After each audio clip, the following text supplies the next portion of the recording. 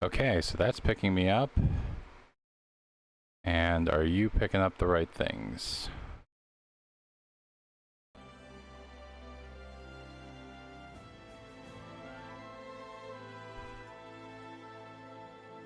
There we go, that should be good.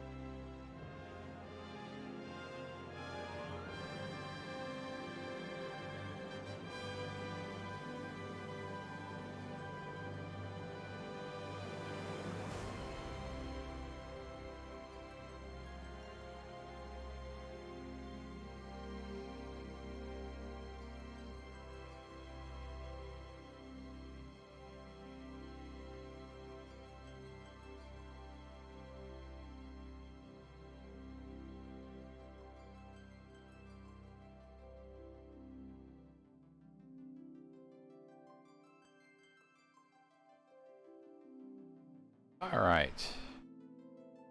Now that I am done annoying, hopefully, all of my friends with that.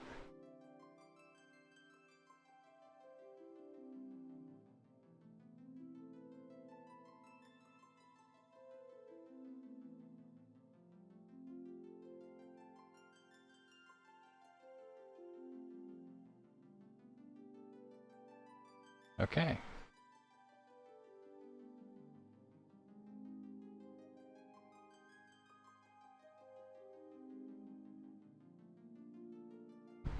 Alright, should be good.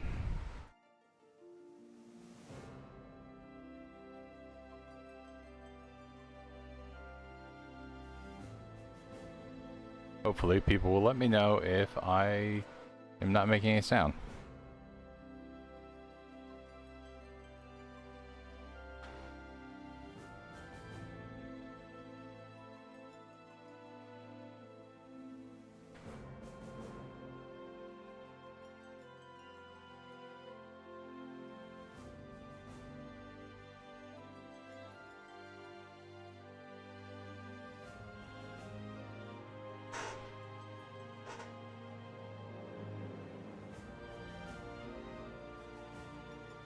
Don't even fully know if you are registering at all.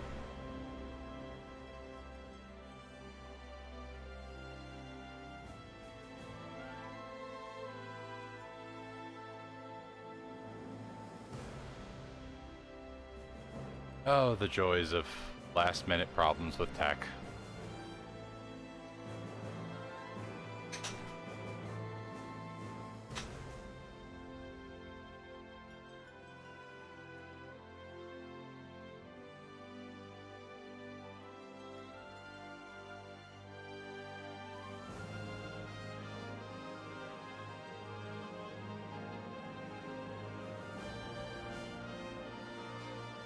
S5?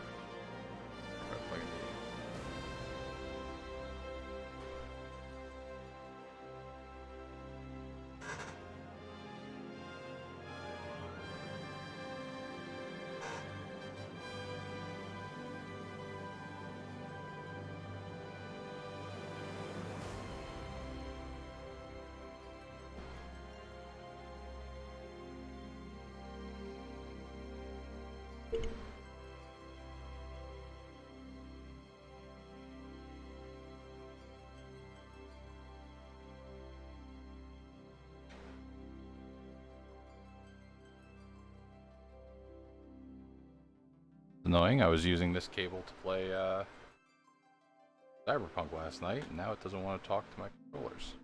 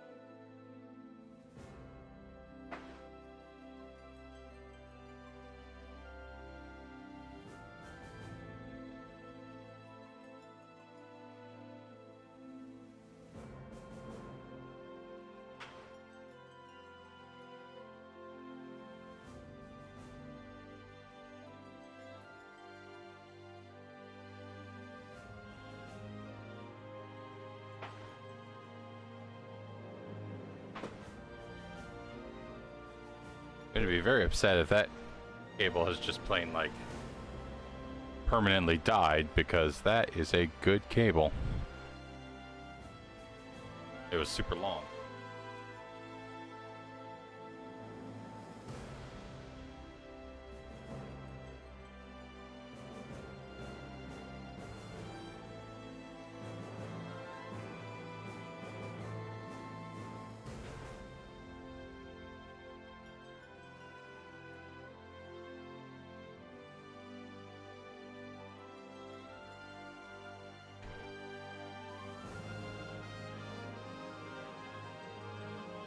Good news, it might not be the cable, it might just be the port. Or something, because...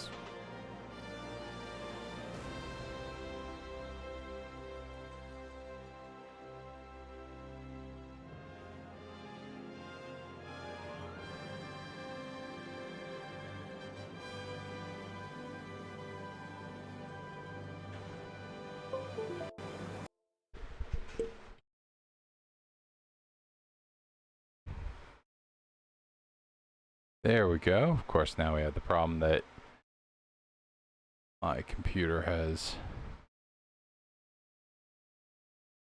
recognized a different sound input.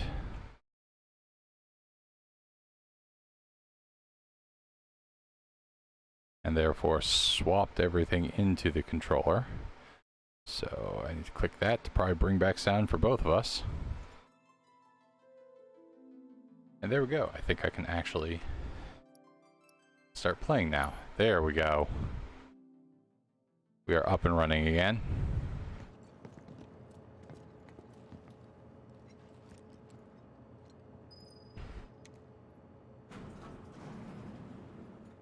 Nothing more fun than the time it takes to get the game running.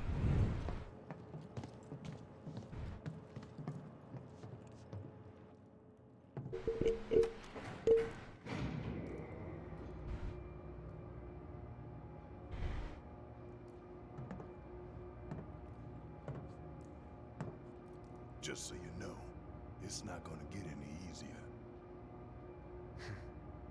When did it ever?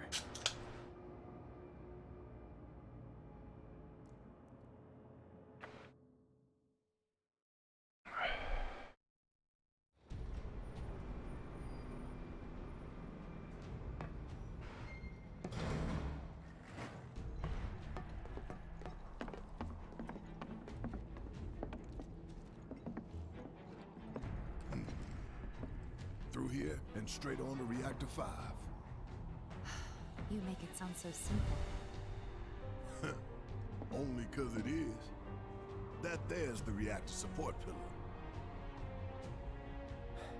So what's the plan? After plan E comes F, G, and then H. Thought E was the last. This here is Section F. We cut through section G and head for H. A cargo platform in H will get us closer to the reactor. Biggs should be somewhere over there. Looks like the sun's going down on Midgar. Right. Double time. We got a date with the reactor.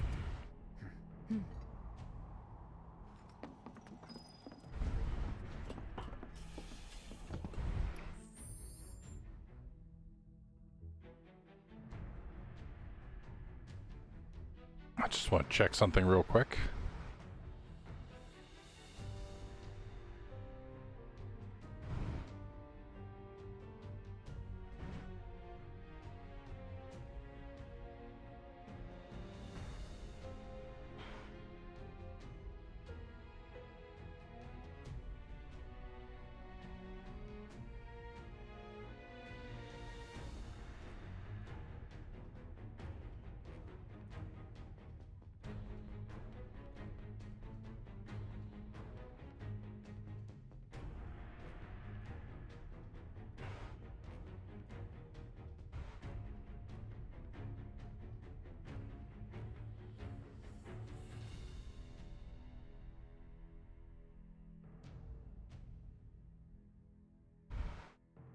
Okay.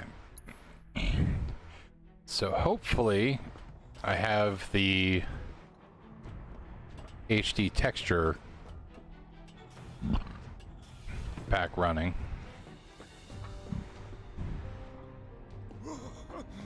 Nothing but air below us.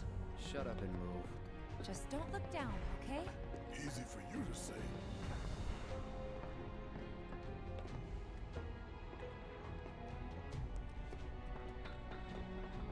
Section G's through here, huh?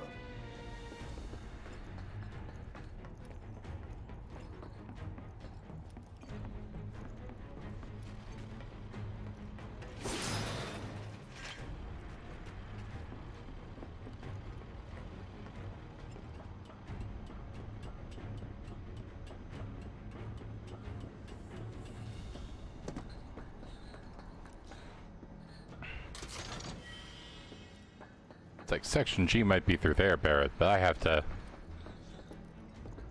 I have a feeling I need to throw that. Okay, not yet. They haven't told me to throw it yet.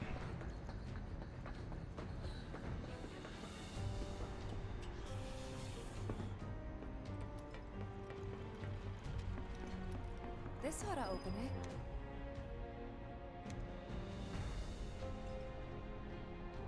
No good? Needs power, I think. That looks more like what we need. Control room. Let's check it out.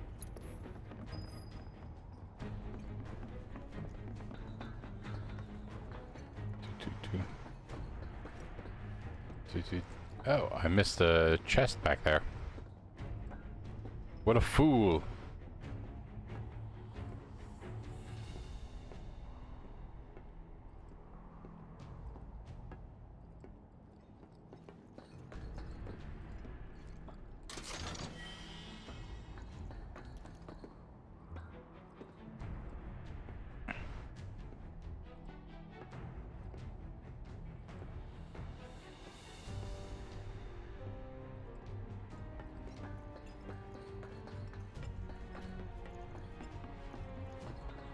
Maybe no one uses that entrance. I'm getting the feeling no one's come down here for a long time. No plate inspectors, huh?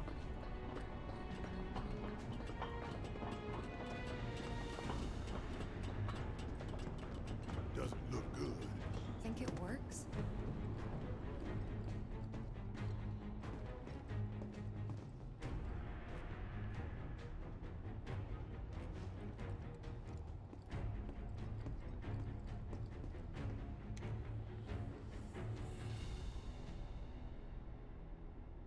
Error.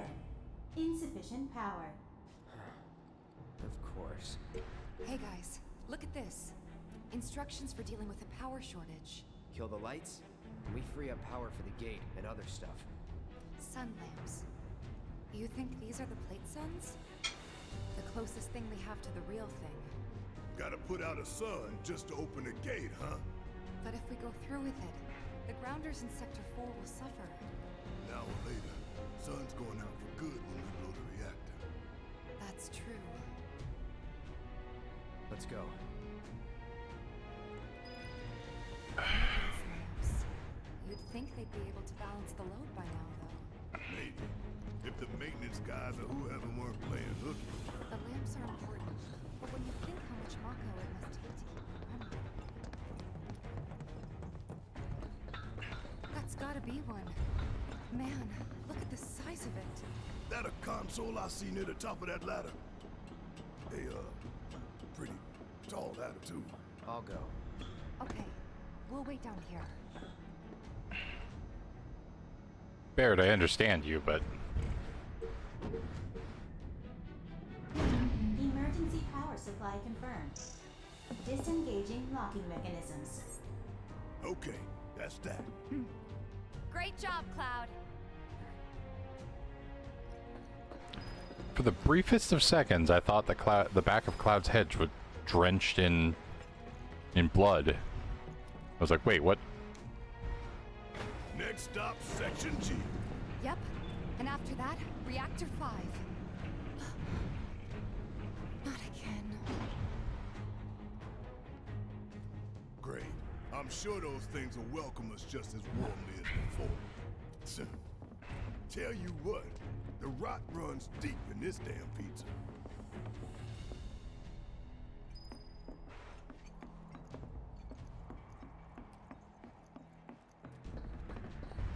Don't mind us, y'all. Just passing through. Come on! Ooh, got it. Best do it right. Make sure I got them. That's that. Going in.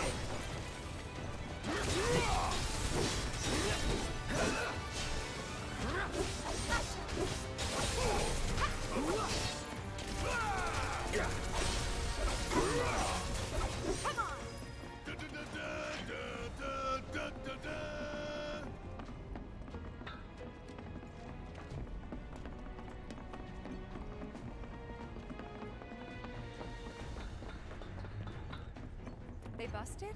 Powered down is my guess. Lucky us, am I right? One less thing for us to worry about. Yeah, for right this second, Barrett, but you really think we're not about to be the people? Filling the air that we gotta breathe with their shit. Monsters sure seem to like it. What's up with that? It's like in the tunnel. They get twisted by the Mako, but it all goes back to shit.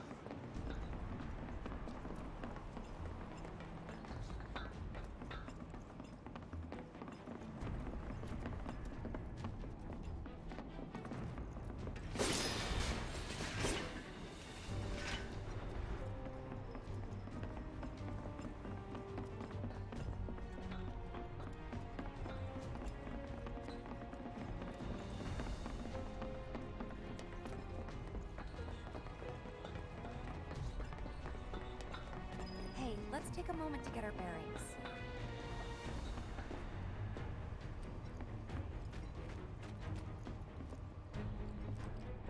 We're still in G, right?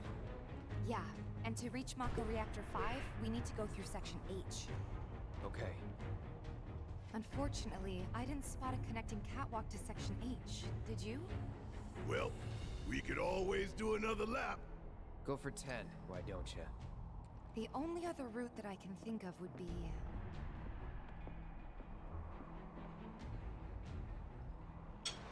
Along the wall. Up for giving it a try? It might not work out, but it's the only idea I've got. It's not a bad one. So we're shooting for those giant fans way over there? Okay. At least we've got a clear landmark to guide us.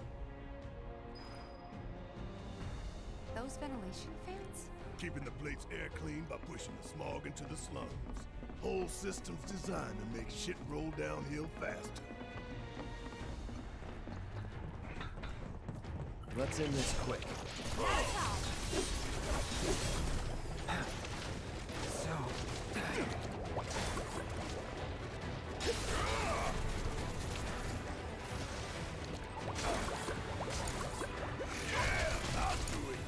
Let me handle it! No thing.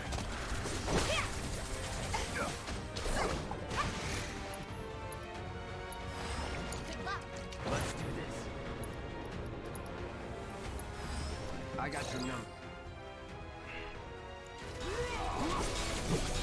See ya. All right. Let's finish this. Huh. And don't come back.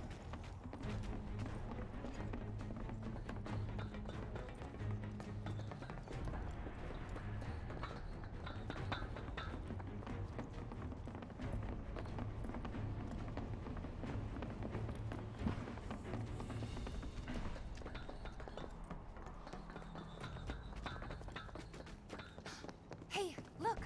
I think we can climb onto that pipe. Sure seems that way.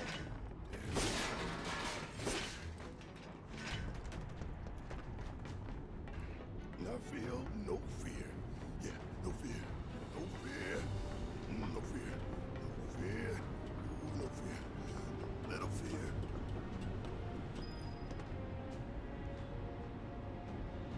Hey guys, you know, these fans are really loud and You chickening out? hell no! I'm just worried that your pony ass is gonna get blown off the side and shit. Enough! We gotta keep moving! Okay then. Follow me. No worse than a windy day, huh? One with a tornado warning, maybe? Don't look at the fan, whatever you do. Right.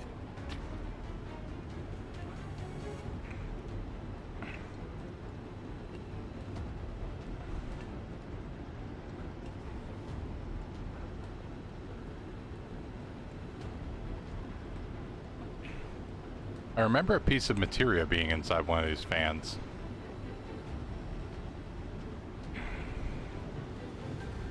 Hey, what's that behind the fan over there? Isn't that... Hey, don't be a dumbass. Tifa told you not to look at the fan.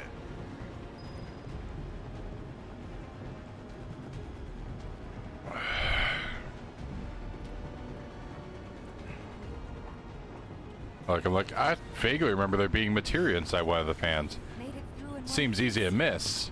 And then they're like, Think that took a hey, over couple there. years off my life. I mean, not really. Couple seconds, maybe. 3 tops. Section H is just up ahead. Slow and steady, guys. And that's our objective? The cargo platform? Yeah, I'm pretty sure that's the one.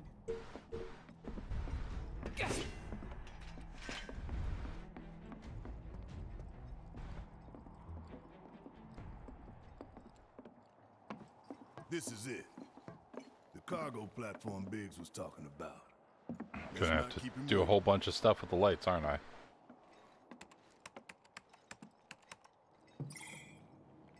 Error. Insufficient power. You're kidding me. Needs 3 lights worth, looks like. But that's all of them, isn't it? All or nothing. Let's regroup here if we get lost. Remember the H1 sign. Right. Let's see now. Closest light ought to be... That one.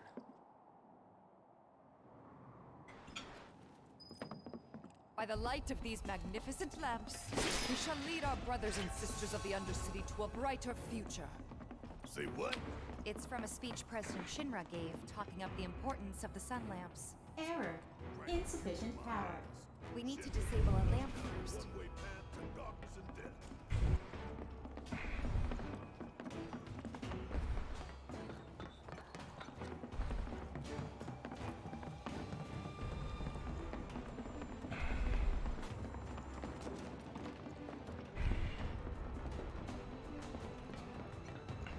You're dead.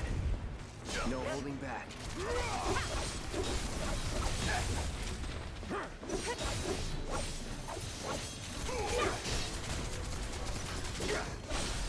You're mine. That's that.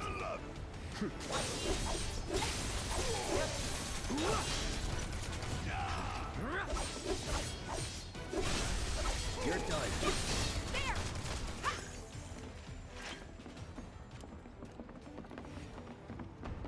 Look, there's the switch. Let's flip it and go. One moment, gotta make sure there's not a... Yep, there's a treasure chest back here.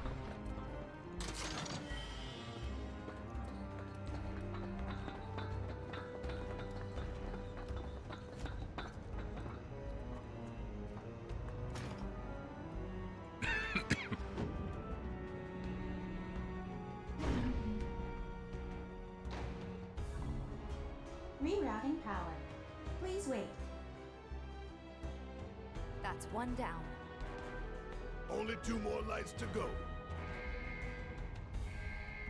Reinitializing intrusion prevention system. Intrusion prevention? Back online because of us. No need to fret, y'all. A few rusty mechs ain't gonna keep us from reaching the reactor. Sure, you say that now, Barrett, but...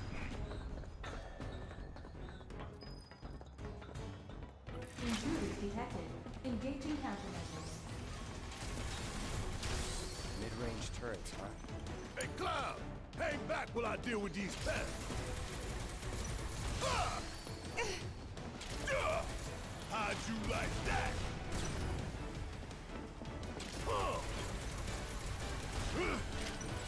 Whatever. Suck on this! That's a win. We can move this catwalk. Yeah! Lined it up perfect!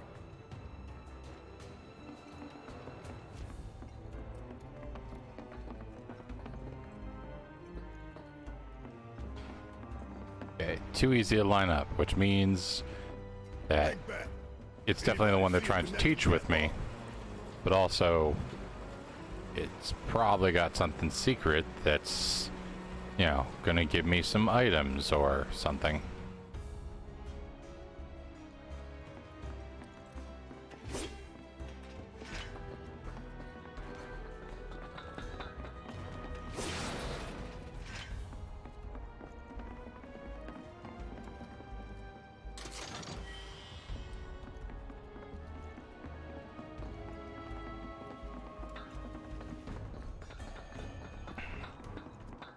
Cannot complain about turbo ether.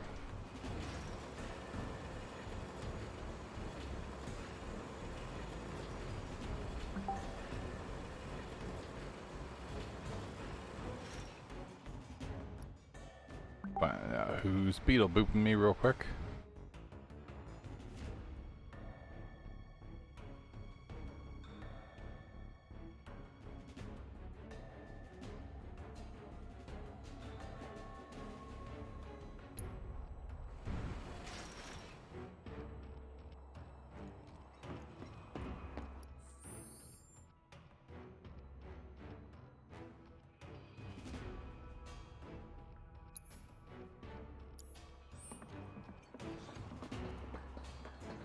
Which way to the next light?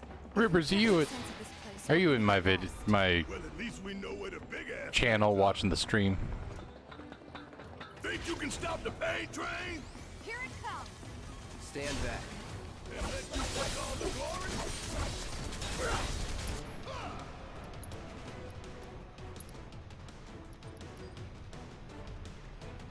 Not looking good. Pushing it. Guess it's my turn. All set. Gotcha. Want some more? Give him your all. Damn it. Okay, so let's go with Barrett, you cure Cloud. And Cloud.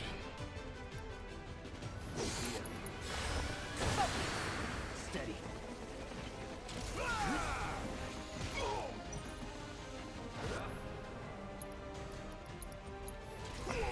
Too bad.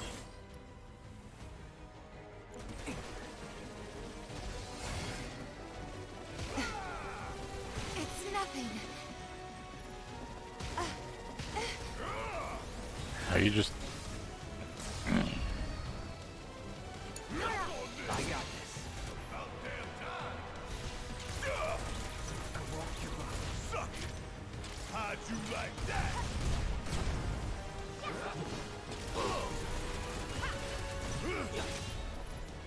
Bring it home. Let's go. Keep it up. There we go. That was educational.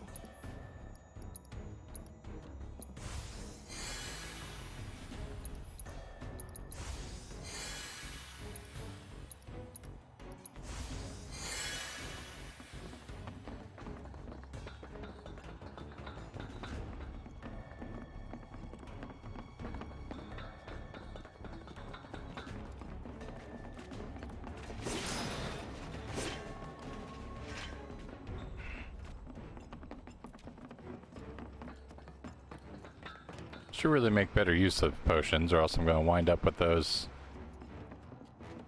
Gonna wind up with that 99 potions problem.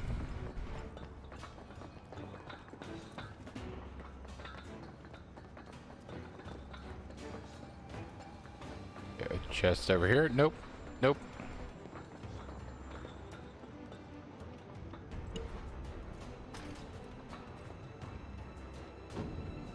I'm not entirely certain why they decided to make, like, that you need to hold the triangle to activate those. And that makes 2 lights down. Meaning we've only got one left. The end's in sight, y'all. Should be able to climb down from here. This a hole, right? about the Sector 4 slums down there? Huh? You want to check them out sometime? I can show you around. We'll check them out now if we fall. The power's on. Alright.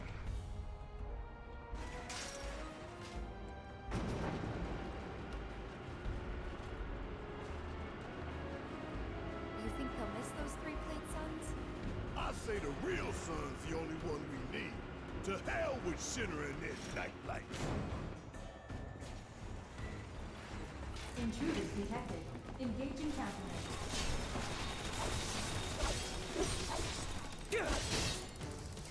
Shit. Alright.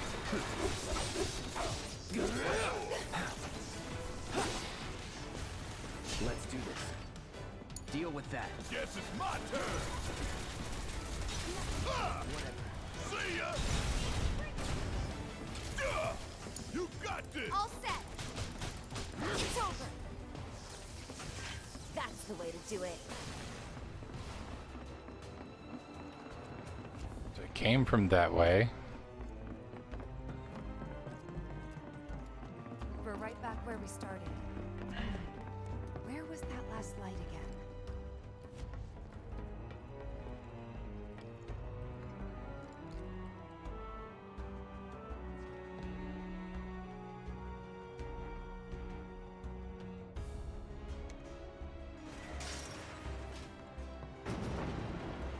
Almost done.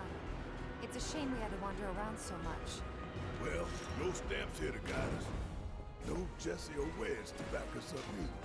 Yeah. Speaking of which, what should we tell Biggs? I don't want him to worry.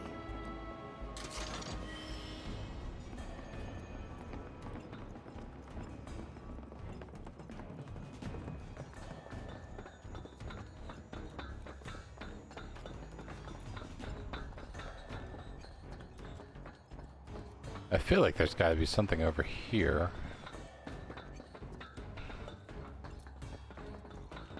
That could just be wrong. If there's no viable path, we'll just have to make one.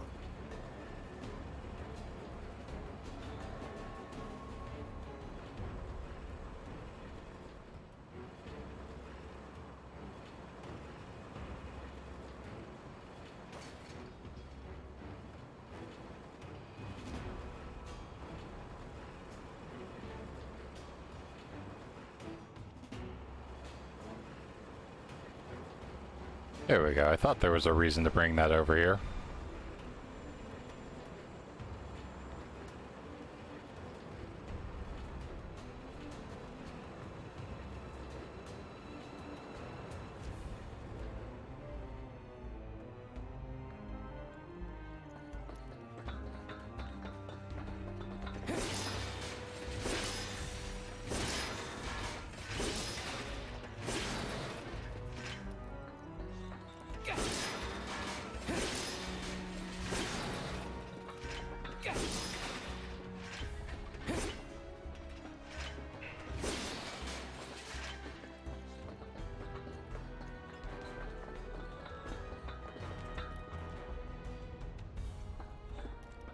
I suspect that backtracking is a good idea right about now.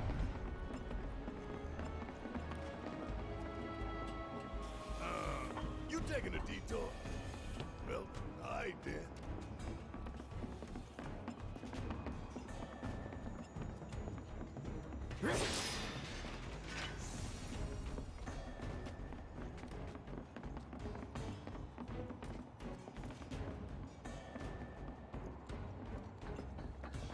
Ain't nothing we can't handle. Gotta work together. Here we go.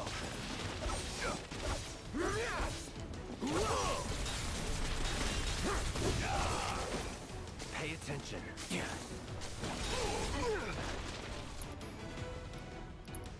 Laid one rather nastily on me. All good.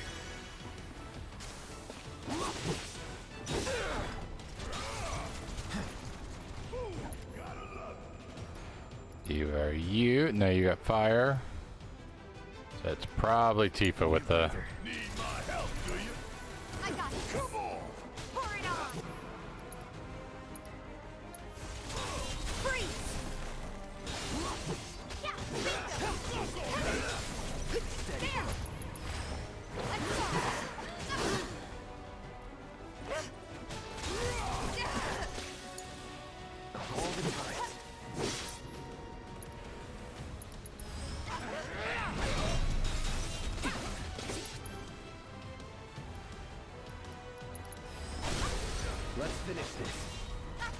Won't last long.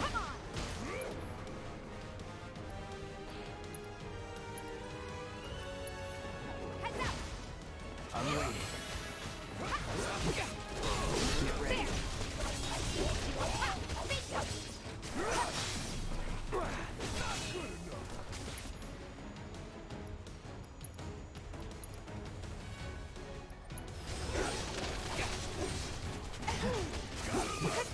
It's on now.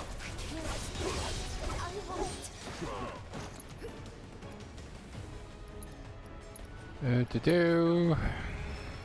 All right.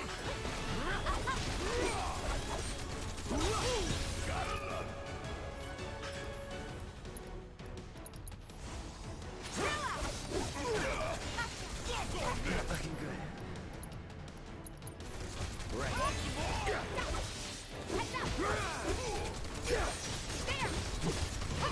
Here we go. I won't give up. Just getting started. You dug your own grave. Now lie it. Bingo! Bring it! Stop! Heads up! Bang, bang. There! Cool off! Bingo! Give them hell. Don't give up! I know I'll do better.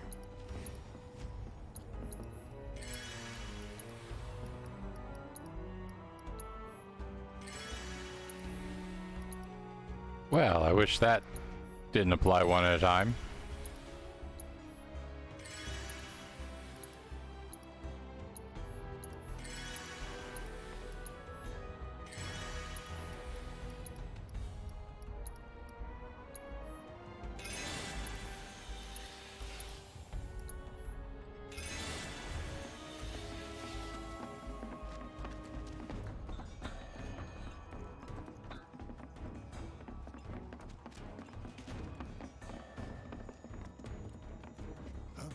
Heads up, y'all.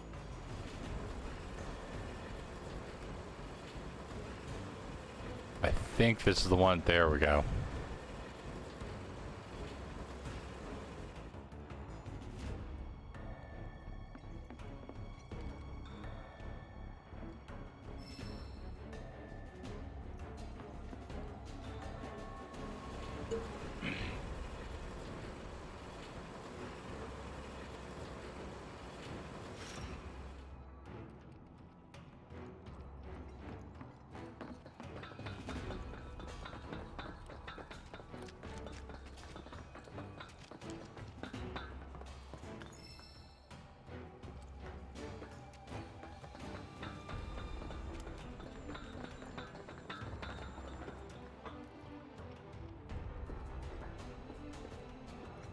Okay, so we just can't get from A to B here.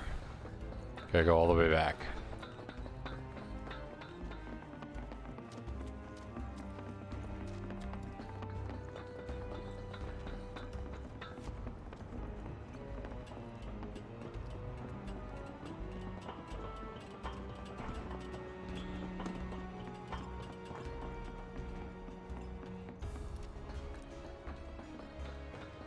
Wait, we already used this platform. You forget something?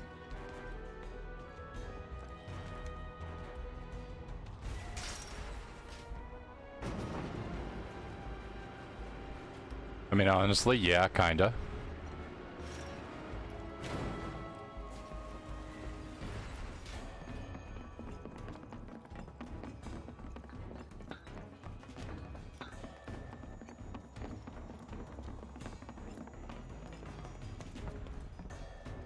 Where could they be going?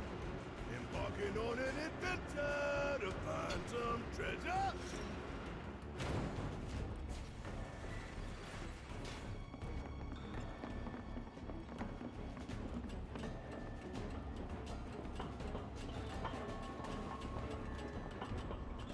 Ventilation system service mode active. Access maintenance terminal to complete procedure.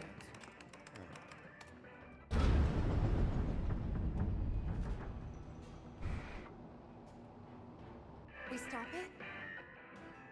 Switching ventilation system to maintenance mode.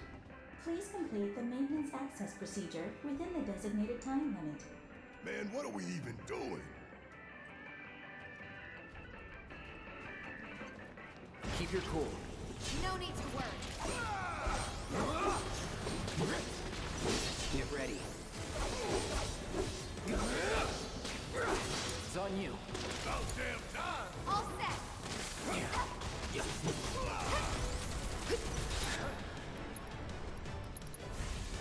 Freeze! They're down. There. Come on. Ha.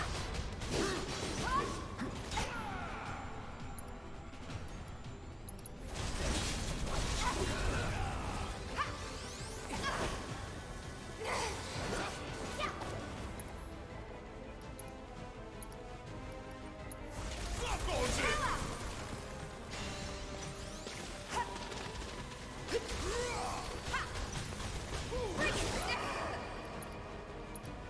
Well, that is annoying. Freeze! Finish him off. Mind taking over?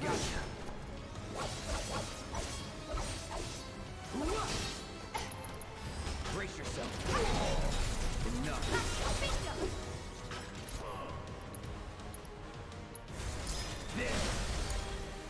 Error. Maintenance access procedure not completed within time limit. Reactivating ventilation system.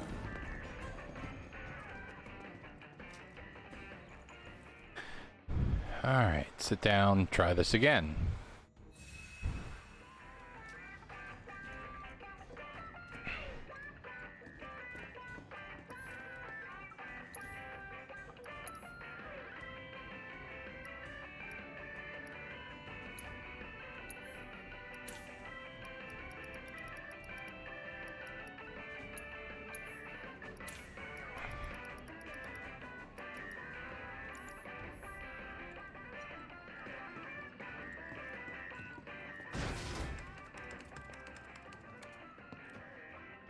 Switching ventilation system to maintenance mode.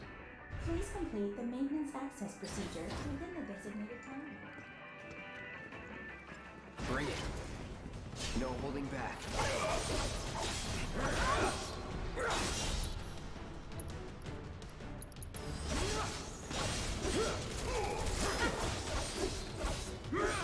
Say, that feels like this is going to be a lot easier than the... Nothing's gonna stop! You would say that. Access granted. Disengaging timer.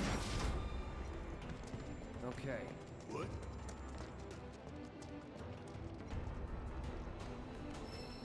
This is summoning material. Yeah, I know. What kind of badass will pop out of this one? We'll see.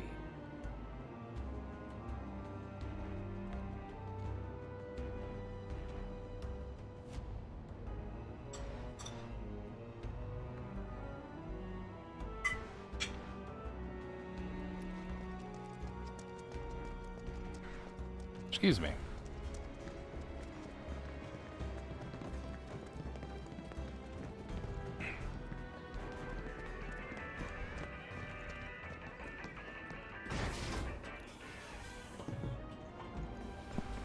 I was pleased tonight for dinner. I realized I didn't really have anything defrosted.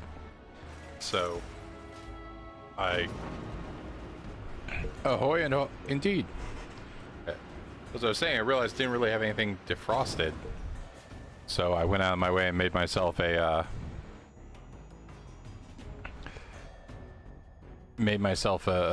and Heather and Talia some, spaghetti carbonara, because I had bacon.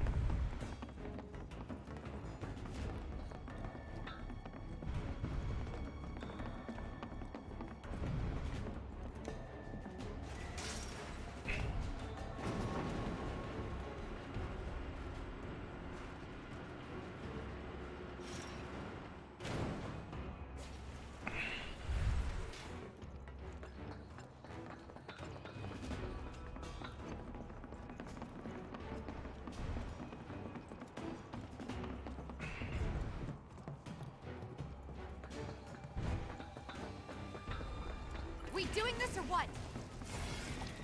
Let's end this quick. Not a problem. Sloppy. So long.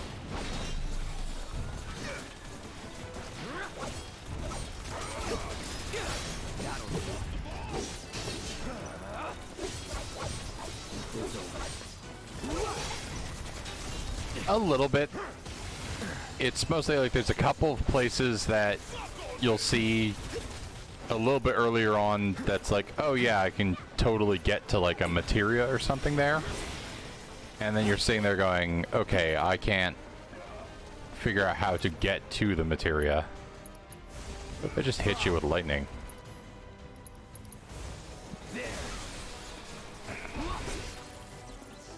No surprises there.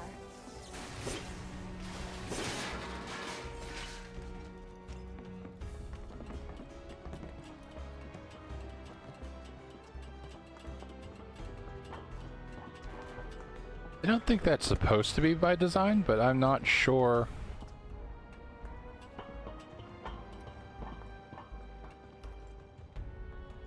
I think I noticed that when I was playing earlier, but I think the Focusrite should be coming in, or should be trying to record it on both of them. Oh, that's weird. Oh, that's... Stop climbing down, Cloud.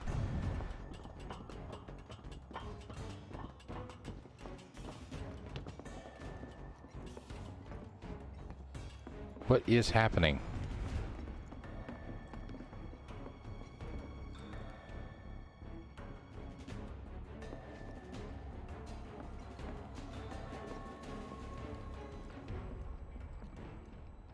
Okay.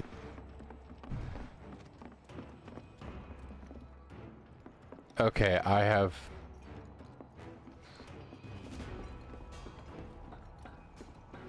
Wait, what?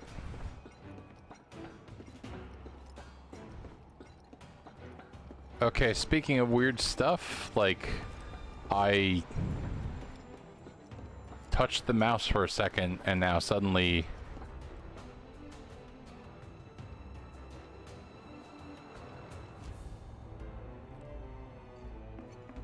Okay, because I touched the mouse for a second, until I, like, hit the right click, like, Cloud was booking it towards the bottom. Let me see...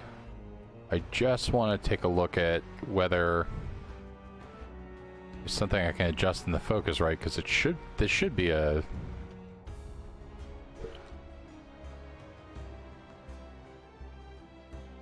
This should be coming out both channels, I think.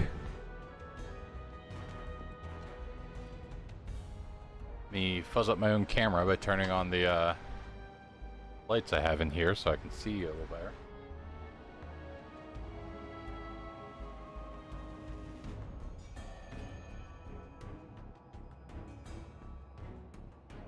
Nothing says a live stream like Googling what's going on while you're doing it.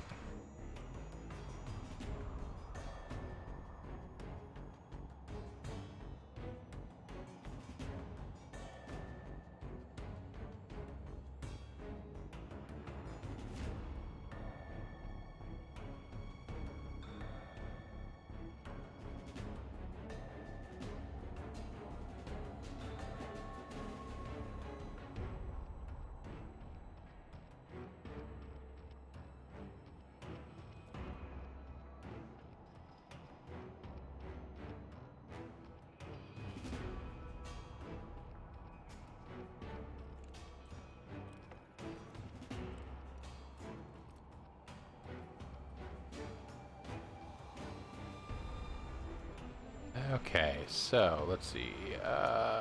Where's my gear icon? Gear icon, advanced audio properties.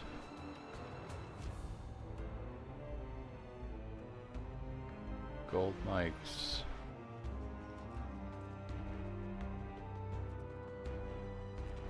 Check this box, it says mono. Close. Did that fix the both sides problem?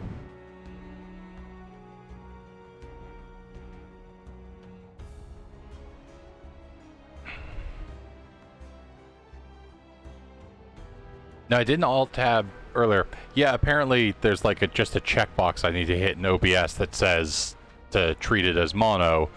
Otherwise, the fact that my audio interface can take two microphone inputs means that it basically goes, oh, so that's left and right, correct? And you're going, no, that is not what that is. Please don't treat it like that. I didn't alt tab. What I literally did was while I had focus on the game, I like nudged my mouse. And I don't know what that did.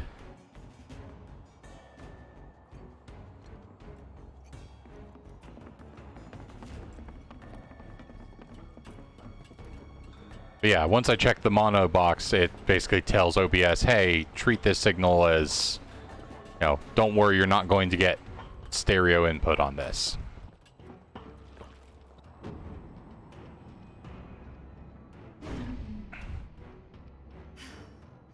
And that makes 3. Enough to finally get our cargo platform moving. Better be. Okay. I can't tell well enough to, One side. like, I'm not intimately familiar with the textures enough to, like, I hope that Jesse's tell at a glance.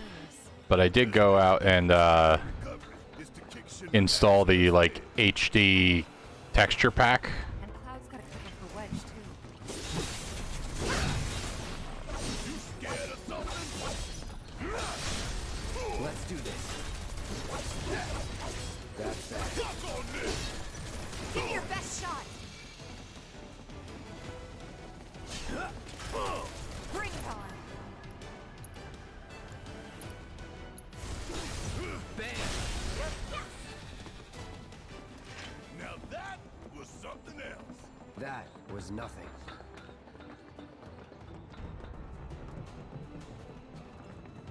It was in... I, like, heard it, but I don't remember what the, like, Soon enough. feed-in He knew line for it so was. he came up with a few ways to kill time. We ought to reach him long before he dies of boredom. Was that, Barrett saying that, that Jesse better be okay?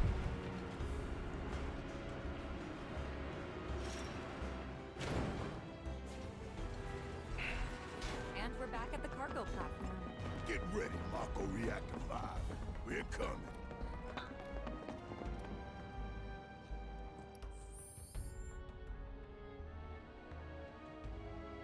Oh, yeah.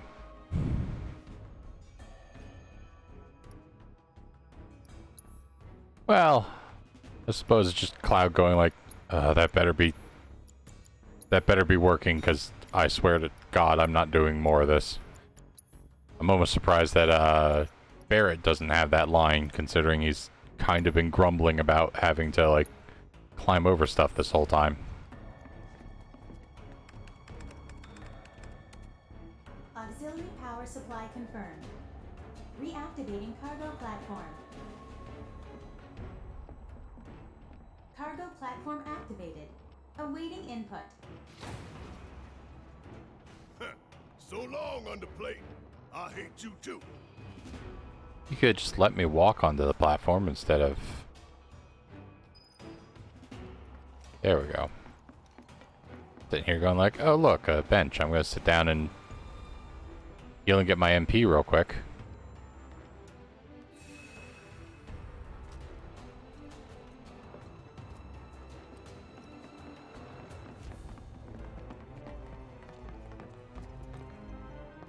It's fun. I was chatting with a friend about the game, Wonder what the reaction and from some of the questions they were asking, I was like, oh, wait a minute. I've just realized this person has not been able to play Intermission because they have it for their PS4.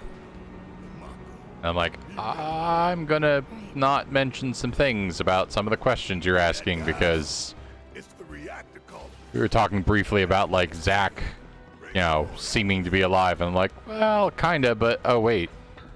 Okay, I get it. You haven't seen the stuff that, like, actually puts him inside of Okay, let's go individually so that you can actually lock on the one I want you to lock onto. Hey, don't say. I'm counting on you. Let's go. Bring it, luck. Taking over.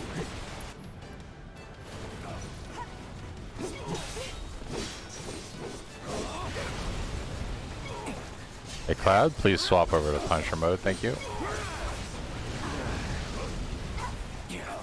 Won't last long.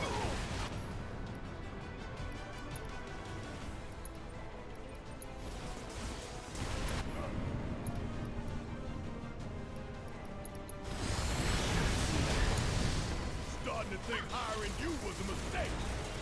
But Barrett, you were in charge of healing him at that exact second. Like a jack. Hit wide. Damn it. Gotta stick it out. Alright, I gotta be smarter about this. Can you fight? This time. You're up. Great. No holding back. All right.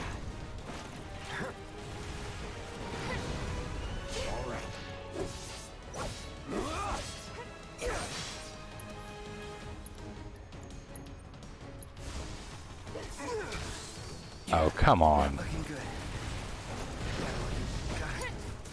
Gotta do something. Nothing more fun than, like, I'll just dodge roll out of the way. You waiting?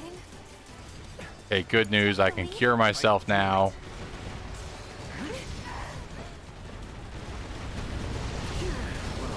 Figures it would end like this.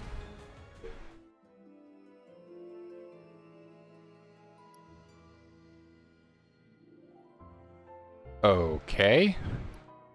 I am surprised that that went so poorly for me.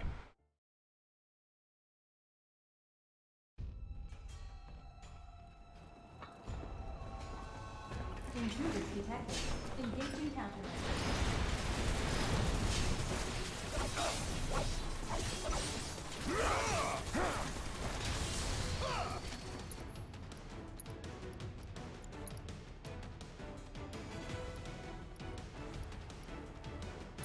That one.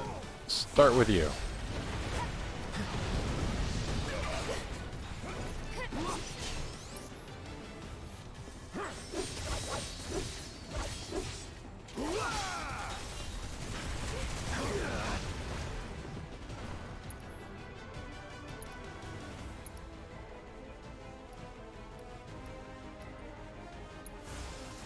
Bam! It's over. Let's do this. Anytime now.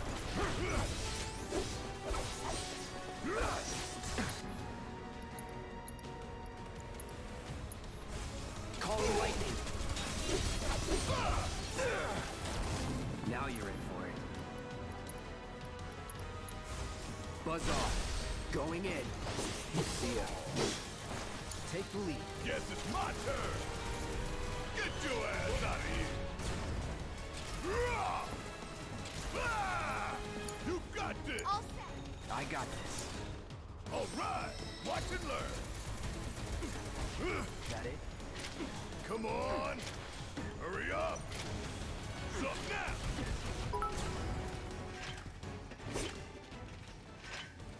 Okay. Welcome back, Bob. Should be waiting for us up ahead. He's probably worried sick about us. Missed it a little bit earlier, but Kirchen here was surprised to discover somebody had given him a sub to the thing, and D-Blade here, I think, gifted a sub during the last stream.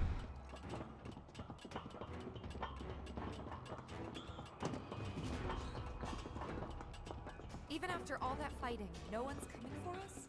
No need. This is Shinra City. They probably have cameras everywhere. Why didn't you say something sooner? Way too late to bail now. It's like walking a tightrope. When you're on it, only 2 ways off. Better keep my balance. You'd be good. I wonder.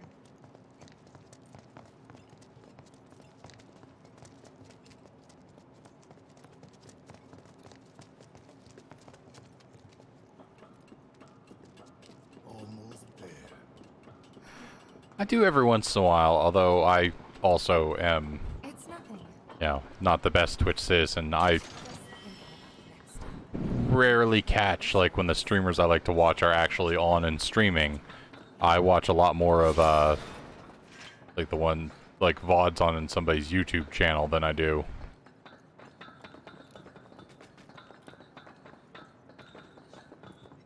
While I'm pretty good at remembering to upload my VODs, I need to get better at, like, going in and slicing up. Mercy.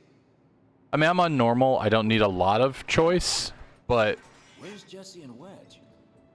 yeah, Deep Blake can tell you, Topside's going when nuts I after some terrorists jumped off a am train. playing Final Fantasy games, one of the things that sometimes annoys me is So quiet, had I no upgrade trouble my securing sword the over and over original again. reactor. But then, anytime Cloud shows up in another game, So, where are the others? you know, he's wielding the Buster Sword, so that, like, feels like the iconic item. And it always bothers me that I, like, have to leave behind this thing that, like, then, Thanks for you stepping know, up.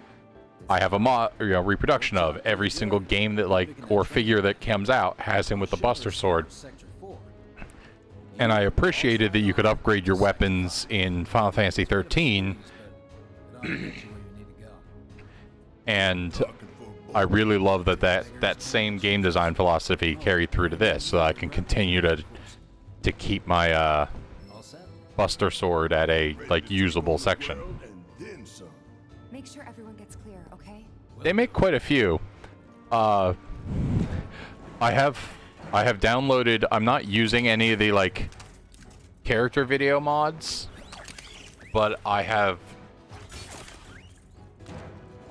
It's like I've added, Hey, y'all. Keep these you know, the HD texture mod to the game. secure 'em to your belt or whatever. I'll be honest, I'm not the most certain that it's actually running right now because Vortex wasn't running when I launched the game, and I am only just dipping my toes into, like, the mod scene. But I did download some mods. I especially downloaded the mod. Okay, I downloaded a mod that lets me take the characters to level 99 because something I often appreciate in Final Fantasy games is the ability to, like, over-level my character to the point where I can, like, get that, like, awesome feeling of being, like, way too high a level for an area.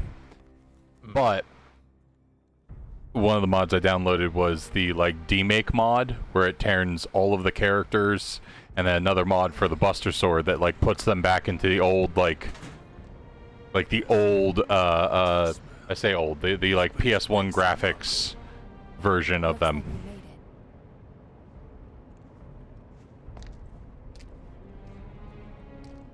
Looks like we made it. Layout's the same as Reactor 1. Yeah. We're near Mako storage. Let's move.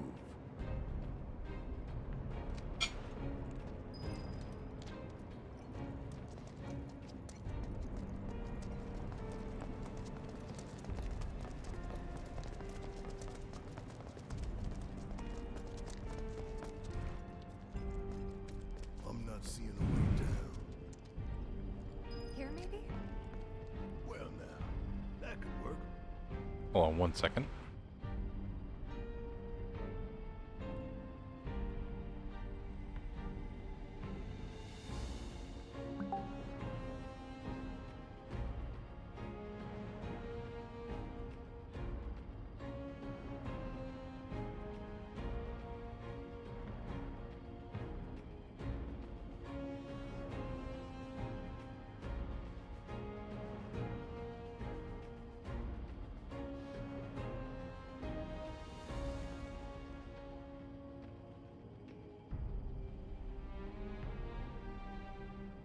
Yes, that is literally what I was just talking about.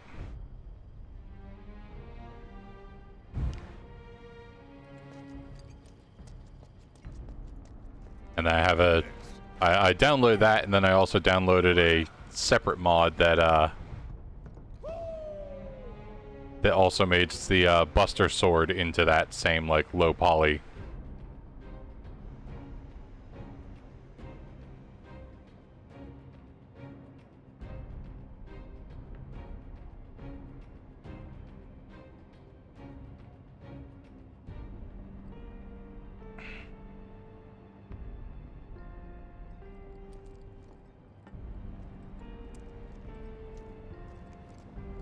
Oh, come on, don't... There we go. Like, don't hold me to, like, walking around slowly because they've gone on ahead there. I gotta come check out this area and make sure that there aren't, like, treasure chests I could be opening. What if I miss a purple treasure chest? Oh, that reminds me, I need to... nope, I have to get down this thing before I'm allowed to.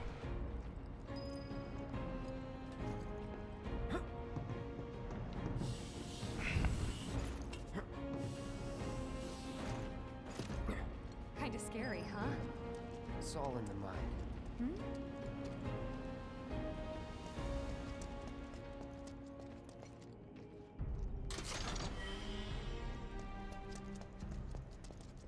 I figured at the very least I might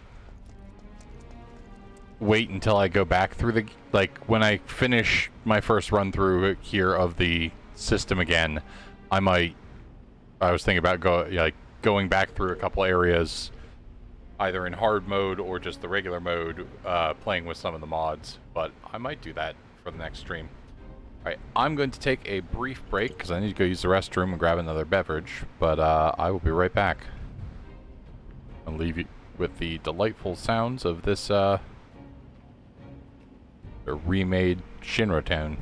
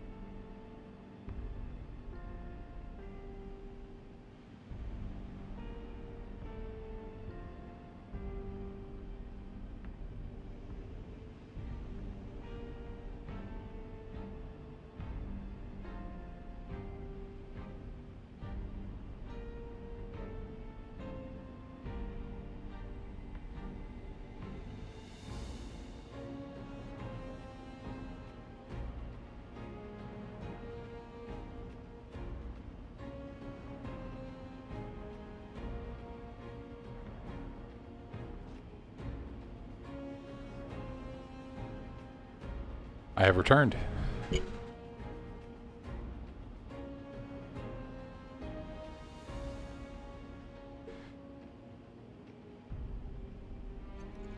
I think I've always assumed it. Well, once the higher res models for the remake came out, I definitely assumed something of a denim, or like either denim or like ripstop or something like that. Like whatever the hell they make. Wherever the hell they make like Thank you, but why? BDUs out of.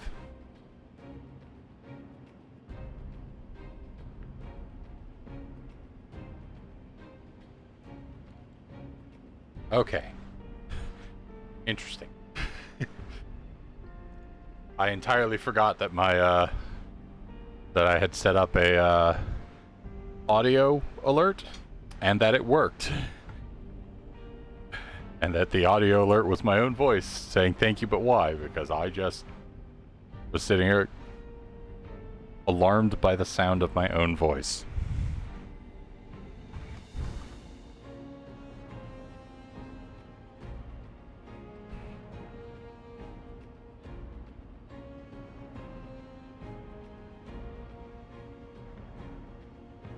As for the no visible damage to my clothes, I assume it is because, like me, my clothes are Mako infused.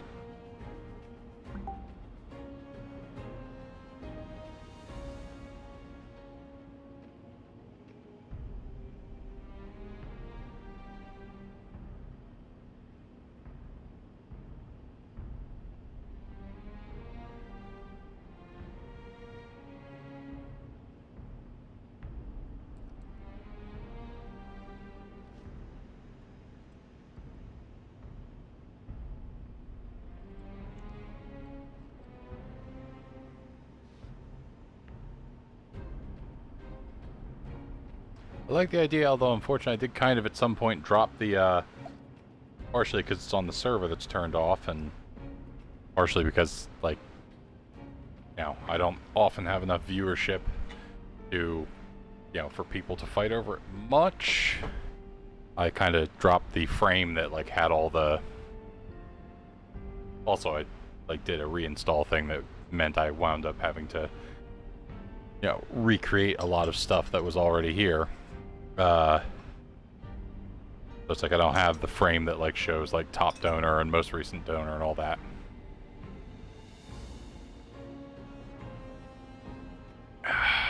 I will say I've seen some mods that prove that he can in fact take them off. Hey, check it out. They sick this big boy on us, we'd be screwed 6 ways from Sunday. Mechanized units like these were designed to take out giant monsters. Probably a new prototype. If they do decide to deploy it, then our best bet would be to run like hell. Oof. Then let's hope he sleeps through the explosion.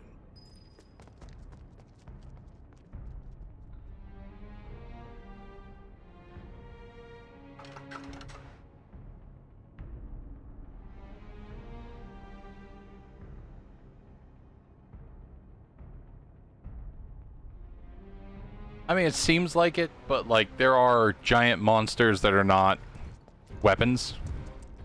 I mean, it is foreshadowing because like in 5 minutes I'm gonna have to fight this goddamn thing. But like, it's probably more stuff like the big snake that you know, Sephiroth kills outside Calm. Interesting little like idle animation thing of like Tifa going like.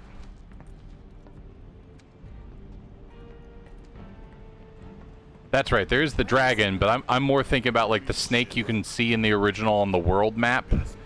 That like you can fight and you can take it out, but it's a tough fight. But if you like after a certain point you go there and you find it like impaled on a tree by Sephiroth.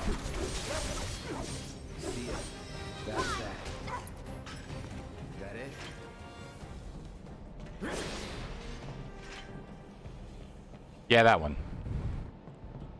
Almost there. The smell. It takes me back.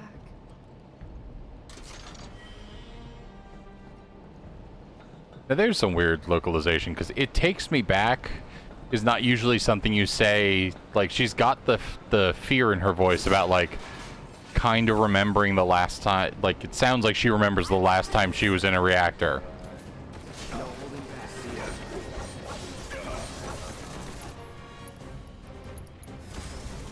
But, like, it takes me back is not usually something you say, like, about something that you kind of have bad memories of.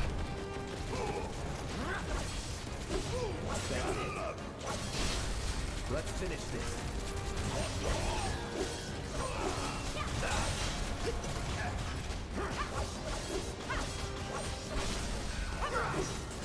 Let's go. I don't know, because, like, we do have... I mean, I guess that visual of, like, them kind of walking over the mountain is probably during the flashback. But, you know, it definitely seems like a good, like, set-piece battle. And it would be interesting to see if they kind of do it as, like, an optional boss type thing. What we got here? I can deal with those things. It's on you. About damn time. Want some more? Get your ass out of here.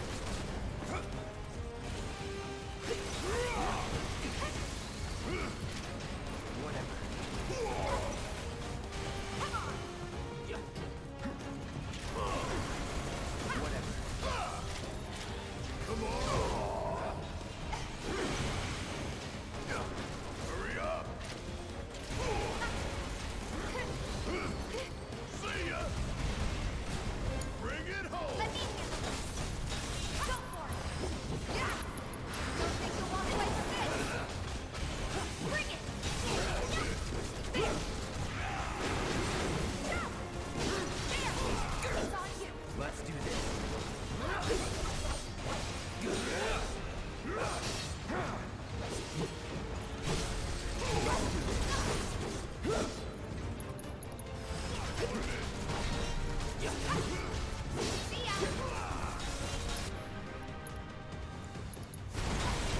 See ya.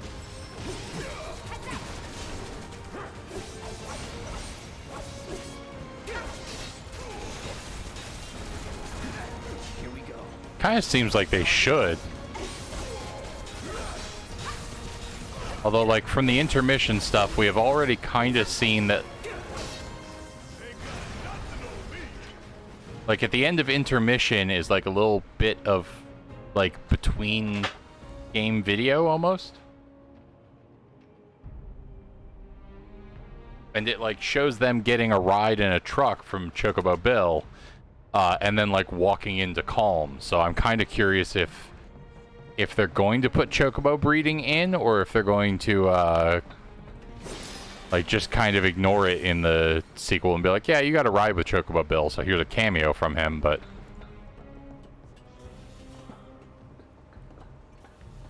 I mean, in terms of game breaking, it really depends on how... like, how they build out, like, open world sections of the game. If the second game or third game is, like, a lot more open world, then, you know, yeah, sure, it makes sense to give us, like, the full Chocobo breeding because you have the space and time. I like that I get down here and I literally have the immediate reaction of, like, oh shit, this is like a battle arena. And it's because in the first reactor it was a battle arena, but I don't need to, like, worry about it here.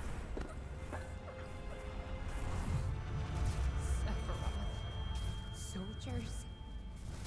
Mako. Shinra. I'm sick of this. I'm sick of all of this!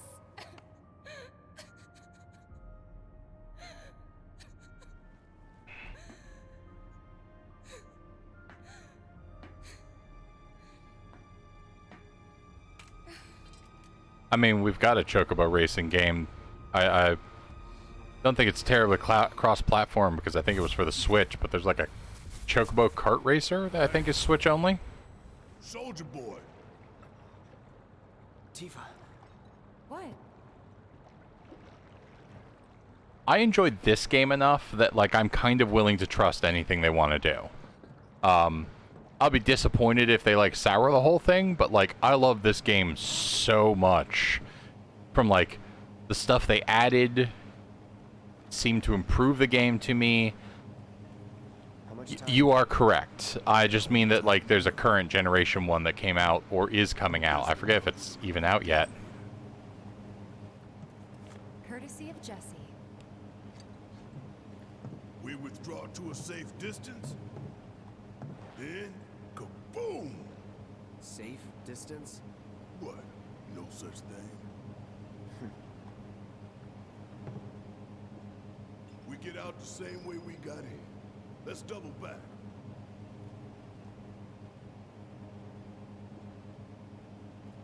Have to get out the same way we got in, because like it feels like we could. There was an easier way, and it was sort of blocked off from us in Reactor 1. I noticed how I don't need... Oh, that's right, she gave us the remote detonator. I did appreciate them putting in the, like, do you want 20 minutes or 30 minutes timer? What the? Where you going? Weirdly perfect timing. It's amusing, we all have grappling hooks. Is someone watching us? Like, it feels like taking a wire, a ladder, like, slightly up out of frame. It's like, I've got grappling hooks, what are you doing?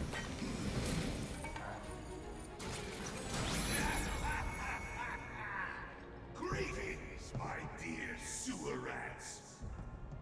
As architect of our populace engagement campaign, I, Heidegger, head of public security, bid you welcome. The chief warmonger. You should be flattered. Right now, you command the undivided attention of every soul in Midgard. Huh? What is this? Breaking news from Mako Reactor 5. Yeah, Shimmer has we've got that, and then a lot of the, like... target of the bomb threat issued by the terrorist group Avalanche.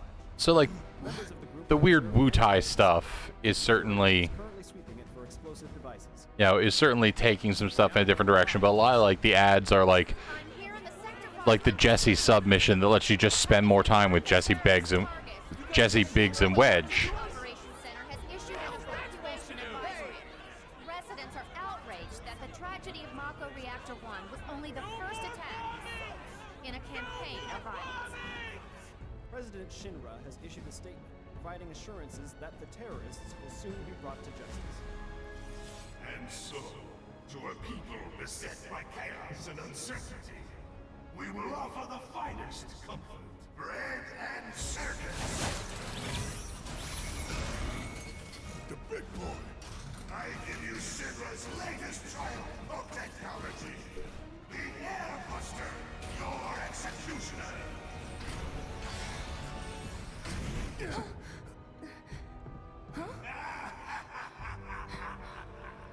Engineering on the line. Currently, the Airbuster is only 60% operational. The estimates were optimistic. I'm on air! To the imbecile in charge down there, you are hereby ordered to seize those intruders and bring them to me. Come quietly or there'll be trouble!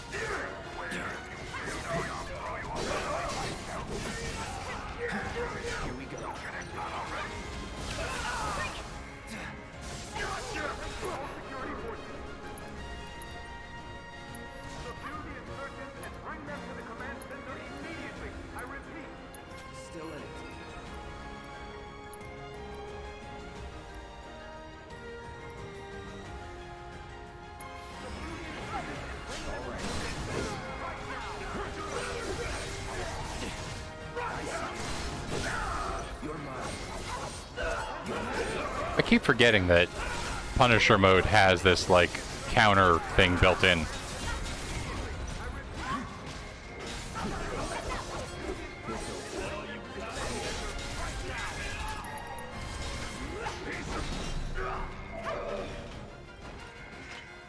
Shut the hell up! I don't believe it. We played right into Shinra's hands. Yeah, and their bullshit news is all. I mean, Heidegger's kind of an idiot. No, hell no! That, like, simpering sycophant guy, I always hate him. But, like, Scarlet is fun to hate. Okay, I'm sold. Like, I kind of love her and also hate her.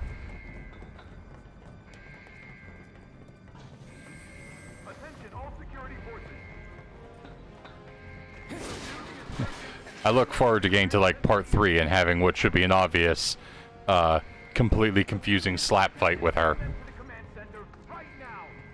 Like, of all the characters for her to have a slap fight in the game, she picks, or they pick Tifa, the, like, martial artist, and then they're like, yeah, no, this weird Shinra exec is on exactly the same level as her. Get these components prepped for the airbuster ASAP! The insurgents and bring them to the command center right now! Component outbound for VII! Copy, VII.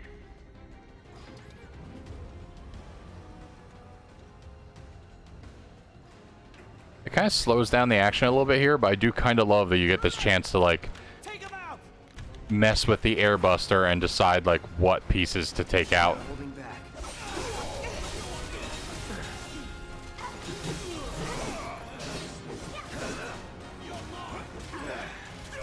Here we go.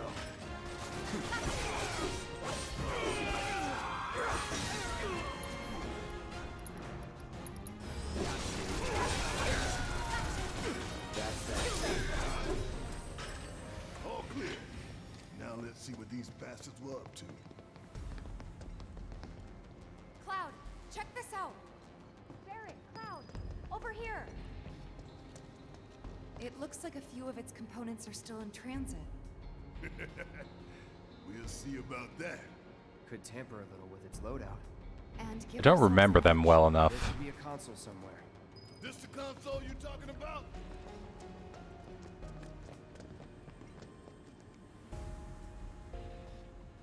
Think you can get it to work? Needs a key card. Well, let's find it then.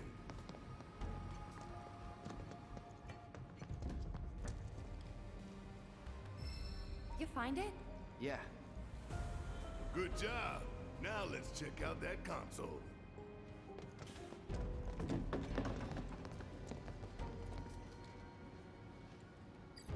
M units, huh? I'm guessing that's some sort of component? Something about this interface, and I think maybe it's just the green, but, like, it really reminds me on this screen of, like, Pretty sure I can divert this unit. Metal from Gear exposure. Solid.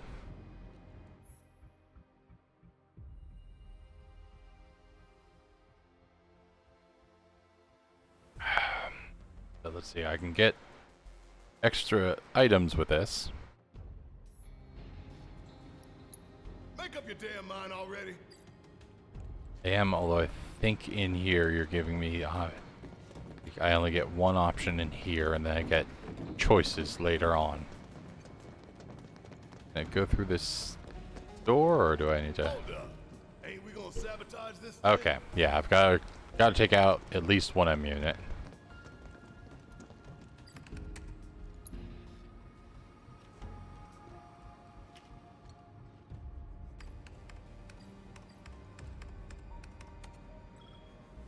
I also like that all of these machines eat your keycard. Serves you all right. So far, so good. Right. Let's move.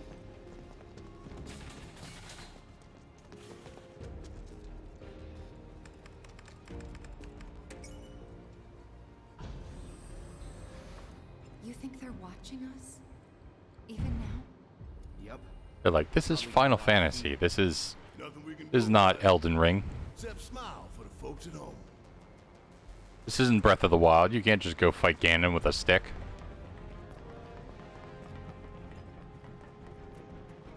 I I won't give up. No holding back.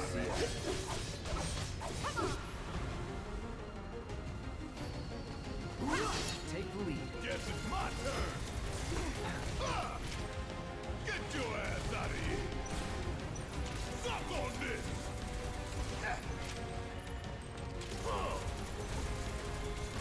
See ya! I could have done that on my own. Keep forgetting that I have a new weapon for Barrett. Oh, but I haven't used Barrett's focus shot enough, so I don't even have it. Anything I can upgrade on this?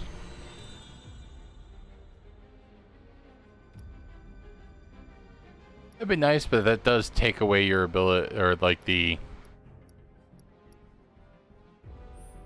It does take away like the limiting factor of...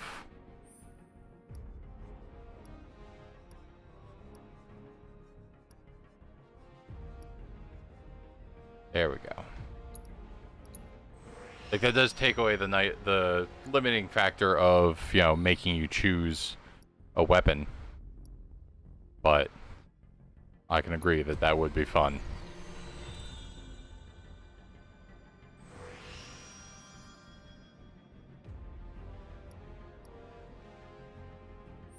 It is one of the absolute dumbest things, but like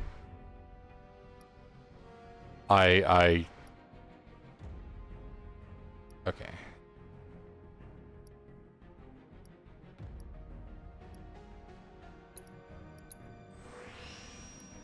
One of my favorite dumb things that like I was doing while we were playing The Witcher 3 is like every time I had to like there are these like fist fighting tournaments, and just every time we'd wind up in one, to Heather's chagrin, I would wind up, you know, basically pretending like a force was coming over Geralt and being like, no, I can't control it. It's coming. I must become again the Punch Man.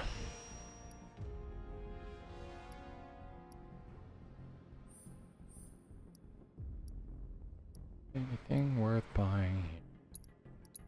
Buy defense up. That's always... Defense is good. I think defense actually matters not terribly much in this game. There are definitely mods that, like, boost the defense power of items because people were like, yeah, it kind of doesn't matter.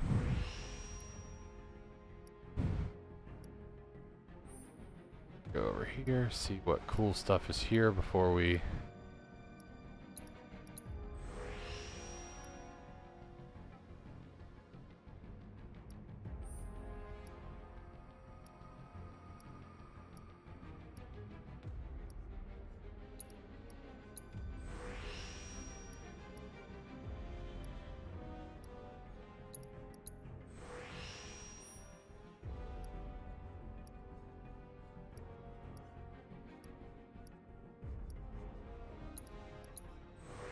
They do something very interesting with this system by, like...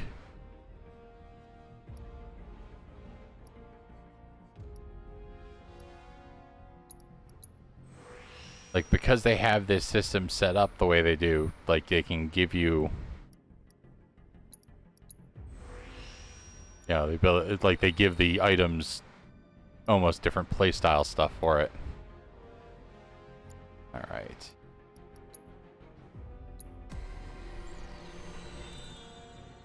Upgrade your leather gloves, but...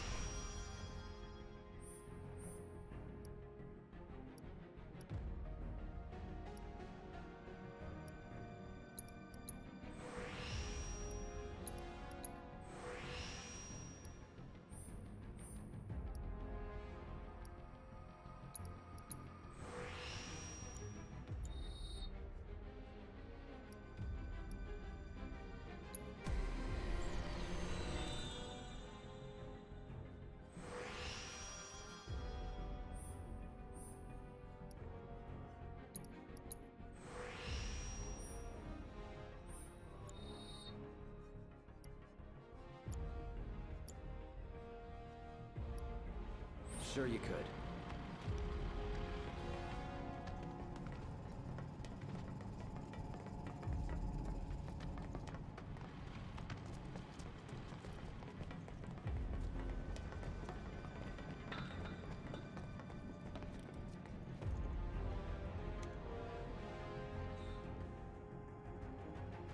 Component outbound from B7. Copy. We've lost contact with VIII. Send some men to check it out. We've got a schedule to keep.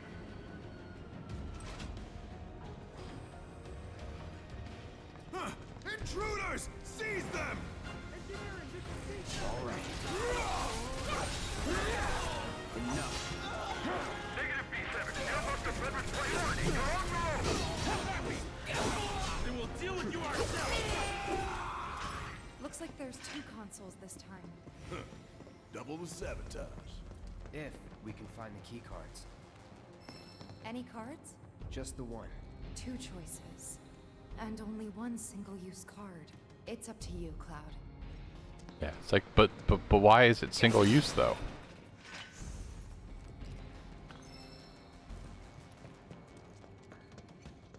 Okay, so our choices are the big bomber shells. Talks about big bomber shells. You acquainted? We call them BBs. One's enough to blow you to hell and back. Could divert them and give it a couple less shots to take us out. Make the call. BB, the Death Stranding.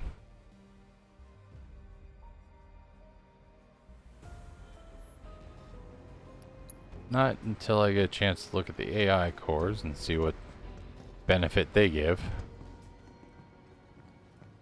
What does an AI programming core do?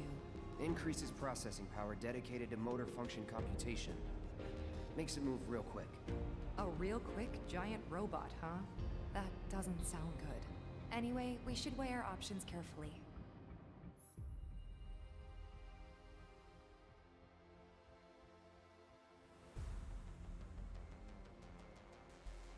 I think the finger beams are very avoidable comparatively. From what you said, even one big bomber.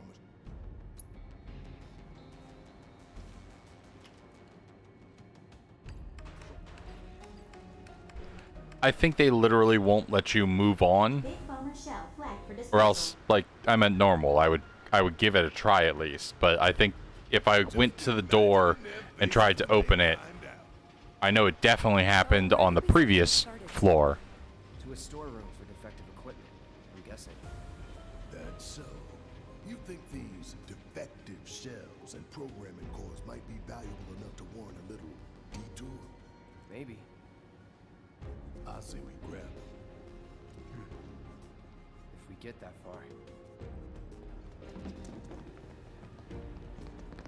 Yeah, like if I came up to this computer now, he'd be like, "Are we gonna sabotage them or what?" Or at least on floor B8, that definitely happened, and I assume that's in here. Okay, listen up, y'all. Everything Shinra has told you is a goddamn lie.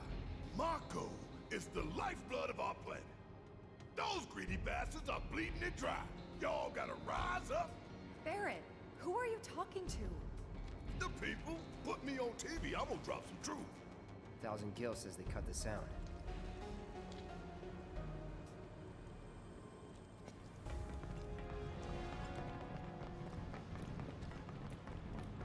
Surprise, Brownie!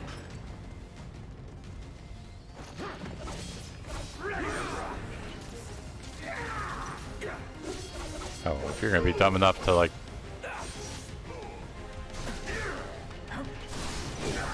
Going in.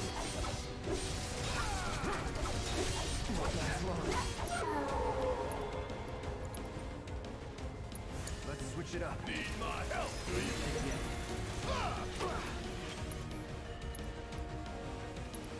Here it comes. How'd you like that? Da-da-da-da-da-da-da-da-da.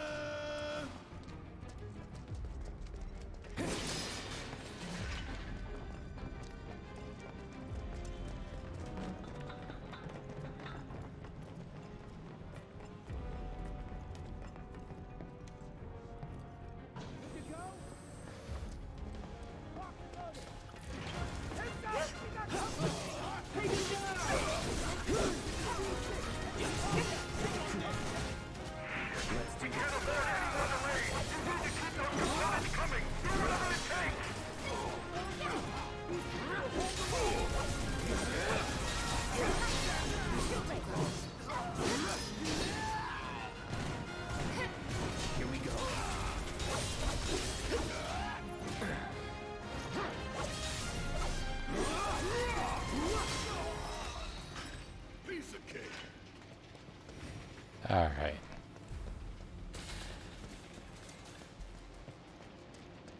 It's almost goofy that they like leave their card key out. Any cards? Only one. And this time we've got 3 choices. Take your pick. Gonna go for the bombs again. Feel like scrapping some BBs? Hurry up and decide what you...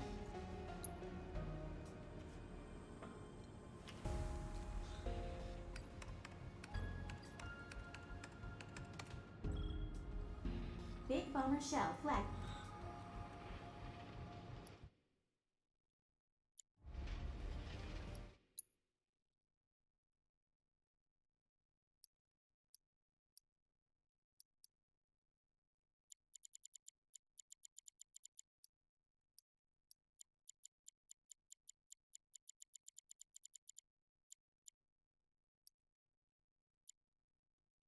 Heidegger's got no idea who he's messing with.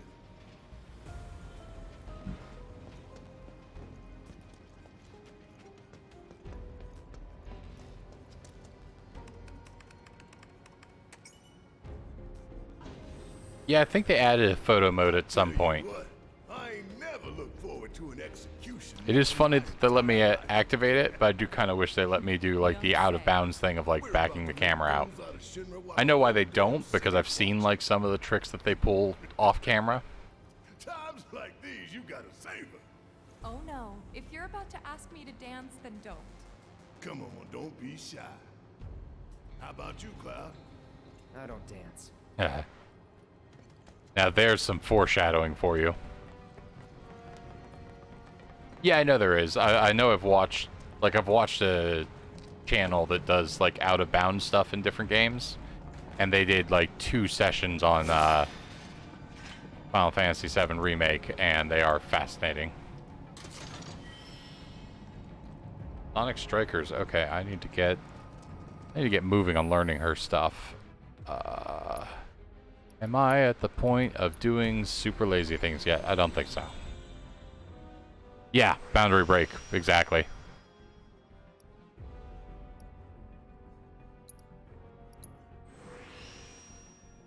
Like the bits where they're like, okay, here's Cloud coming into the, I've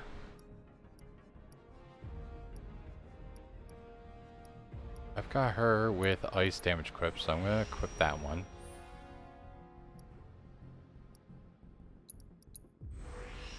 Yeah, like the first time Cloud goes into 7th Heaven, they're just like, okay, so I know how we set this up. We're just gonna spawn Cloud in the middle of the air so that he can walk straight into the bar without us having to like deal with his model trying to off camera climb the stairs.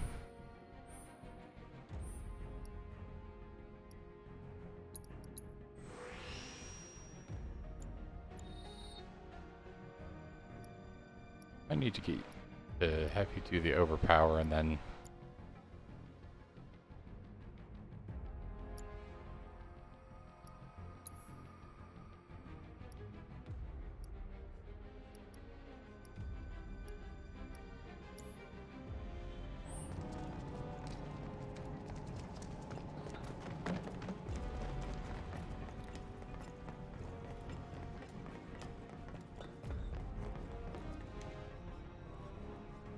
V5, this is engineering. You need to pick up the pace. We're running dangerously low on components because of those terrorists. Copy. They're here. Let's do this.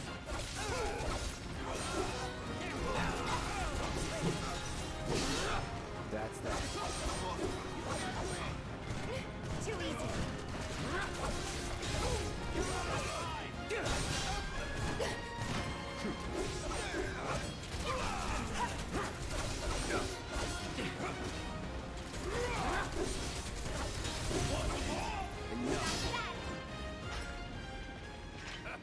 Bunch of pushovers. Come on, y'all. One. Let's see what kind of mischief they would... 4 consoles. And never enough keycards. I feel like this room gives me a second key card. There we go.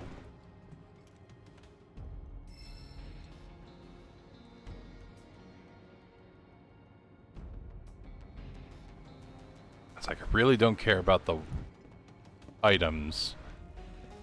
I'm going to empty all of its bomber shells.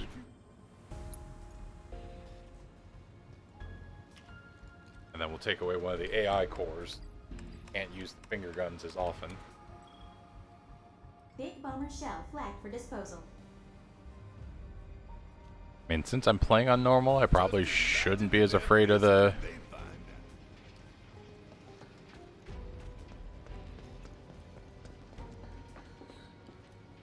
An AI programming core.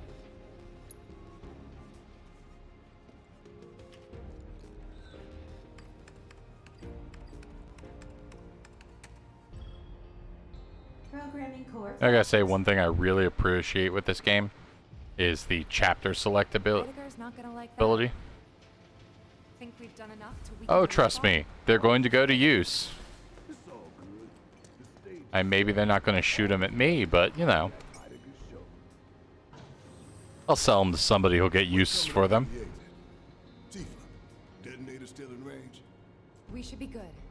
The moment Big Boy goes down, you hit that switch. Right.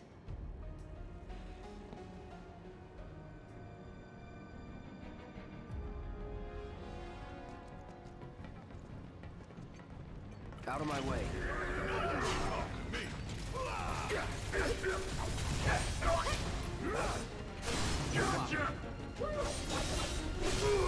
You're done. Too late. It's on you. All set.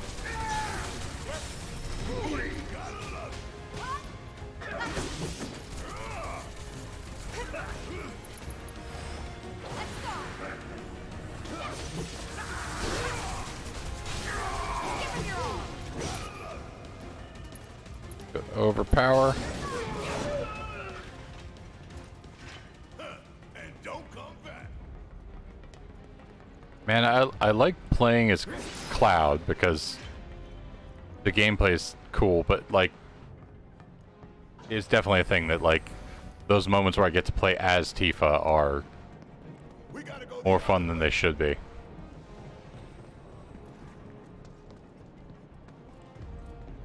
Can't say we didn't prepare. Now we just gotta get it done. I like that it flashes up the keycard. I assume that I could probably leave, like, one of the rooms without doing things, but...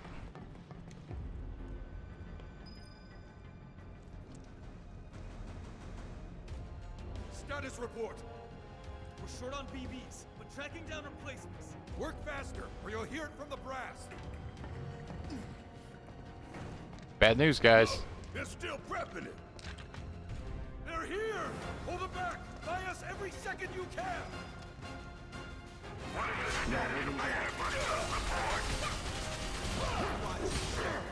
I said, you're mine.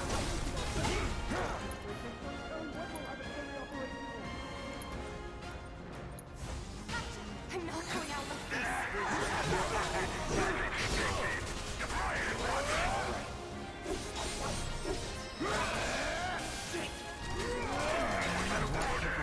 Guess it's my turn. Back to the list. Finish this. Okay, let's go. Shit, we too late. That's far enough, you bastards! I'm taking you down! It's on. Fine.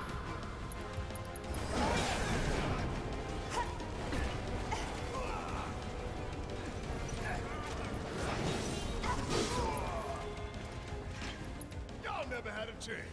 Hey guys.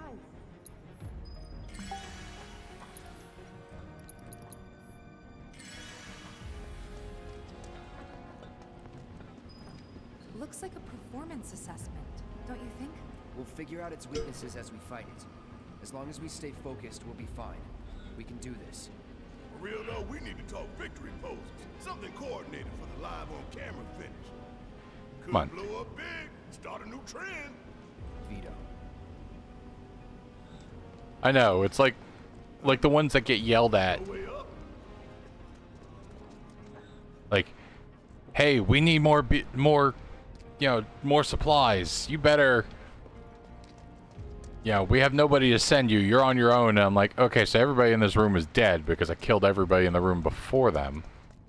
No way we're getting back up that pipe. Keep looking. Oh, there we go.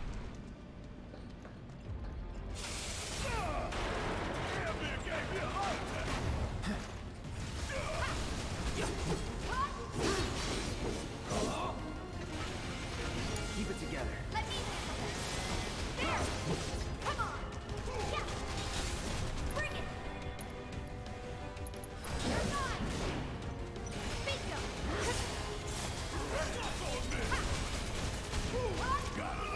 Gotcha! Every little bit!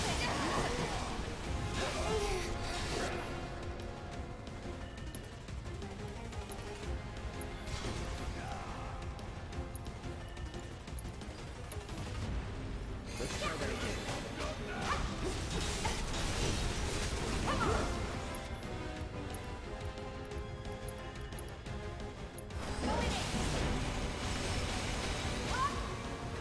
There we go. Now let's turn to Barrett.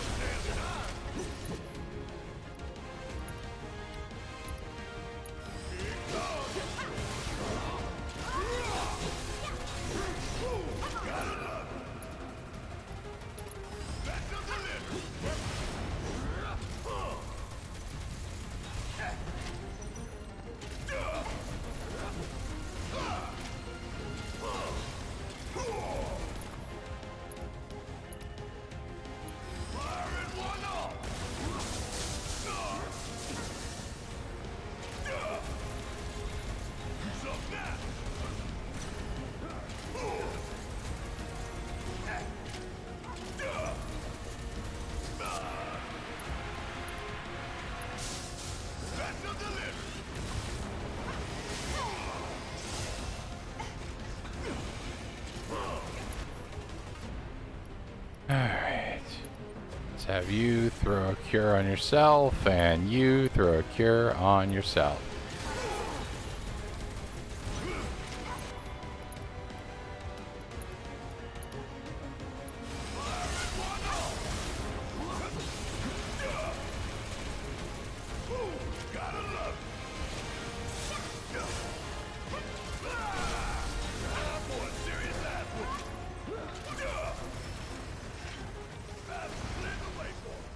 Real subtle invitation. We were gonna spring the trap anyway.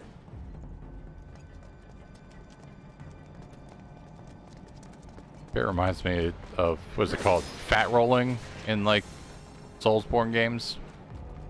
Where it's like, I've got all the heavy armor and stuff like that.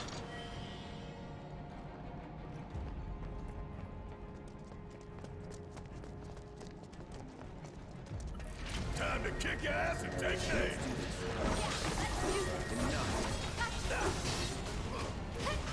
See ya. Enough. That's a win. Yeah, Shinra has, like, loyalty, like, you know, as if they have people, as if they have people killed, like, in front of everybody. But, like, in cutscenes, I think the worst they do is they dock people's pay or give them a shitty detail or, like, threaten to throw them at your group and let your group kill them. But, like, I know I just said but like a lot. But the guards and everybody acts as if the, you know, last person to speak up against Scarlet got shot in the head. Want to disappoint Marlene. That goes for you too, Cloud. Right? You better give her a big old smile this time. If the price is right.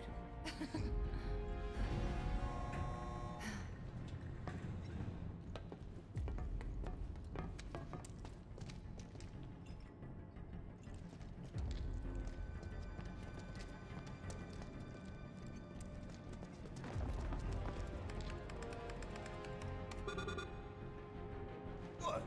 Open it already. It's locked down. Is there any way we can get it open? Yeah, from that room over there.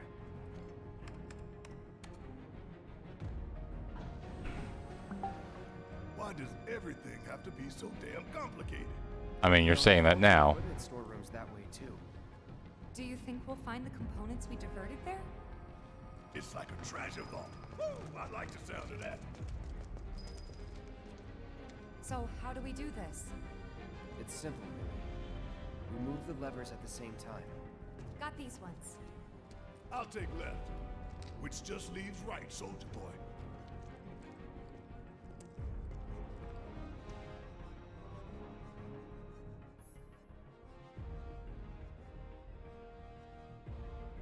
Emergency lockdown is currently in effect.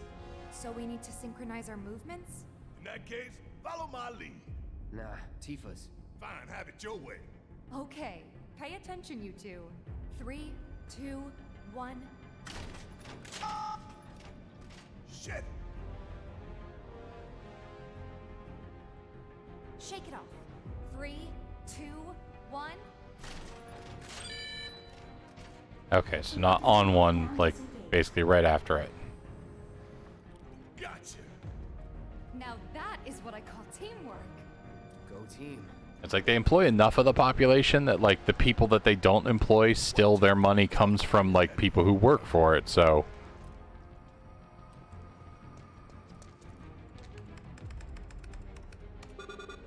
This would be the treasure vault? That's right. What's the catch? Need to bypass a high-level security lock. Different from the other one? Same deal. But we gotta do it several times. Tight wads.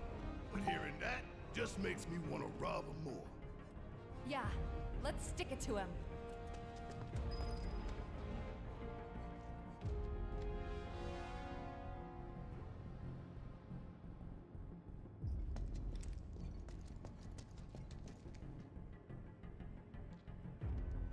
Delta level security lockdown is currently in effect. Okay, guys. You know what we have to do. Copy me? No, Tifa leads. Oh, fine. After you, girl. Gotta get past level 1 first, right? 3, 2, 1. Alpha level security disengaged. That was great, you guys. Let's keep it up. All right. 3, 2, 1. Beta level security disengaged. Wow. I feel like this is a lot harder on my previous television. Like I'm playing this on my PC, but like on my, I replaced my TV in my living room. Steady, guys. 3, 2, 1. Don't rush it. Up here. We got this. 3, 2, 1. 1 second, I just need to chuck something downstairs.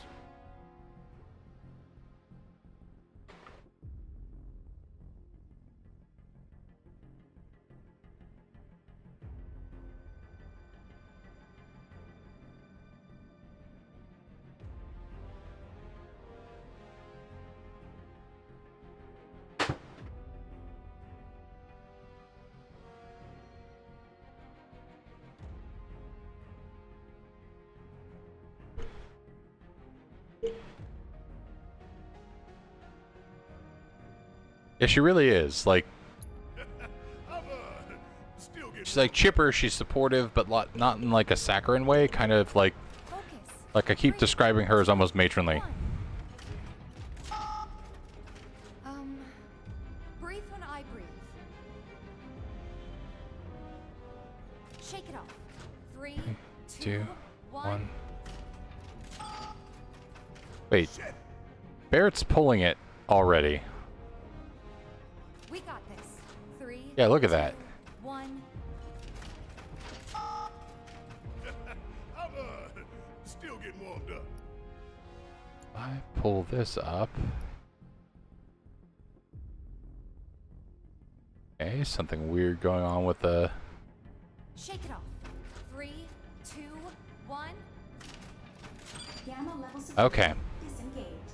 No way! You guys are naturals. Okay, final round. Don't lose focus. 3, 2, 1. Don't rush it. Hey, I think I should lead after all. 5, 4, 3, 2, 1, go! Much better. Let's just get through this. 3, 2, 1. Okay. Delta level security. The reason the levels are difficult is because they've all got to go at the same time. But the biggest problem is I've encountered a bit once or twice where, like, if my mouse is off the connection or something like that, like, it was treating it as if I was holding down the left joystick. So I suddenly realized that the, Okay, that's enough of that. that Barrett was pulling it before everybody else. Like, wait a minute. This is that same thing that had me, like, you know, turning around and sprinting off towards, towards nothing.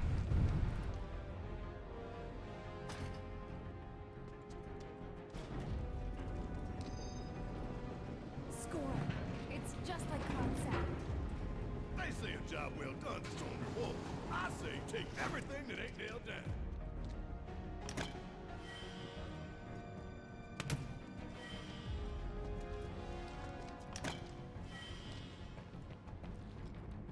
I see the items are like bottles of ether, which is like not worth it.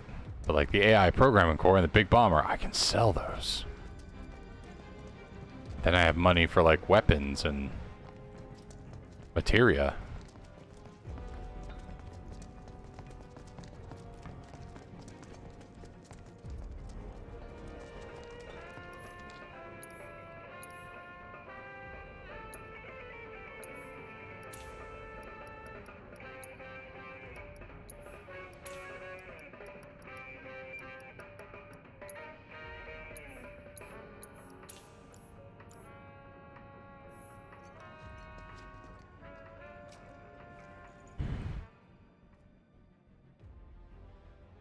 Don't ask those questions.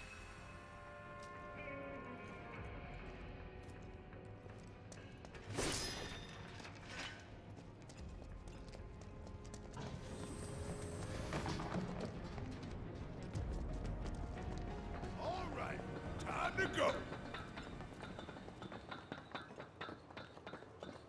Hey man, I gotta make sure I'm rested up for the airbuster. Huh? Huh? Look!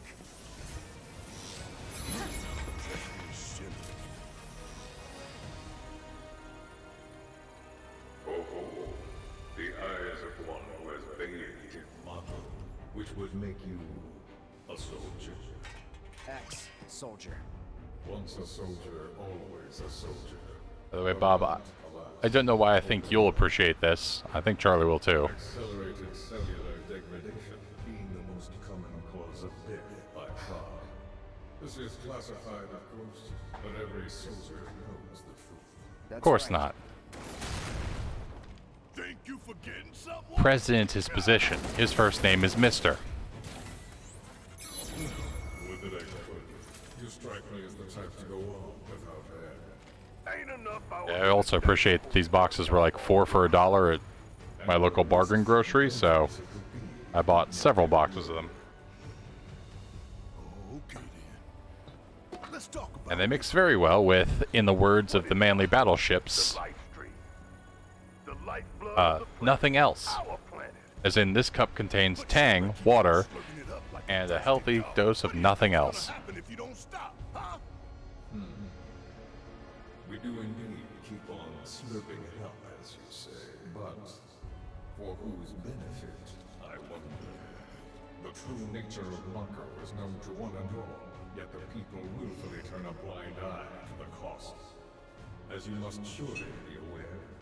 Don't you dare try to put this on us! If anyone's going along with your plans, it's 'cause you brainwashed them! Such methods are beneath me. As are you, my faithful silhouettes. Henceforth allies of wicked Wutai, our sworn enemy. Thank you for stoking our people's patriotic fervor. Wutai! Yeah, I think I remember that catchphrase. You still don't understand your role in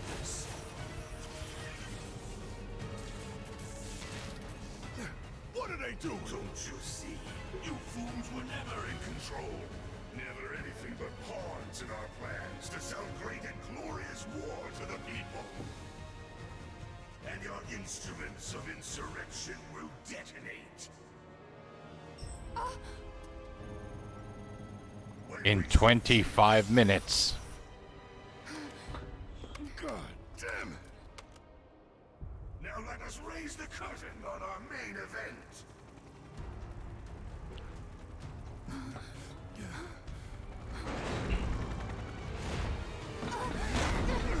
The trial of the eco-extremist group Avalanche. I do kind of miss. Wasn't that thing bright red in the original game? Your guilt is undeniable. Like, I get that the Scorpion robot in this was bright red, so maybe they allowed it, but I thought they were both, like, colorful at the time.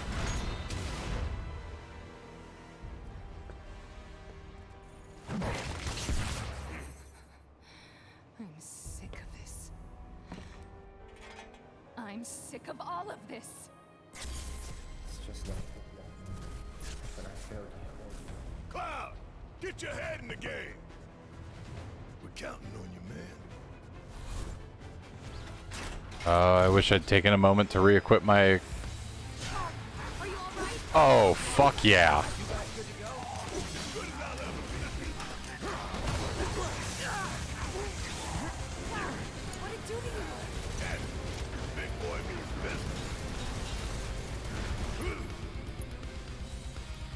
Okay, nope.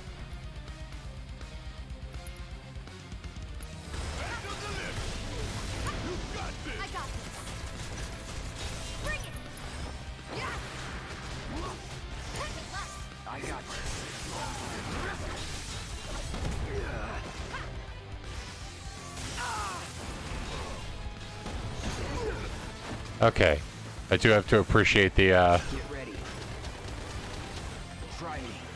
backfiring cannons.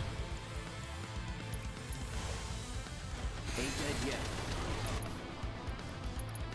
Let me assess that thing. Do that. It's on you. Yeah, I'll do it.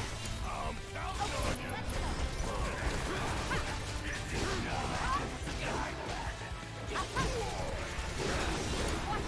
Hang back. Here we go.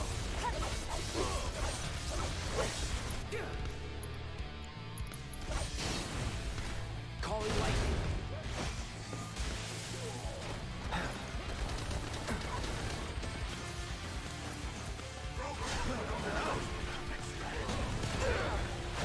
Okay.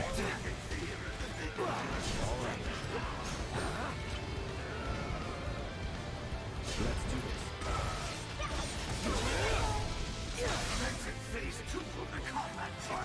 You've seen but a fraction of this machine's true capabilities. Deathbuster ready to fire. Now show me how fast you can run.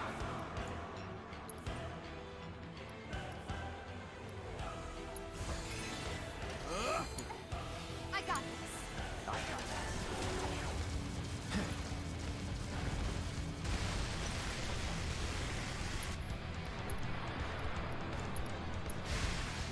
Bam!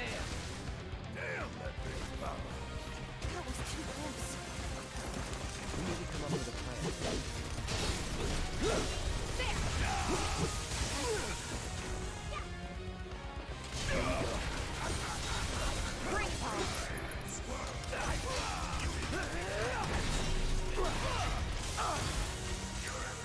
Guess it's my turn. I hate when they do that.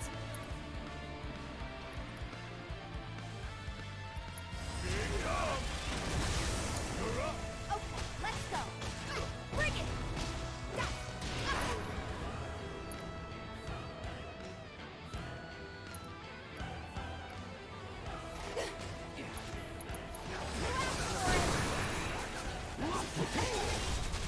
Come on.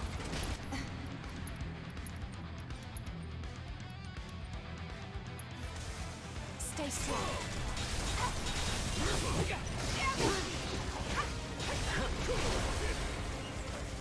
Keep it up.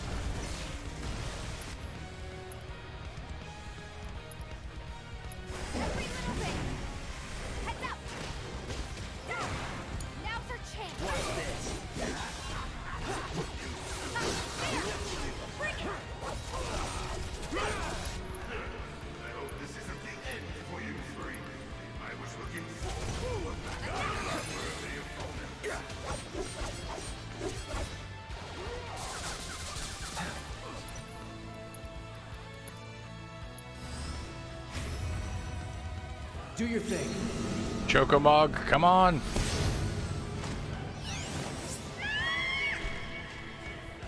Now we can finally take it down. No holding back.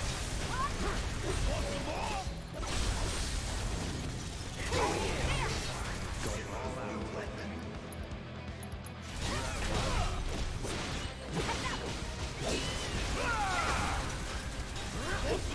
Now's our chance. Say your prayers. Behold the full potential of the airbuster.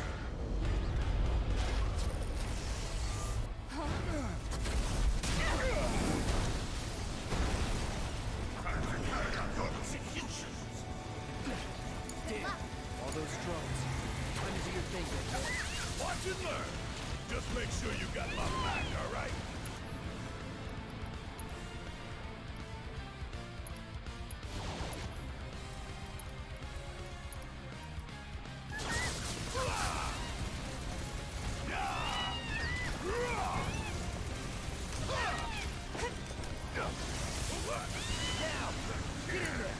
Yep, I hear you loud and clear.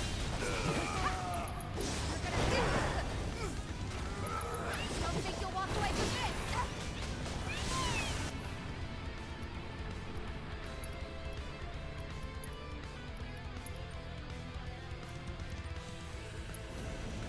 No more games. It's over.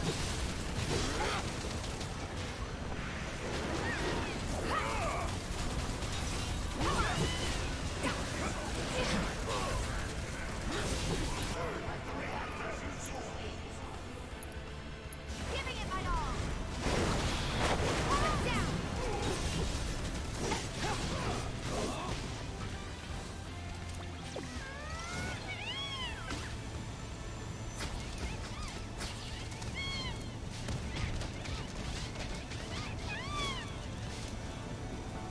Get some rest. Bring it.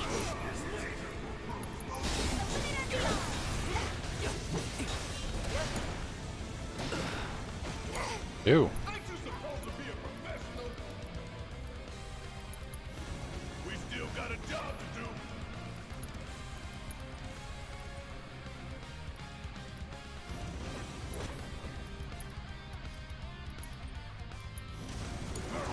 All set.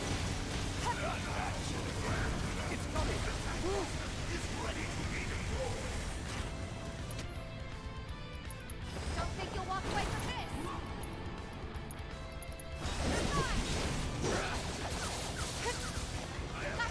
Watch yourself. My turn. Now let me show you how it's done. Yeah. Light 'em up. Yeah! Bring in the heat! My dearest Aaron, my apologies, but it is time that we part ways. This footage will prove invaluable.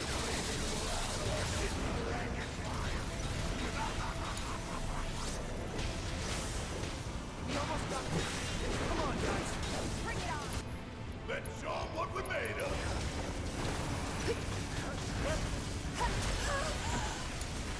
Tifa! Let's do this.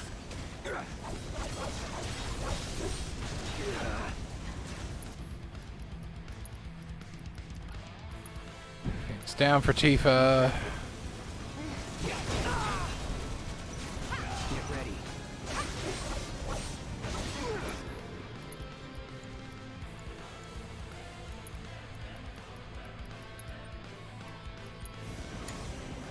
About damn time. Fire in one arm. Oh, you in trouble now. Deal with that. I got this. Here. Let's do this round.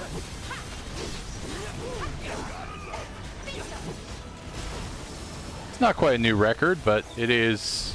Oh, we're at 5 actually.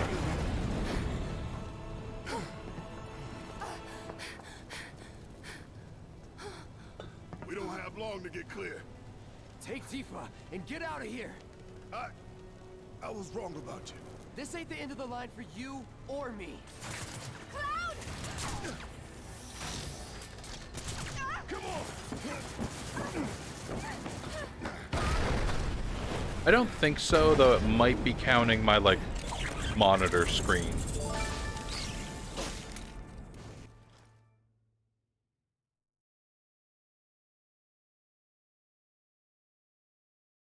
Oh. Thank you, Bob, for gifting Charlie a sub. Not much in the way of emotes, but 2 of them are my face, so you know.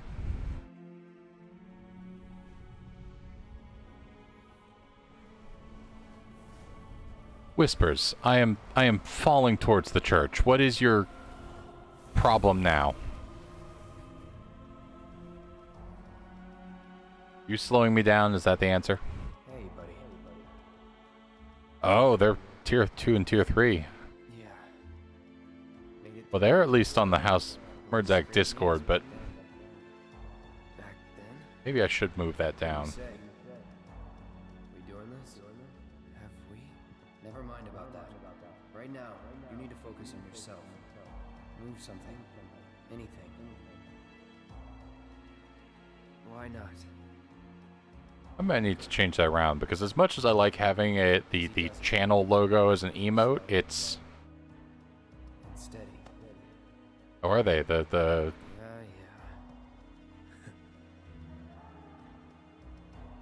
Yeah. I would have to look at that while I have something up. I think if you click the subscribe button,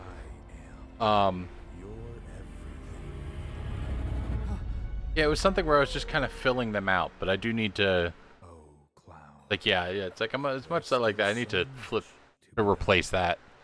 I just kind of put it there, but I should at least replace it with one of my face emote. If you click subscribe, like, Prime is an option. I don't think you can gift Prime. Finally awake, are we?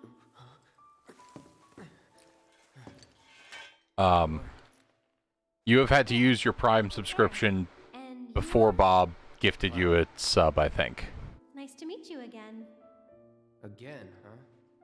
What? You don't remember? What about the flowers? Oh, I love her redesign, by the way. Flower girl. That, And this is... An old church in like, the Sector features they 5 added to make it, like, more of, like, a red motorcycle jacket are freaking awesome. So much as a lookout below. Fell right into my flower bed. Lucky for you. Like, really. Sorry, I didn't mean to... Don't worry about it. They're a lot tougher than they look. This place, it has a kind of power. Before I forget, you dropped this when you landed. Thanks. Did I?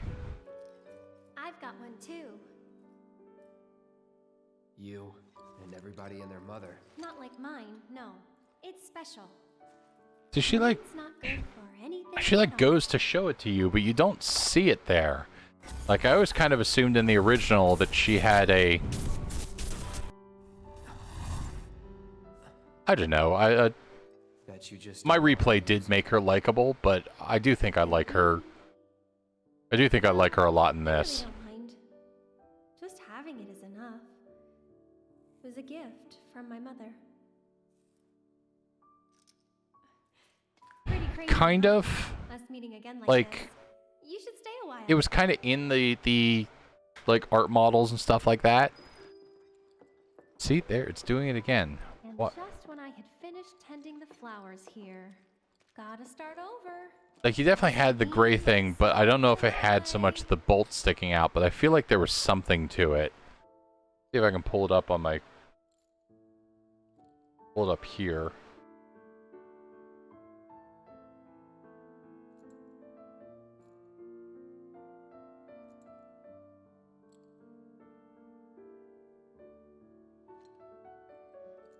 Okay, yeah, you definitely wouldn't have seen it in the or in the thing, but like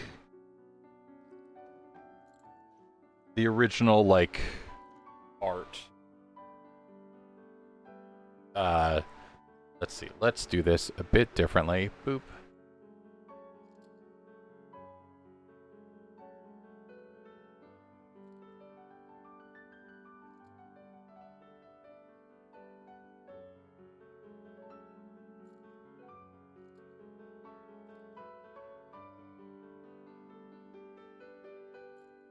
Alright, we're just gonna click on this. And we're gonna... Yeah, exactly. It's like I was just holding it there, or holding it up. You might have seen it in some of the, like, high... For lack of a better term, high-res stuff. Oh yeah, like, if they go full res on these things, like, one of my favorite details is... I'm gonna grab the figure, because it'll make it easier.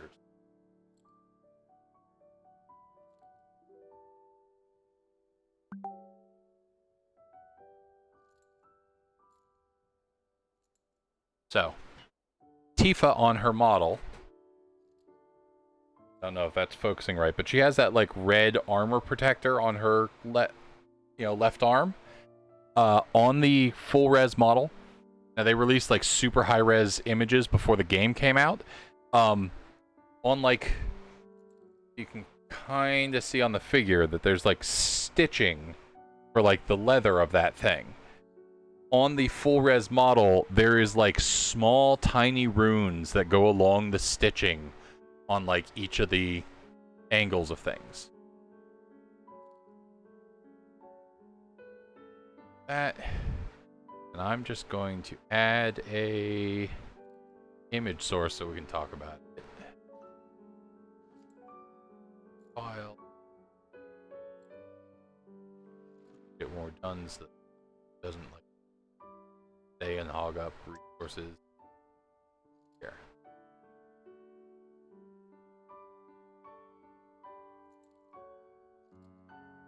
Okay. Hopefully you can see that. But you can see that this is like the original, like what you would have seen in the game manual and stuff like that. And I think basically, like when you would pull up the menu in the game, you would get like a little screenshot that was just like a square of his face from this image. But it did have the bolts coming out of the shoulder and the bolts on the arm. But in terms of like in-game, curious if I go back to my Google search, I'm gonna just quickly find like the in-game model was like a very blocky, like we always, like it's always joked about the they always joke about the Popeye arms. This article seems like maybe it's got what we're talking about.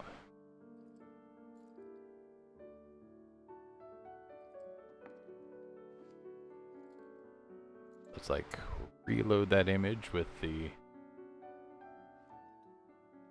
cloud downloaded. Okay. Saved it somewhere else. Cloud file dash.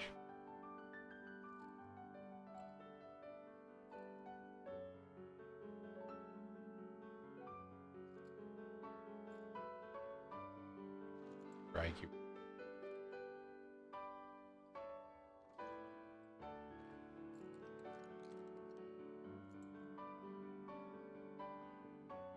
Definitely have it in the file. I don't know why it's not showing yet.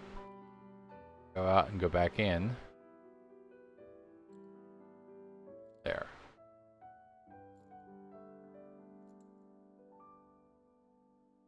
Smaller. Transform button. Green. Okay, so that's what we refer to as like the Popeye model. That's like his in-game model.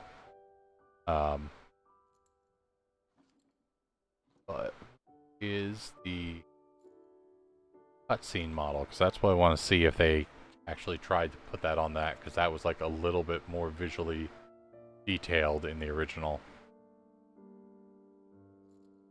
Okay, yeah, there we go.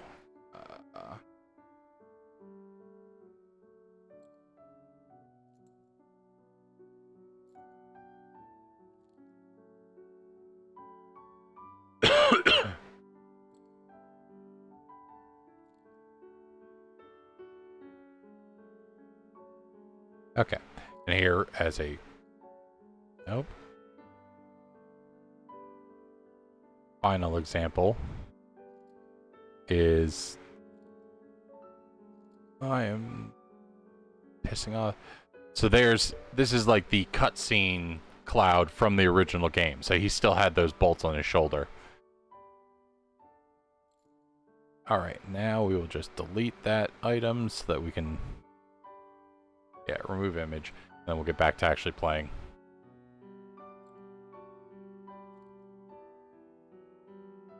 But yeah, the Popeye arms, the square hands. Two things I'm very fond of that I have. One moment.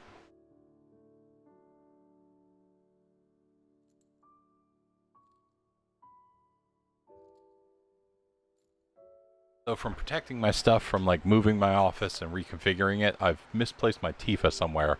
I have one that was like 3D printed and custom made by like an Artist Alley people. And then they put out like these little trading figures that were just basically Square Enix going, oh, we can also just 3D print the like in-game models.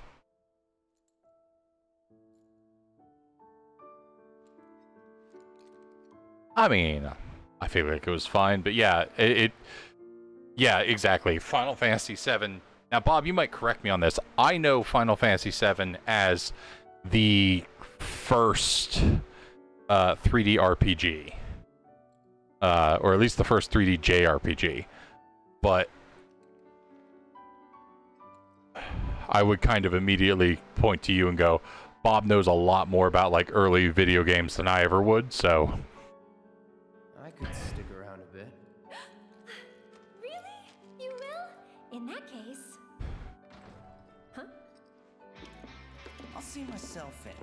Thanks. And who are you?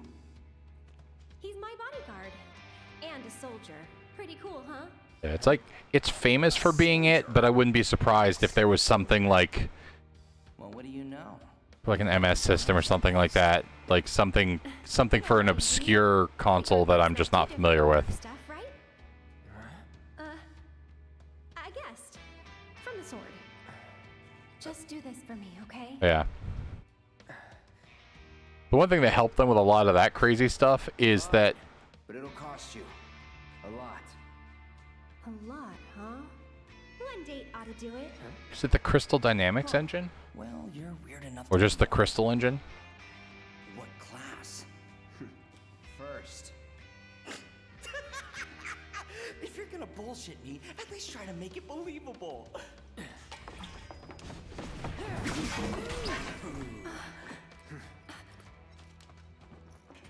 Hey, watch the flowers!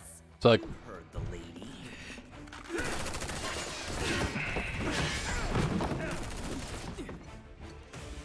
I'll make this quick. You better. There we go, now I can talk.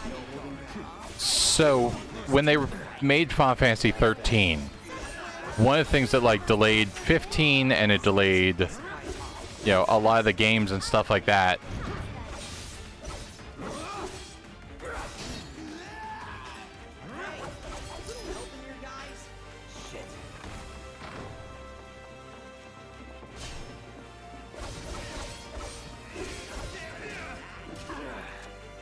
See ya. I see you. So long. Sorry, my brain just... Oh. So, like, a thing that really was a problem around the time of, like, Final Fantasy 13 was they were trying to run, like, several games off of their, like, in-house engine. So as a result, their, like, small dev team dedicated to that kind of had to answer, like, several different big projects as their master, which was a huge problem. So when they went and they did, I think it's Kingdom Hearts 3 and Final Fantasy VII Remake, like, Nomura and a few people were like, look, we can't do this again. We can't put everything on. They were making this Crystal engine. And when they decided to bring 7 Remake back into in-house, because they had I want to say the company was Crystal Dynamics, but it's like CyberConnect, I think is the name of the company. The company that was doing Final Fantasy VII Remake, and they decided it's like, okay, look, that's not going to be good enough for us. They brought it back in-house and decided to do it in-house. They said, we're going to use, I think they're using Unity for this. So by using Unity, they were able to, like, get the game up and running, but it also gives them, like, a lot of, I think that's why you get so many weird physics objects. Like, anytime I run around and there's just randomly, like, traffic cones there, and they just get thrown everywhere, like, even, like, most of the physics objects in this game don't behave. Like, I'm pretty sure they just drop those in.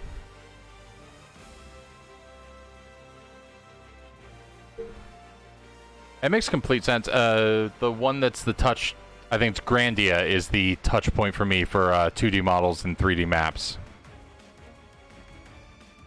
I have. That's what we made Provolone on.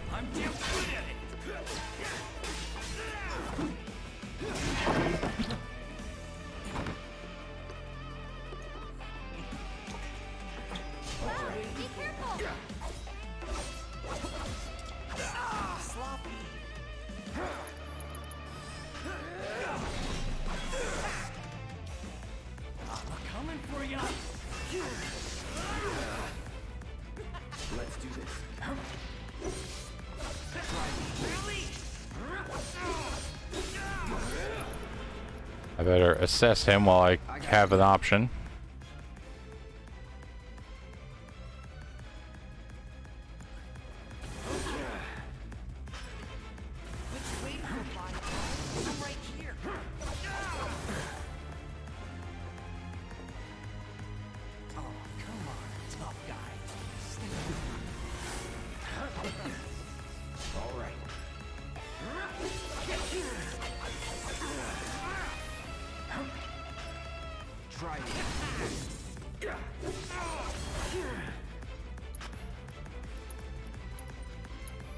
All good.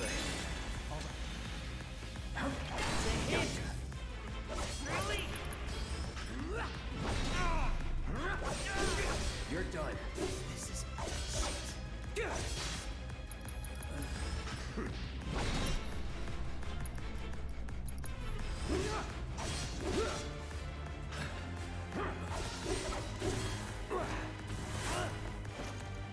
Gotta make me work for it, huh?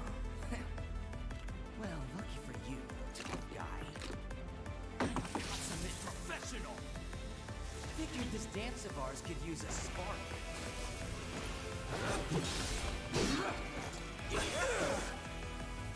Here we go. I see you.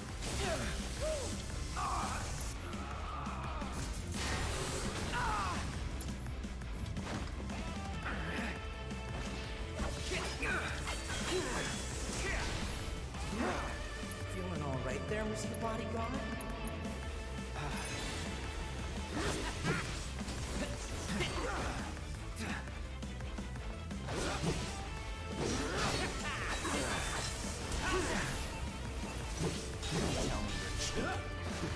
Get ready.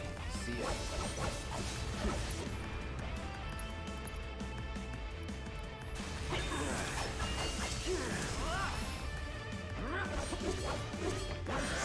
Sloppy. I'm coming for ya. Asshole. Really? Okay. Try me. Sloppy.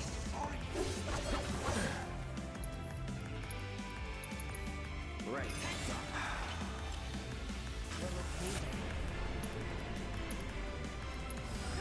Too bad. I'll end this. Enough. Soldier boy. Coming for ya. Do you really have to fight near the flowers? Tell me you ain't have to run. All right. Well, okay then. Too easy.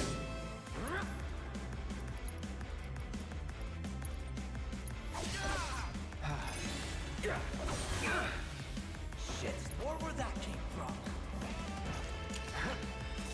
Coming for ya. Let's do this. Don't tell me you're trying to.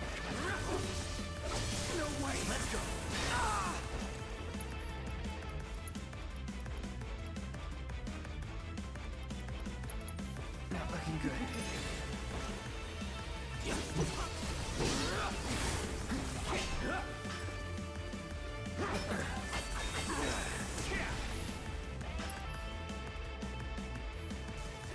Trust me. You're gonna love this. Well, okay. All right. Here's good as dead. Go get him. Dead.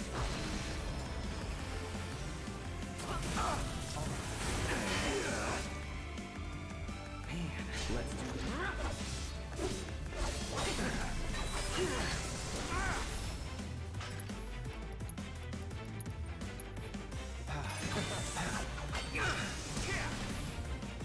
No holding back. Sloppy. Well, okay. That's that. There we go.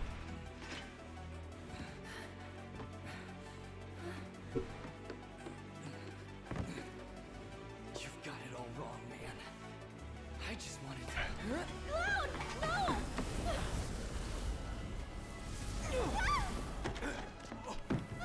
That's really interesting and weird because I'm like, at this point, I'm surprised that that like Final Fantasy VII does have a reputation of being the first, but like, I think what it comes down to is it's going to be people's like first experience in most cases with like a fully 3D JRPG, and as a result, like sits in people's memories because like I said, I know it has that reputation, but like I said, with Bob in the chat, I wasn't going to. I actually was kind of expecting Bob to just like pull it out and be like, no, that's a common misconception. It's actually this game, this game, and this game. Not that I'm judging you for not knowing, but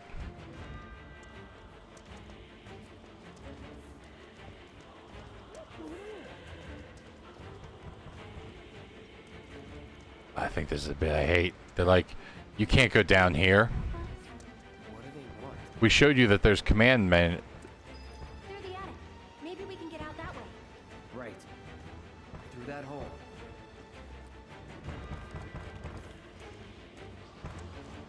Did it sell like way more than like Final Fantasy VI and stuff like that? They saved My headset just died. Come on. Hold on. I need to swap sound sources and let this headset charge for a little bit. You're still in the right window to let me swap to... I can't play this game without hearing it. Let's not be ridiculous here. But I was using my headset while I was working, so it only had so much charge in it. And I probably should have plugged it in when I finished working, but I forgot. There we go. I've got it back to the right. To the sound is now coming through the, like, I've mounted a surround sound bar above me. I want to upgrade my sound at some point, but I just haven't yet for the office. Actually, to be fair, I put in a few bids on eBay for like studio monitor style things so that I could use the direct like quarter to quarter coming out of the Focusrite and have it at the proper like balanced setting so it would not be quiet, but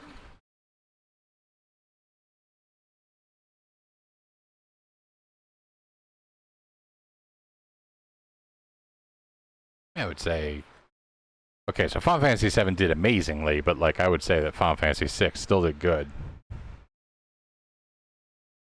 I just like, for the first like 3 Final Fantasy games or something like that, I know it was definitely true of the first, or supposed to be true of the first one, and I think it was like a little bit of a thing they repeated, but like basically like the company was almost out of money.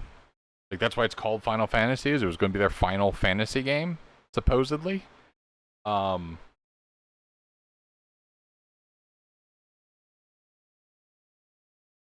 It's like because it was kind of like suspected that, like, oh, maybe it wasn't going to be.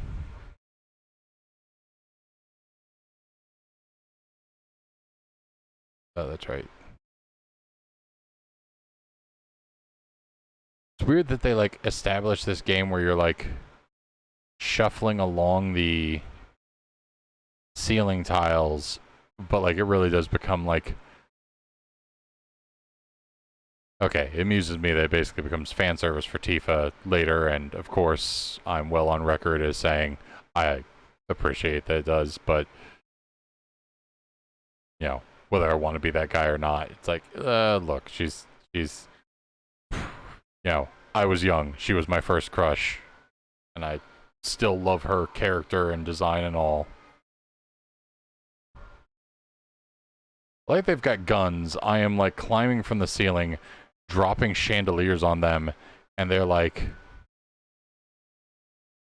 Oh, there we go. That makes more sense.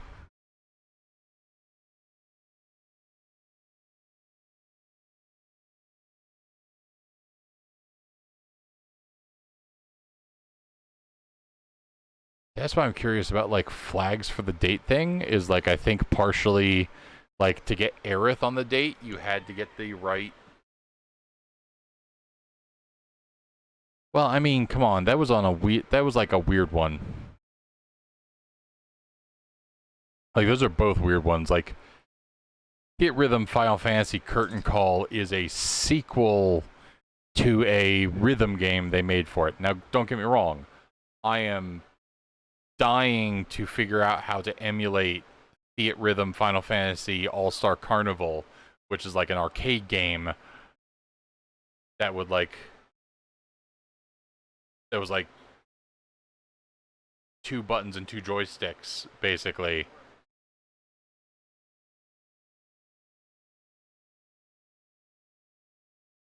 Final Fantasy VIII is impressive in its own way. It's like, you know, first of all, it has a lot of problems. Final Fantasy VIII has a lot of problems with it. But when you learn that, like, they had a year to develop Final Fantasy VIII after they made Final Fantasy VII, they were like, you know, here at least is probably Square Enix's first 3D game. Final Fantasy VII still has some, like, stuff in it because they're like, okay, we're finished programming Final Fantasy VII. We want to clean up the code base now and take some problems out of it. And people's and the, like, higher-ups were like, no, this build is stable for the first time, so you can't actually go do a cleanup pass on it. Which is why you can get to things like, you know, if you know what to do, you can get to, like, the debug room and stuff like that. And some of the weird glitches in 7 are kind of a result of, like, them not being able to take out, like, zombie code and, you know, clean up their code base. But, like, Final Fantasy VIII was very pretty considering that, like, it came out a year after Final Fantasy VII. And it's like, yeah, the storyline's janky and, like, a little bit weaker of a story, especially, like, I think basically everything after the first disc is, you know, a weaker story than what happens on the first disc. There's still some good stuff in there, but it gets, like, weirder and weirder as the game goes on. Whereas, like, the military academy stuff at the beginning is, like, really solid stuff. But, like, for them to turn around the game and to be like, okay, you know, say Final Fantasy VII was it 95 or 97? I don't remember.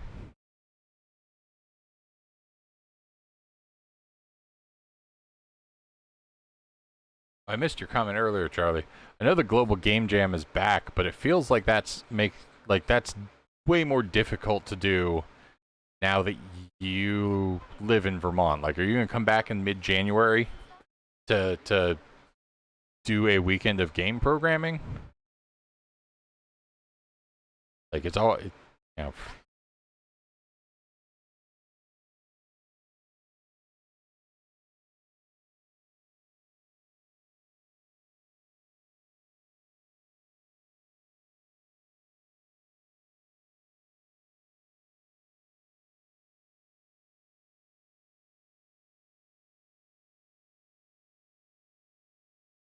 kind of the opposite of what you usually use. Like scenes where you are as a character like creeping along sideways are usually like logging in. I don't know. With the remaster, I replayed it. It's like it's not like the plot doesn't make sense. You know, the only problems with the plot are like you really have to lean into the. Well, I know you'll be in PA from Derpy until April-ish. Like, that's true for this year, but I mean, like, for future years when you live in Vermont, are you going to come back for the game jam? You know, you're right that we should do it, and we should definitely do it as, like, I'd love the idea of doing it and, like, working out the idea of you, like, being up at the cabin alone into you know, what might be our team's last game in terms of, you know, all of us working together on it. You know, is a little bit more difficult for me to do because I kind of have to tell Heather, like, hey, you're going to be alone with the baby for an entire weekend so I can, you know, hang out in Harrisburg for programming. Oh. See, if we had one long game and we were, like, really worrying about the date mechanic, me walking away like that would be like a -1.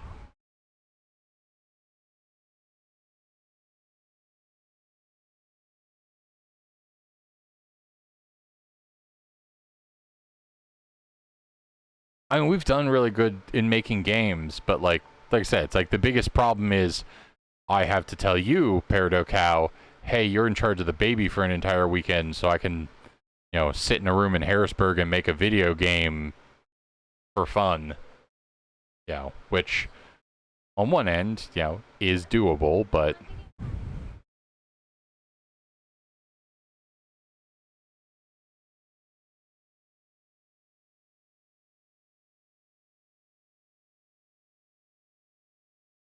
so that's the appropriate way to pronounce Peridot.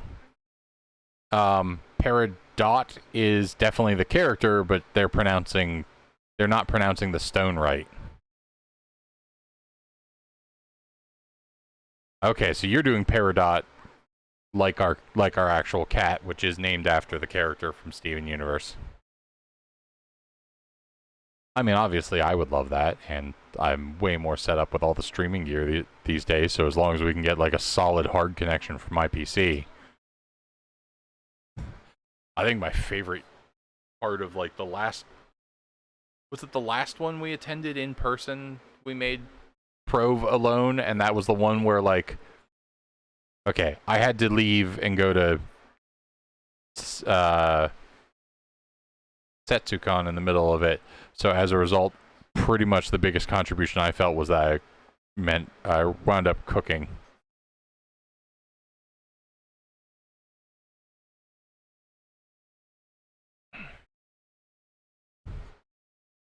I mean, I put myself in as, like, backup dev because I also did some stuff, but, like, for the most part, I missed out on so much by going to Setsucon that, like, I did legitimately feel like making steaks for you and I, you know, I was like chef and development. Like, you were lead developer, but I was still like chef and, yeah, development. I did like the last year, the one that we did remotely, where I took the role of game designer rather than anything else. Although it was a little bit complicated to...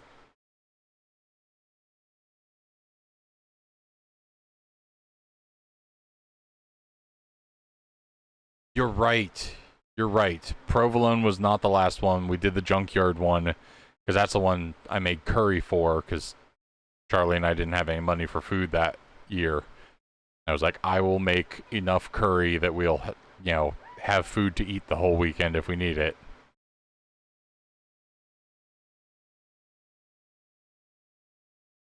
But then after that, we did the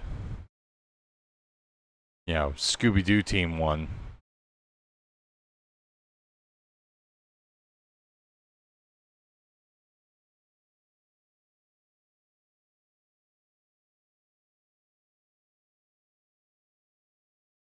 No, it was like right at the beginning of me getting into like making curry a lot.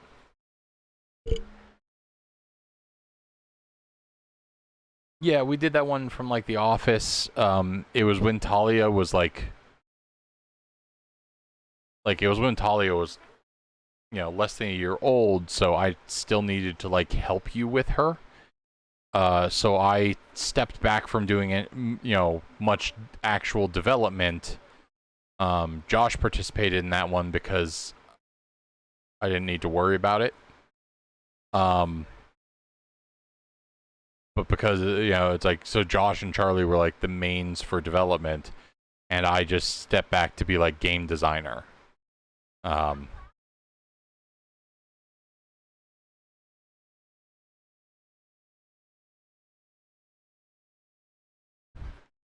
there were moments I felt like properly like Kojima or Peter Molyneux, where I was like, hey, I think this is a good idea for this system. And they were like, that can be a stretch goal to implement, but yeah, if they do it on site, like, I'd definitely be into it. Well, I say definitely be into it, but it's basically like, as long as Heather doesn't mind and you're in town. I will say I do know that yeah, that one was funny because, again, it wasn't chili. It was definitely curry, because it was like when I was first getting into making like the Japanese style curry. I remember making it. But the other bit about it was that I was also worried that it wasn't enough, because I basically made like a double batch of curry, which felt like for you and me should be fine, but like I can eat a lot very you know. But that was also the year they couldn't turn off the like overhead lights at all. And so like I think Corey and Luke did that one. They made like a board game. But we stayed there, and like, because they couldn't turn off the lights in the main room, I eventually dragged my air mattress into the little side kitchen they gave us and was like, I can turn the lights off in here. I'm going to sleep in here. Yeah, like this here, I feel like might be like an existing physics object in Unity. These like cones and this rod. Because like, it's not like any of this other stuff like flies around like crazy, but like if I hit this, like it just, like, it goes flying in a way that the other stuff doesn't seem to. I think she's kind of already, since she, like, jumped in here, like, I don't think she's not throwing out any objections about it and said, like, it's fine, I have other weekends, I can leave you alone. So, I think we're good to do it if we're all in town. Hey, Bob, you're doing software development in college. You know, would you have any interest in coming into Harrisburg to do a, like, what we did the last one was we took a half day of work, and then we, like, when we took a half day of work so we could show up, like, right when they begin, hopefully. You go in, we set up all our computers, and then just, you have 48 hours from the moment they tell you what the, like, basically, like, sometime in the afternoon on Sunday, you present a game. And yeah, it's Harrisburg University, so it's, like, right in downtown, and it's actually kind of a cool campus.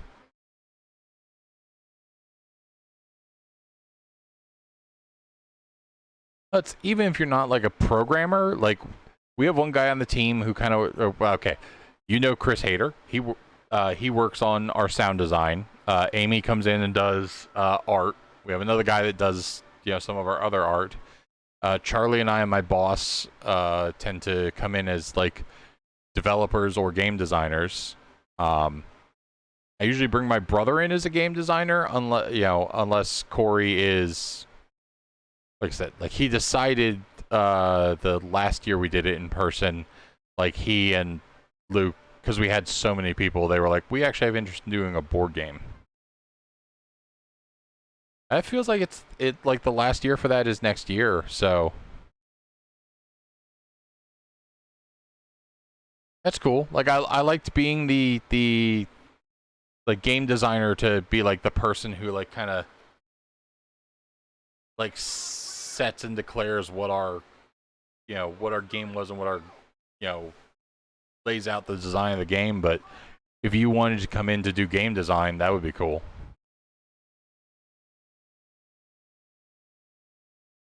Like, you could do game design. Josh and I can work on whatever we want. It will be interesting to see, like, like Charlie, if you're wanting to like back off and work on 3D art in this upcoming one, then my immediate thought becomes like, yeah, it's like Bob can do game design, Josh and I can do dev together. We'll have to see how we feel about doing like full 3D. You know, maybe I can actually do the full 3D like Unity tutorials so we can get those taken care of. I know you can be a dev, but like you have been saying for a few years that like you wanted to do 3D art on one of them. So if we like design something, if we specifically design something super simple, because we'll do it in Unity, and it's like we'll have to do it in Unity, and you'll want to do 3D art assets instead of us doing pixel art like we normally do.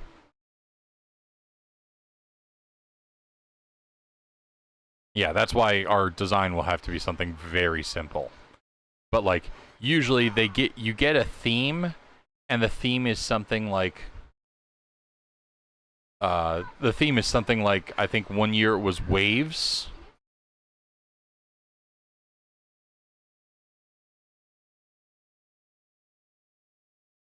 And like in general you're supposed to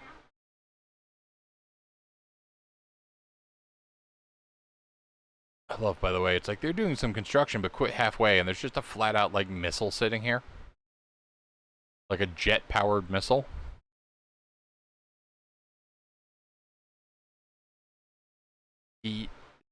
No. When we did Provolone, we used a lot of the like Unity. We made some assets from scratch. Like the Provolone was a game where you're like a mouse trying to collect cheese in a room with you're a mouse trying to collect cheese in a room with a cat who would like it would just run over and beat the shit out of you. Yeah, it was something we discovered. Well, it wasn't discovered that it, like basically I brought my brother the first year to be our game designer. So we've kind of always had somebody as the dedicated, like, you're the person. Yeah, sorry, I was getting to saying that. But yeah, Ren churned out a bunch of assets, but those assets were mostly like the table and stuff, and the cheese and stuff like that. But like we named Ethan because we just pulled a cat from the. It's like we pulled a cat from the Unity store for the pretty much.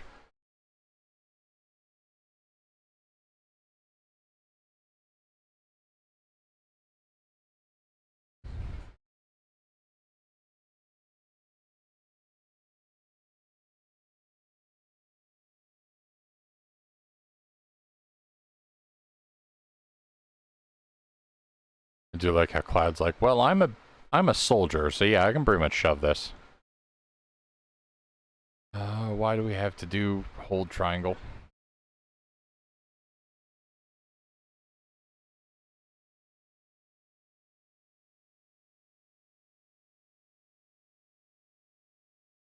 Oh, okay. We can just get through. I don't need to push it anymore. Silly me. Okay. Can't drop down there. Gotta keep going.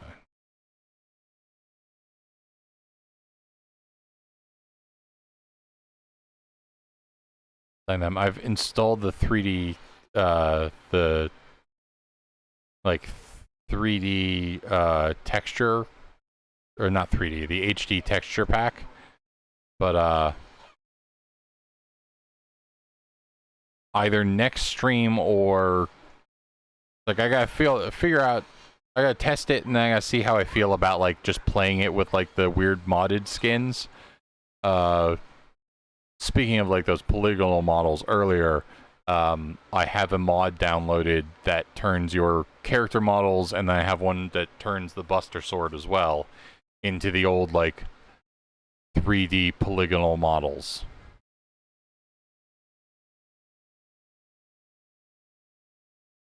Oh, I think this is the right way to go.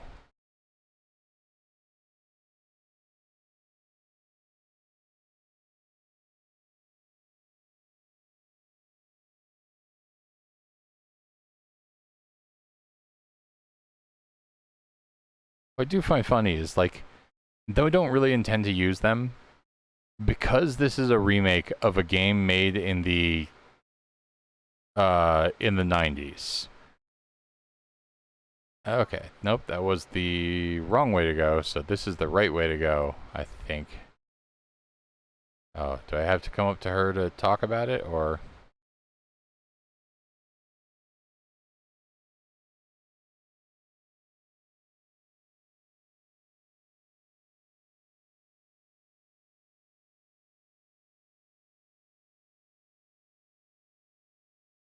But, like, it's a game from the 90s, and it was always like a weird, like, you know, a weird like playground thing where it'd be like, you know, oh man, if you beat Tomb Raider without taking any damage the entire game, then you get a mode to make Lara Croft topless.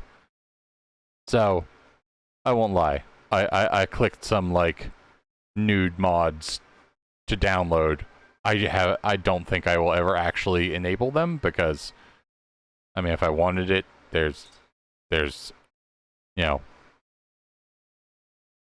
25 years of porn of these characters, but it was one of those, like, I mean, it feels appropriate to, like, do the, like, to be like, oh, if you install this mod, then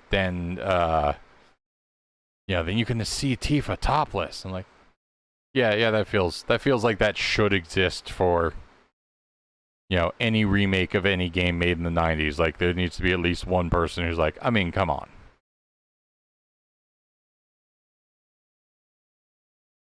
Again, I am not going to install it or run it, but I will download it because it amuses me that it exists. It's just the bit where it's like, boy, that would be a great way to just get my channel banned super early. Yeah, exactly. How did they miss that? How is it? Like, I'm pretty sure one of them's just called, like, Tifa Topless Mod, and, like, how is it not called Italian Senate Mod? Just make, you know, make Tifa naked with a Italian flag in the background.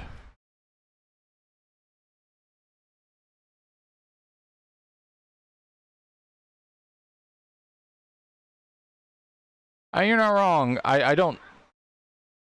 I mean, there were other games. The most notable to me is if you ever play the, I forget if it's Gauntlet Legends or Gauntlet Dark Legacy, but, like, it was an arcade machine, and if you played the Blue Valkyrie, and I think, like, your nickname, the way that game worked is, it was an arcade machine with, like, a super rudimentary save system. I mean, Custer's Revenge was just, like, that's like Leisure Suit Larry. But I mean, as far as, like, being able to, you know, unlock a thing rather than just, like, people making games that are like, oh yeah, it's content for adult users, and it's like, this is flat out, like, porn, and often, like, very racist, denigrating porn. But, like, the one that, like, really stands out in my memory is, like, Gauntlet Legends, the, like, arcade machine. You know, it had, like, 3D models. If you put in your username as SEX and then your, like, 3-digit passcode as 069, you would get the naked Valkyrie character. And the thing that was always super hilarious about that is, if you got a character to, like, level 99, like, another thing that game would do is unlock Big Head mode. It's like, oh, I got this character up to level 99. Oh shit, this character just unlocked Big Head mode. And when you unlock Big Head mode on the, like, nude Valkyrie character, it basically covers up, like, the upper half of her body. And so it was like, if it was always a hilarious, like, kind of dichotomy of like people playing the nude Valkyrie so much that she reached level 99, and then people being upset because somebody else had like accidentally ruined the boobs. The 90s were.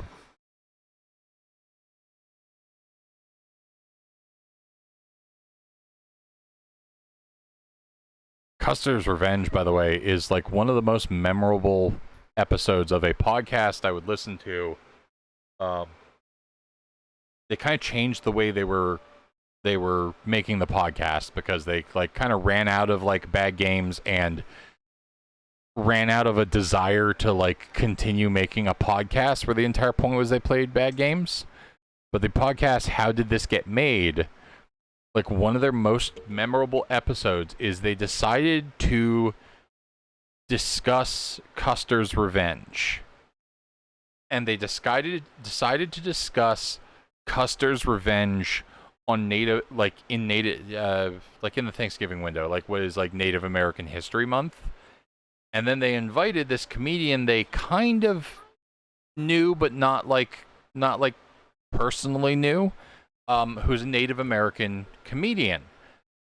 And they get through like their intro banter and they're like, okay, why don't we actually talk about the game now? And the guy goes, okay, well, this is about to get very uncomfortable. The leader shows like this white dude and this like queer white woman, who are both very liberal and both very sort of woke, if you will. And he goes, okay, so I'm going to explain something to you that is a problem, especially within the Native community, how the only reason you're inviting me on this show is because it's Native American History Month, and that you didn't call me to talk about like games I like Metal Gear Solid or something like that, like these games you covered like 2 months ago that I liked. You want to talk to me because this game, and they're like, well, you're right. You're absolutely right. We accept our fault on this. This is definitely an overlook we made, and it kind of like moved the host to tears because they didn't realize they'd made this like huge kind of misstep in what they were trying to do. But he's like, if we were going to talk about this bad game, like, doesn't it feel appropriate? And he's like, I'm Native American. What do you think I'm going to fucking say? Like, the entire point of this game is you're playing Custer and you're raping Native Americans. Like, do you think I have more commentary on this game aside from it's a piece of shit and should never have been made? What? And like, it was a super short episode because it was just like kind of 20 minutes of him like very calmly, very like without a lot of anger, like laying out how what they were doing was offensive and how they needed to think about this more in the future. They're like, you're not going to bring out like a game about slavery and like invite a black guy on in the middle of a African American History Month, are you? And they're like, no, we see exactly what you mean. And they brought him on. There were no hard feelings. They did bring him on later to discuss games that weren't like, this like exoticism thing, but it was like a fascinating episode to listen to because like he told them like, we don't ever have to list this episode. I want to, they're like, no, we're going to put this out in its full length because you're right. You are right to call us out because that is exactly what we have just, like everything you've just said is exactly like why we called you to be here, why we have fucked this up so hard that we're not like going to try and recover this episode as like a podcast about video games. We're just going to discuss the misstep that you're right in calling us out for making. It was, like I said, it was fascinating.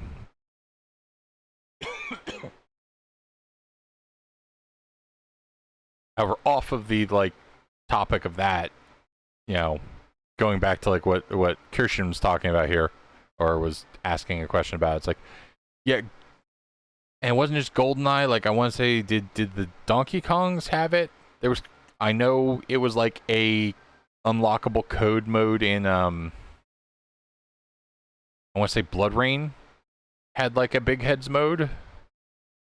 I think it was just like, it was when they were, when they were like super early in 3D games, You know, not like right when it started necessarily, but like, you know, them realizing like, oh, we can like mess with these models, we can make them big, and then like, you know, it's like we call it big head mode or something like that, but like we're also, you know, we can also just point and be like, oh, this is bobblehead mode. Like it makes a lot of sense for NBA Jam. Because like, you know, they sell sports, you know, they sell sports bobbleheads.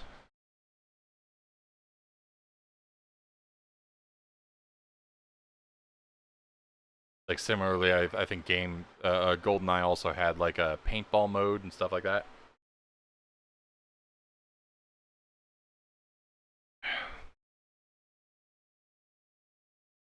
I think led to like a side joke in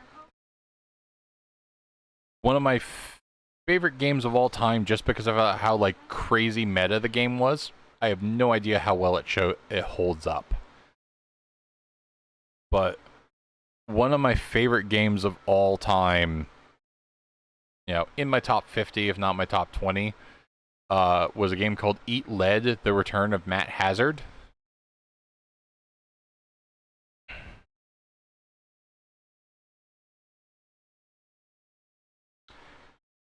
I largely, for some reason, GoldenEye just wasn't on my radar. Like, I know so many people who played it, but, like, it's like I played other multiplayer games at the time, but, like, just didn't play.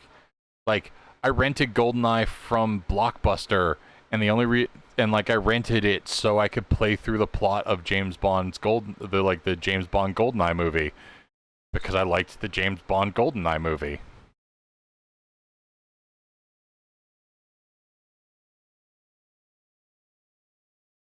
But like it's like, as much as I understand that it's like super formulative.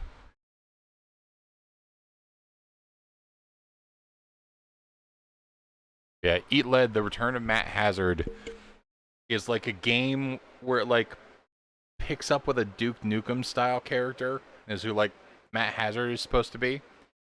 And it's like his big like next gen, you know, 360 era, you know, return to games or whatever.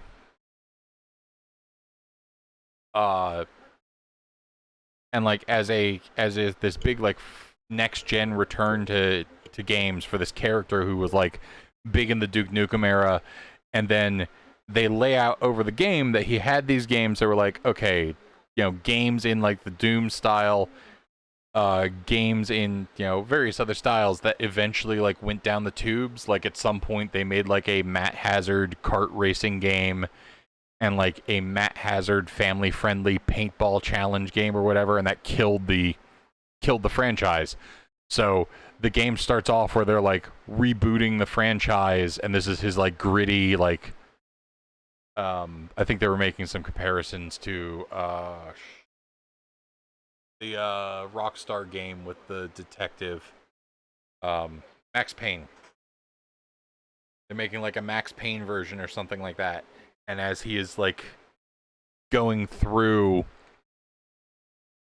you know, he goes into the, you know, through the first level, and it plays like rather straight, and he's like a loose cannon that can't be, you know, that's been called back into service and all that. He gets to the end of the first level, and somebody puts a gun to his head, and it's this like Arnold Schwarzenegger looking character who is supposed to be a replacement for Matt Hazard. And they were going to do the twist that, like, at the beginning of the first level of his reboot game, this, like, new, totally lame character shoots him in the head and takes over the game from that point. And what happens is a hacker gets into the game, saves Matt Hazard, and loads him into the next level. And from that point on, it is now, like, a meta game about him trying to, like, escape and hide out from the people who are trying to like kill and delete his character. And he goes through like a Wolfenstein style game, you know, where like, even though the game like starts out with like Max Payne style graphics and all that, and you're kind of playing that like Matt Hazard character the entire way through, like there are levels where you'll be fighting an enemy, and if it turns sideways, it's like 1 pixel wide in like the 360 era. Or my favorite part of it is you have this boss fight against like Cirrus Combat or something like that. It's like it's like obviously a bad like pun on Cloud Strife, but it is a dude who like stands in the middle of the game and you can see his menu go like attack, magic, summon, item as you fight him, but like you've got like first person shoot, FPS controls, and like as you're blasting him with a machine gun, like numbers are like ticking off of him and stuff like that. And the main villain of the thing is like the CEO of the game company, who's voiced by, I think, Will Wheaton. Like I think Will Wheaton voices the hacker who's helping you, and or at least one of the hackers who winds up helping you, and the CEO of the company might be Neil Patrick Harris. It's like, does it hold up? I have no idea, but playing it in the 360 era, it was a fantastic thing.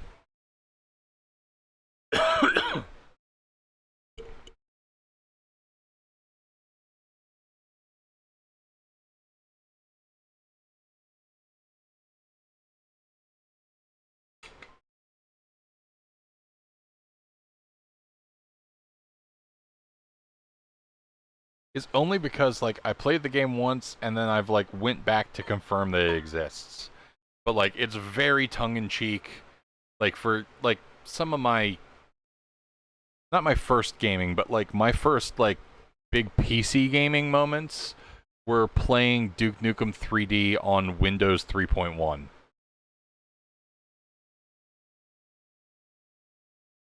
So like for them to bring in a character that's just flat out like, what if we extrapolate like Duke Nukem? You know what? I'm not against it.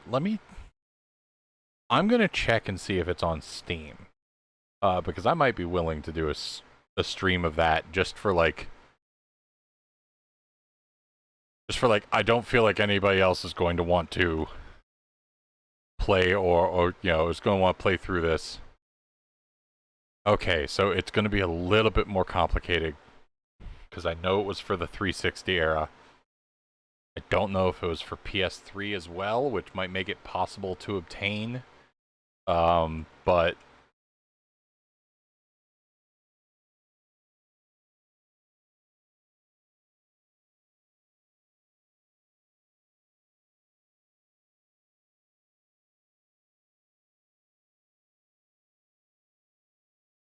okay, what was that? Was D3 by Vicious Cycle Software.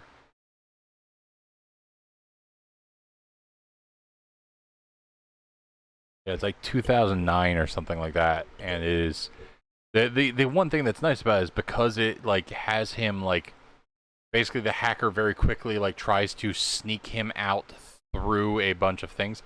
So you say there are pretty decent PS3 emulators, but like you got copies of Dengenki Bunko Fighting Climax for like PS4, PS5, whatever, because like your PS3 emulator would run pretty well, except it wouldn't render the color blue or something like that. Also freaked out your roommate at the time, which was fucking hilarious, but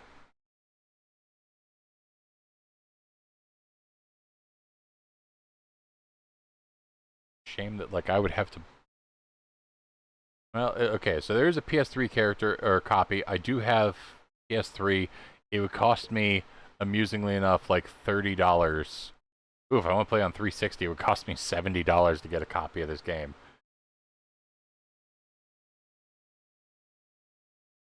I mean, my immediate thought is, so the PS3 was difficult, but I assume that, like, without doing any Googling, I assume that, like,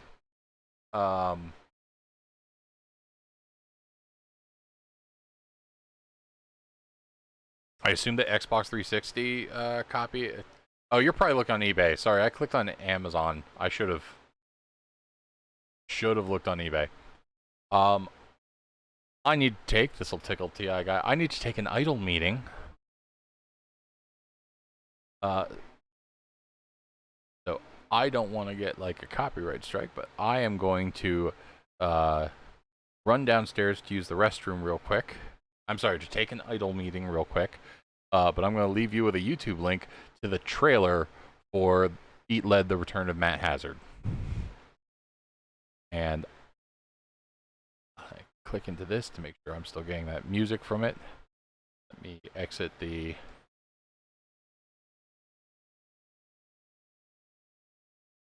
Get Cloud to stand here, and I'm going to turn on... I'll be right back. I just need to...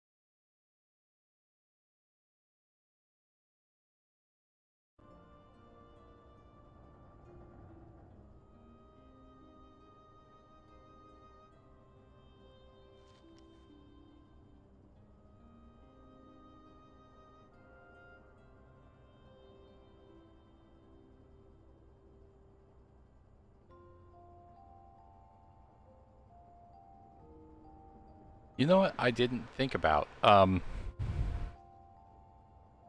I really hate that I didn't think about that. I'm back. When I had to swap away from the headset, because I swapped the sound output, did that, like, kill the sound in this game for you guys for, like, So, an hour? what are you guys up to? We all went to see the reactor. Oh, that's right. You're supposed to come by the house. What for? I don't know. You're just supposed to. Well, guess we have a new destination. I should probably explain. The Leaf House is the local orphanage. That's where all these kids live. Hey, Aerith, where'd you go? The church again? Next time. I mentioned this in the first section, but this is about to be the section of the game where... Why, hello, Aerith. As popular as ever. Okay, I know it was a little while where I had this plugged in. Better than being bedridden. Thanks again for all those herbs. You've helped a lot of people. Yeah, I'm glad there's so many people in here because, like... How'd you manage to find so many anyway? Oh, I have my ways. And him? He's my bodyguard, just until I get home. And you're sure he's up to it? Maybe. Since I'm so generous, I gather medicinal herbs for his patients sometimes. I hate that I made that mistake though, because like because the reorchestrations they did of like all the music is so good in this game that like it now is currently like hurting my soul a little bit that I backed that up. Well then, I hope you won't mind me asking for some flowers. No problem. How many? All you can carry. What with all the doom and gloom we've been hearing on the news recently, I thought some flowers might help cheer everyone up. I'm sure they will, and I'd love to help. Let's all wash up before our meal. But yeah. The little side missions I can do in this section of the game will determine how pretty Aeris's dress will be later. If I like skip all the side missions and just go, I think they... So, Cloud, I think it's not quite that, but it's like it's almost like they just take her jacket off. You sure you want to say that to a florist? Oh, man. Okay. Then what'd you do with the flower I gave you? You give it away? I did. Ooh, to who? Tell me. Don't recall. I feel like I need to like add a second sound source that's just Well, anyway. this like one dedicated to this headset and one dedicated to the Scarlet, and just be fine with the fact that it's loading in a sound source it's not using, just to keep that from happening again, because that annoys me that happened. My house is just up this path. Mom should be home by now, so I'll introduce you.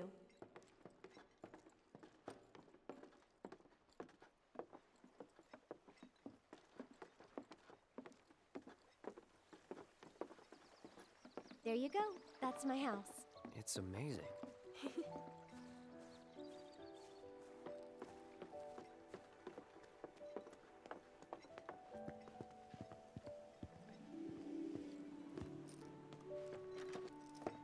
Come on.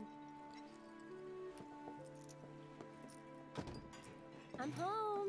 Hey, baby. Been up to no good? Rude came by. So, this is my mom, Elmira. And this is Cloud, my bodyguard. Hi. Take good care of her? That's my job. Or was my job. Yep. Thanks. So, Cloud, you gonna head back to Sector 7? Elmira's hair color Yeah. Then I'll show you the way.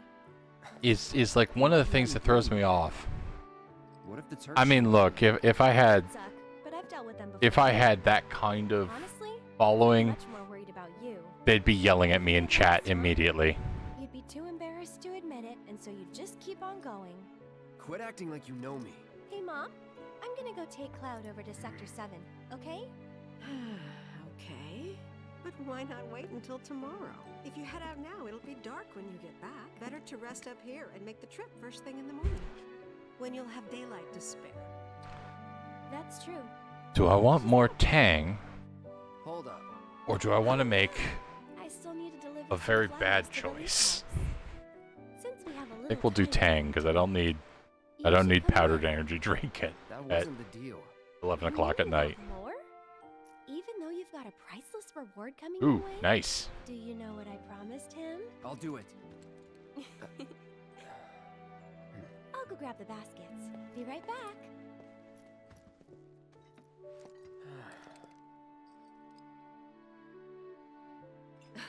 That Aerith. She's a handful, isn't she?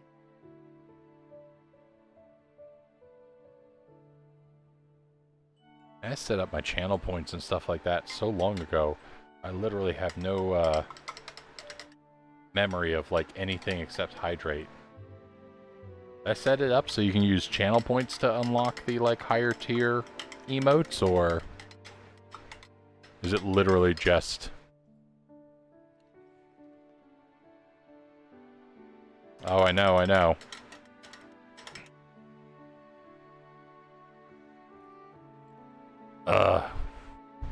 Why don't you just tell your parents that they can't come up in October, or September to October, just so that you can have some Japanese whiskey on one day. I gotta fix some of that. Especially since, like, you people are kind enough to, like, hang out in the channel while I'm playing. Randomly unlocks it?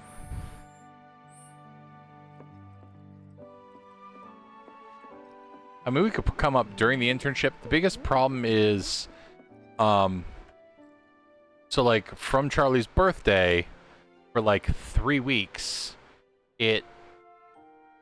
well, there's a lot more planning that has to happen because I have to have somebody watch the cat while I'm up there, and I have to find a babysitter to take care of, like a daycare to take care of Talia during the day while I'm in Vermont. But yeah, so what I was saying is like Charlie's parents are gonna be up there for like 2 or 3 weeks to like a month after his birthday, which gives us like a window of like a few days at the end of October, where it's also like at that point getting like unreasonably cold.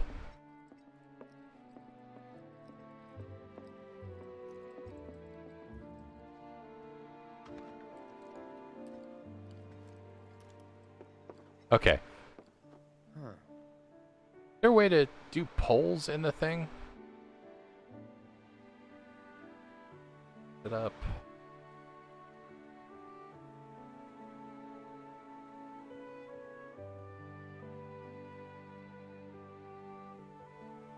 I'm an affiliate channel, so I should be able to.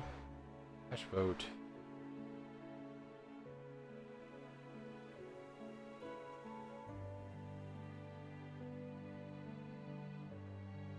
Okay, so how do I create? On the dashboard, I click create a new poll button. Manage goals, subs. That's not it.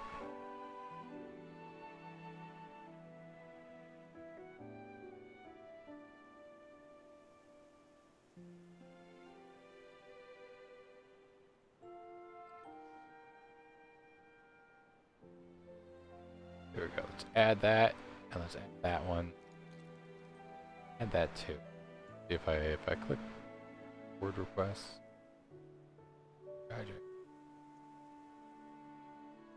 Oh, I can just say complete all because I have been hydrating when they've been things. Pick a game to stream. Okay, so the two that I have are like pick a game to stream and hydrate. Let's see. Manage poll. Create a new poll. Question.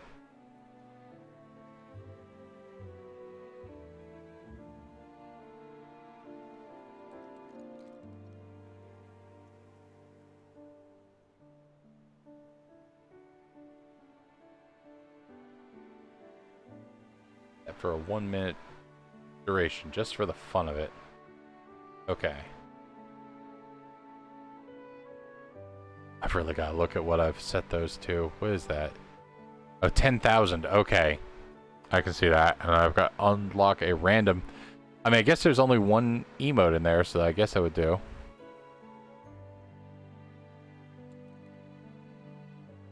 Well, so I have no idea, like, how many points have you got? Like, Kirshen, I think you were in here first. How many, like, points do you have in the bottom left-hand corner? Okay, so you've only barely used them. You're only at 4.4k. I might drop that down. I mean, luckily, I'm pretty much at the point where you can, like, request. You just ask me, like, hey, Brian, can you stream this? And I will totally do it because, I mean, let's be honest. It's because I'm a whore for, you know, attention. But, okay. Just so you guys know, On the left is MZAC, yay, and MZAC UG is on the right, and I will totally replace the tier 1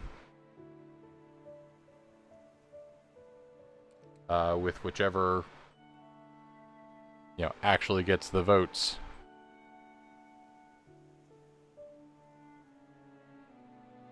Okay, so you're at like 982.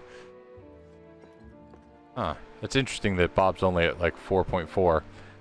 But yeah, I think maybe I'll just leave it at 10,000 because it legitimately, like, Bob telling me now, like, oh, you should totally stream,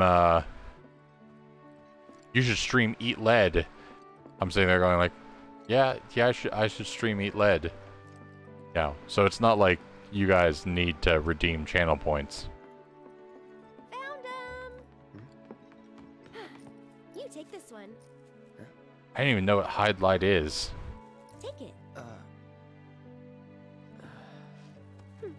Okay, so the poll ended. Off we go. I think only one vote. One vote for yay, so I'll make sure I set that up later. Your remote towards emotes. Drag that to... Oh, I can just do this. Oh, that's oh, I don't have them locally on my computer, so I would need to... Okay, I'm at least giving this one.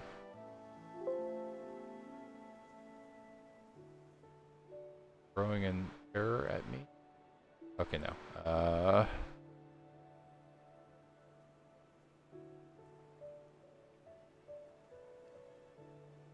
I'm officially giving you guys MZAC a Ghost Ad. I've got 3 more open slots, so I will just add the standard emotes into...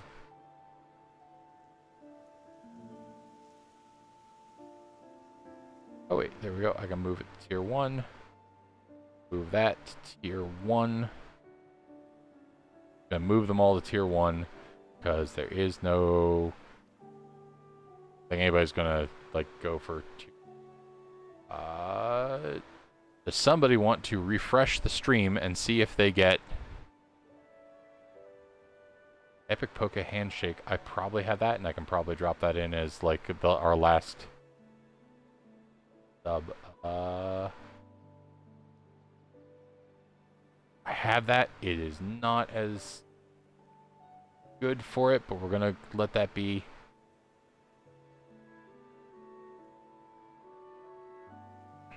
Oh, that image file size is too large.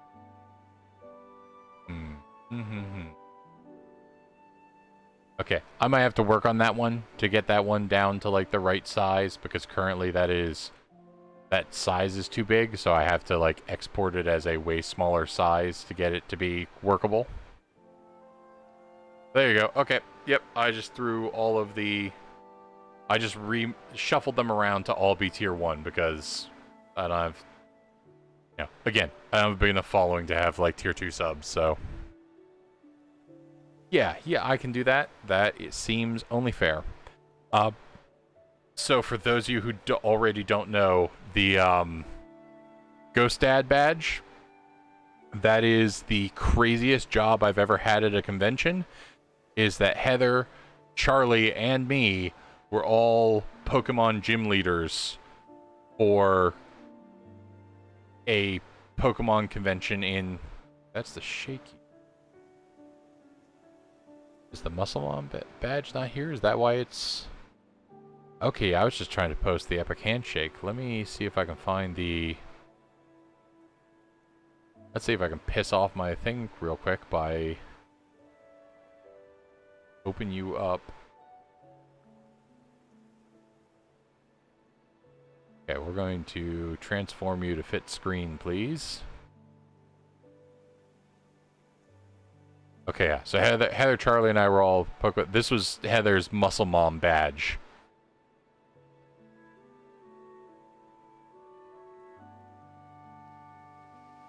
And we were literally... They had like a thing where it was like, hey, do you want to be... there was my badge in all its glory. Unfortunately, I do not have a PNG version of Charlie's badge.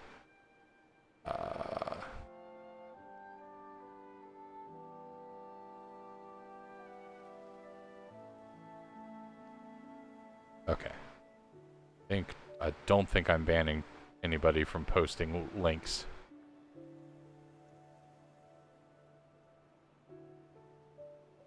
I mean, there's a Ghost Marowak. I think the Alolan one is Ghost.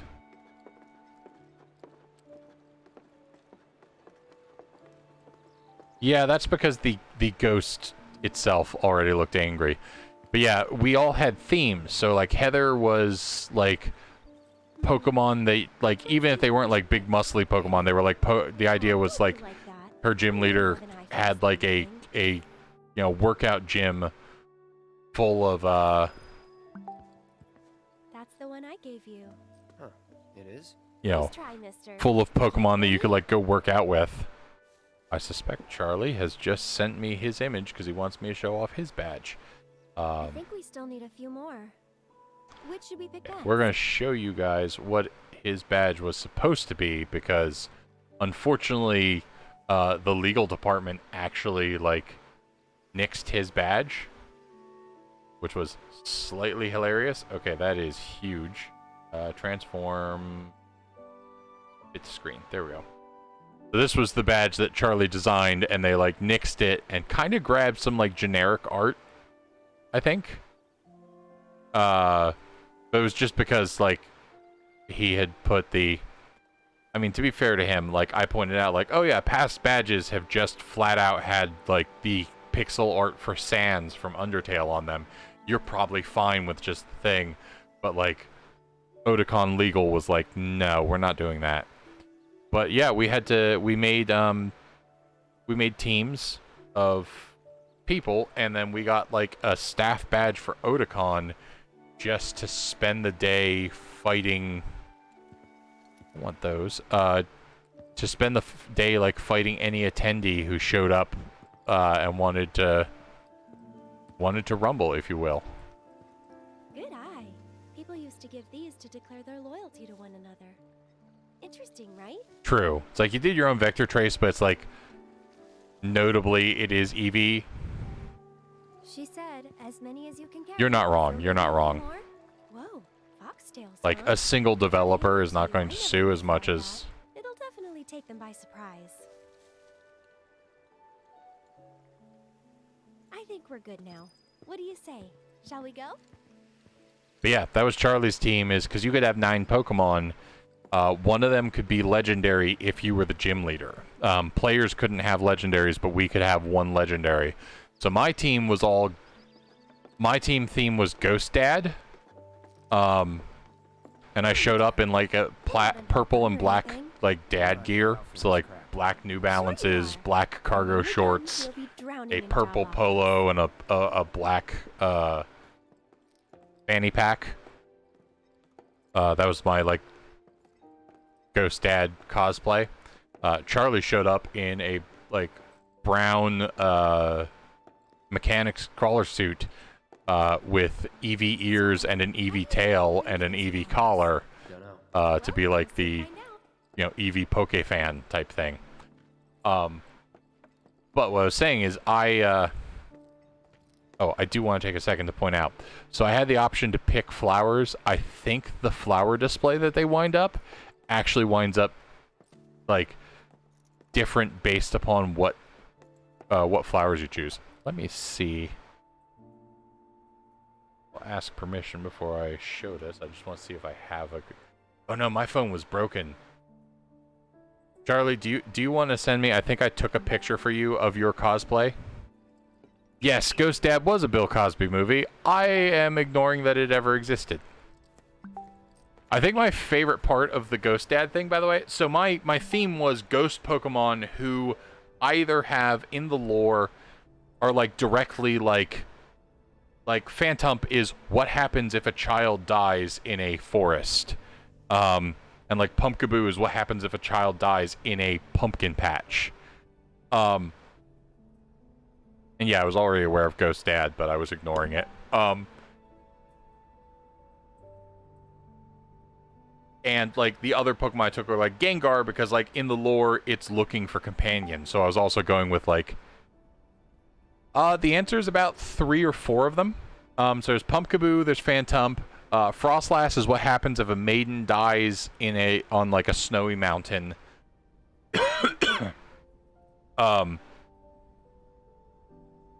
And there's a couple others there like that, but there were also ones that, like, their lore makes them seem lonely.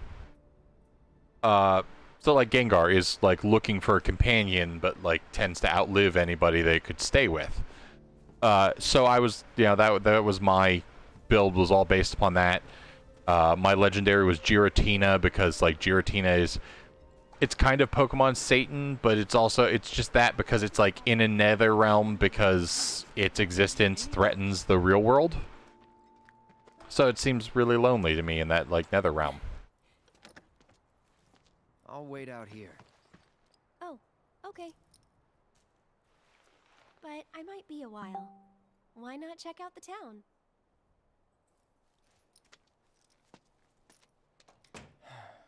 I mean, dude, that... So you want to say that that's a thing? Number one, Gengar is a Generation 1 Pokemon. So, like, the whole, like... Oh, this is what happens when the Pokemon dies, is it becomes this thing, and then the second version of that, if it licks you, sucks your life force, and the third version of that tends to outlive anybody who's around, so it's looking for companions. Similarly, it's like, oh, this is Cubone. It wears its mother's skull.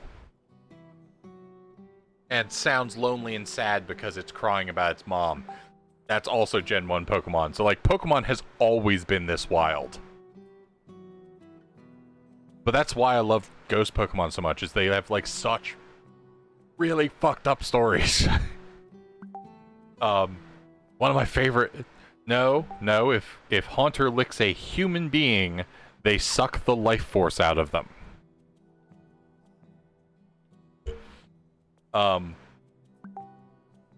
Which is why, like, one of my favorite of the fucked up ones is Chandelure. Chandelure is the one that gets made fun of because, like, first it's a candle, then it's a lantern, then it becomes a chandelier. And people look at it and they're like, I think one of my favorite bits is when they made Pokken Tournament, the, like, fighting game. There was, like, there's one stage that, like, happens at the Shibuya crossing, and then somebody posted a picture of that and they're like, God damn it, I'd hate living in the Pokemon world. Like, my dumbass has to be late for work because this, like, fire chicken wants to fight this stupid fucking chandelier. And people make fun of the chandelier, and I'm like, dude, the lore for that chandelier is that they hang around hospitals because the fires that burn on the chandelier are the souls of the recently departed. And it's like, if that's not the metalist shit you've ever heard, get the fuck out of my life.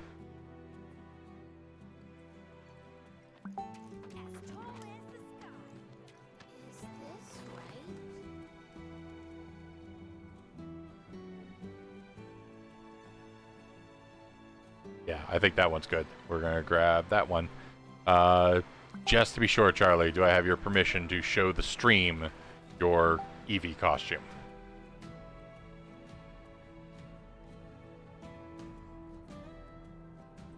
No, I have not played Dragon Quest Monsters. Dragon Quest Monsters has a little bit of the problem that I have with, like, some of the other games where it's like, boy, you really have overestimated my attachment to the monsters from Dragon Quest as the thing that I come to Dragon Quest for. Okay, so this here, come on. I wish you would just, like, put them in as fit to screen when I just drag them over like this. But anyway, so this is Charlie's cosplay, and behind him is, like, an inflatable Eevee tail, too. And I actually cut myself off earlier. One of my favorite things about this whole thing is, so they had 2 teams. And one of them is, like, the Portable Kaiju Super Battle League, which I think this was their symbol. The other one was, like, just a big TF because they're, like, their Team Rocket team is Team Fan. So because they wanted to separate people, and there were two different ghost trainers. It was me and one other guy. The other guy's team was like Corruption was like the name of his team. I don't know if his theme was like poison stuff or something like that, but that was his team theme name. So because he's been there before, and because that guy like insists he's like the league referee or whatever, they put him on the Pokemon League. Which meant that they then put Ghost Dad, my team of like really overly wholesome as a lore concept, my team of nice people, were like put on the Team Rocket team. And so like the lore developed over the weekend that it's like basically somewhere in Team Fan there I have a child, like an older like teenager or like young 20-some-year-old kid who's my son or my daughter or whatever, and they're like a Team Fan grunt. And to be supportive, like I joined Team Fan too, and I just like drive the minivan around. So like when Ash Ketchum like beats the shit out of the Team Rocket team, instead of being like blasted off into the sky, they just like all run over, like jump in the minivan, and I'm like, hey guys, look, you'll get him next time. Does anybody want orange slices? Just like completely wrong for the team, but like so nice about it that they're like, we can't get rid of him. Look, I'm sorry, we're keeping Ghost Dad.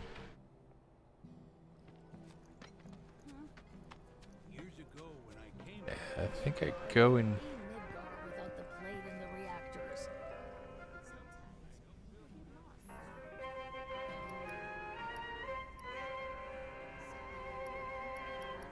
Do love they have all these like rewritten versions, and I'm like, no, you're gonna play Tifa's theme. Every bar should play Tifa's theme. Weird promotion-wise, one of my favorite things with Final Fantasy VII Remake is that there was a promotion for like the Nestle company or something like that. Like I think it was like Butterfingers and Nestle Crunch, and you could get a code. And what that code would unlock was a special theme for your PS4 and one of 3 equipable items. And one of them like gave you an elemental resistance that like people were like basically like, oh, this kind of breaks the game a little bit. And then the only other one was oh, I'm not allowed back there. Okay. So like one of those equips like gave you an elemental resistance that really gave you like a can't leave without telling her. Gave you like a major benefit in the game. But yeah, it's like any of those 3 randomly drawn things, you would get the Tifa thing. So my PS4 has like a Tifa on the water thing, on the like water tower, and then with Tifa on the water tower. Okay, I'm in the wrong place. Where am I going? Just refer to my stupid map. Ooh, Chadley. I understand you must be busy, but I hope you haven't forgotten about my research. It's like Tifa on the water tower, and then whenever I turn on my PS4, like the background noise the entire time is Tifa's theme, which of course I love.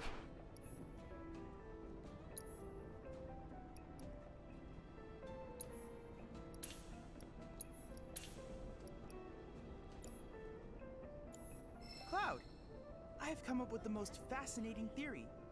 Perhaps you can lend me your assistance in gathering data to test it? Cloud, I have the most amazing news! I believe I might know how to develop summoning materia, something heretofore thought impossible. Scientists say that this materia can only be found in nature, but I may just be able to prove otherwise. And so, Cloud, I turn to you. I would like to test this. Oh, he is not a no-message Chad. He is... He is super verbose Chad. He's like, here's $5 and 3 paragraphs to read. If there's a character limit, like, he hits it hard every time he submits a super chat.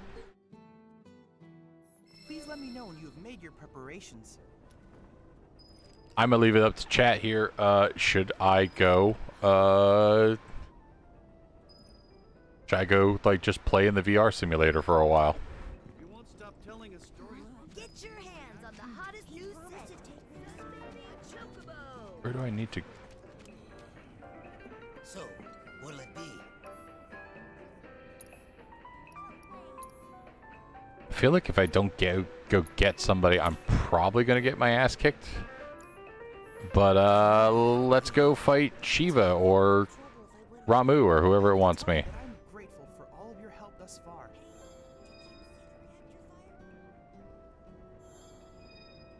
Dude, why did I not already have these turned in? Done it. I've developed a new materia. Good job, Chadley. What's your new? So we got provoked materia and steadfast materia. VR missions. Okay, Shiva, I can fight. Then I invite you to ready your portable battle simulator. I probably should have. I always put lightning material on Cloud, but I probably should have taken a moment to, Yeah, I like that they've kind of taken a combination of, like, Final Fantasy 15's, you just build the meter every once in a while, but way more often than Final Fantasy 15 ever gave you.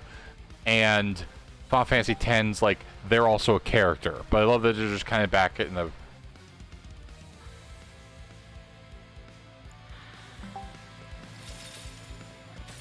I should have probably equipped some Fire Mot.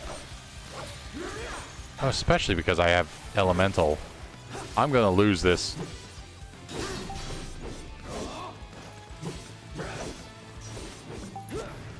But let's get the assess off on her. I got your number.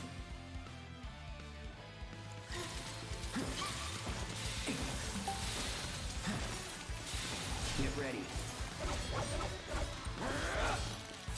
Don't close your... Did you really put me asleep with ice? Here we go.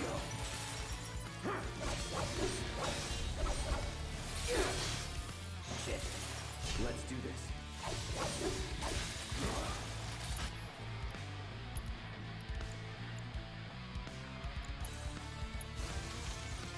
Let's try that again.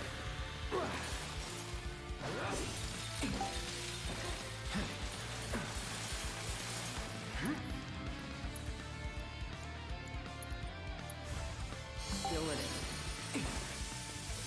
No holding back.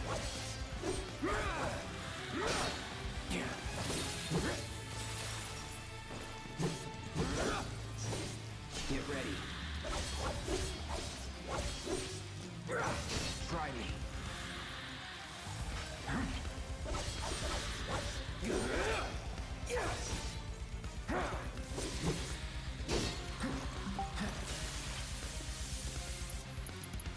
Brace yourself.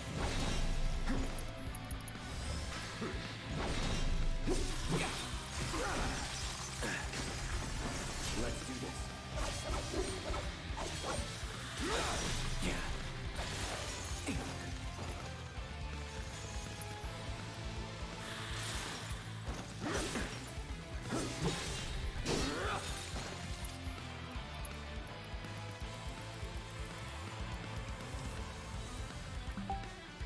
Poisons a 55. Eh.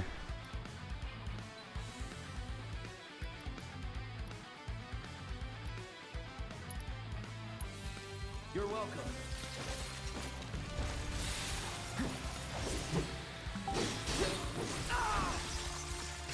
Get ready.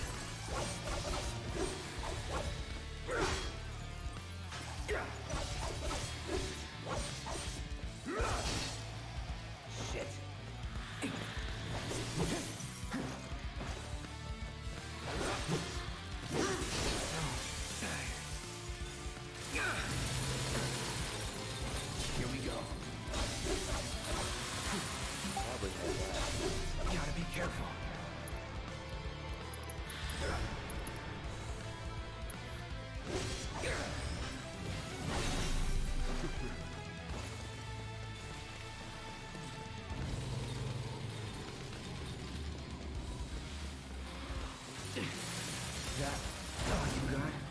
There we go. Slightly curious if I can do better in the fight if I actually That go was unfortunate, but remember, your limitations are only in your mind. I look forward to re-equip Cloud. If I, first of all, let's upgrade the weapon so I can like add a little bit more.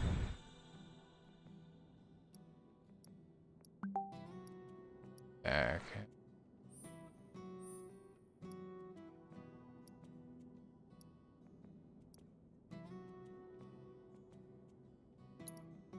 Yeah, let's do that. Now what we'll do, go into materia and wait. No, okay, that's alright. That materia. We're gonna swap you out for a fire materia.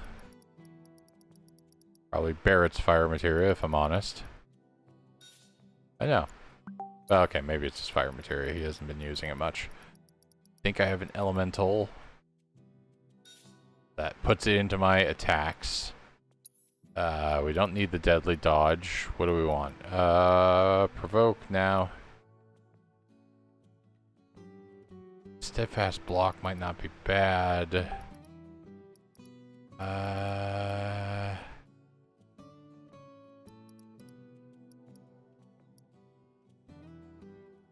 Let's steal her chakra materia for now so that I can heal without using things. Alright, sit down for a moment.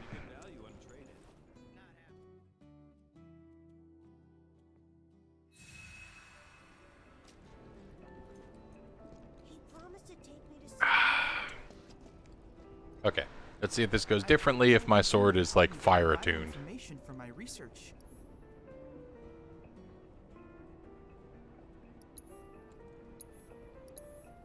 Then I invite you to ready your portable battle simulator.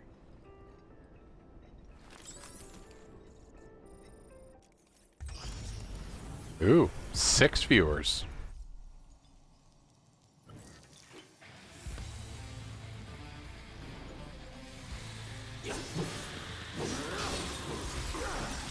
Now it's still reduced on her.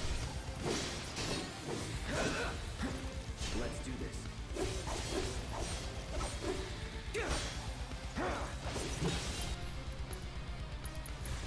No escape.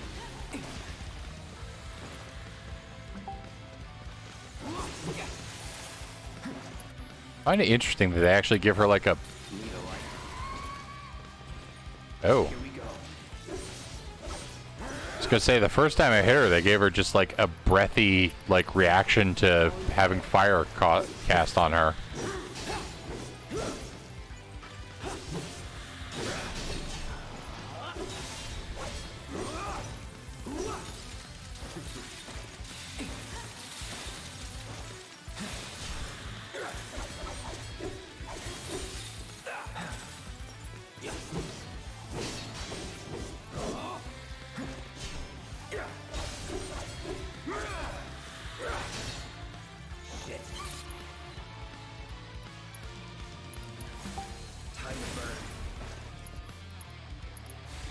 No escape.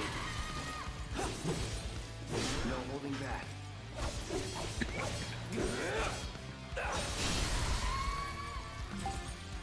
Going in. Time to burn.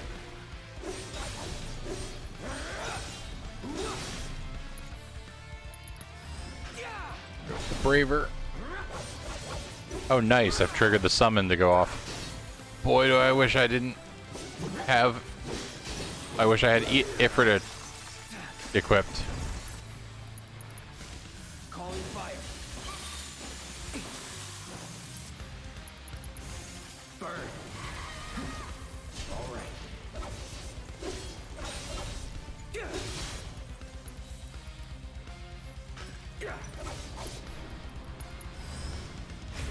Didn't entirely realize that it took a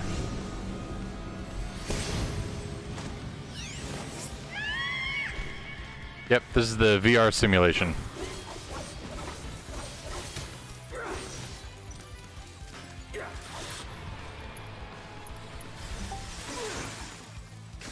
Oh, I just lost that cast.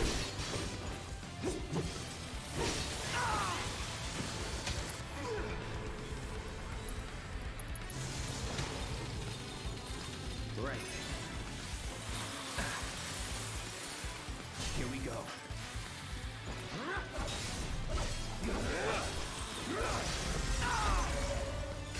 Not looking good.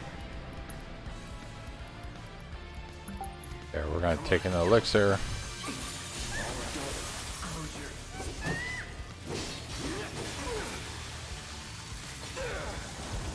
No more playing nice.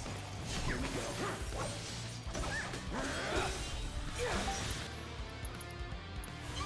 Time to burn.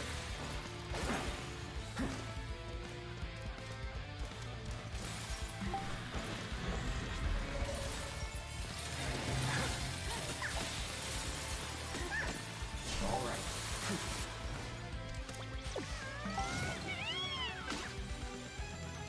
Get him, Chocomog.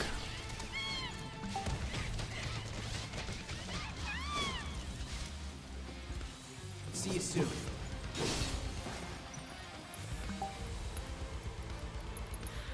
Ain't dead yet.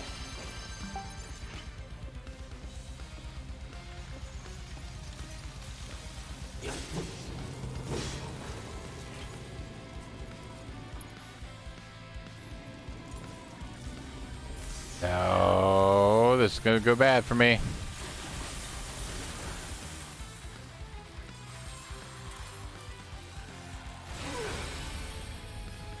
Okay, that wasn't horrifying. I won't give up. Well, Damn.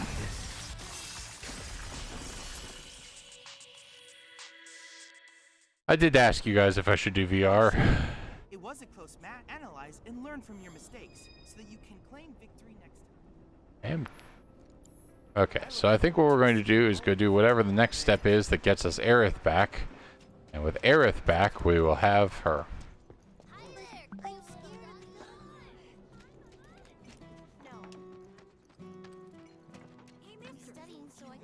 Is something wrong? You could say that. Sounds like someone spooked the kids. Yeah, 2 of them disappeared. They ran away after this creepy guy wearing black clothes showed up. A Turk? That's what I thought, but no. It's this guy who's always stumbling around town in a dirty robe full of holes. They say he's sick or something. Oh, and he had some kind of number tattooed on his arm. I don't like the sound of this. I'm gonna check it out. I know someone who fits that description. I'll come with. Okay. I'll be honest, the VR simulator is kind of why I went to the trouble to download the, Oh, hold on. We gotta do a whole bunch of stuff for her. Alright, guard stick.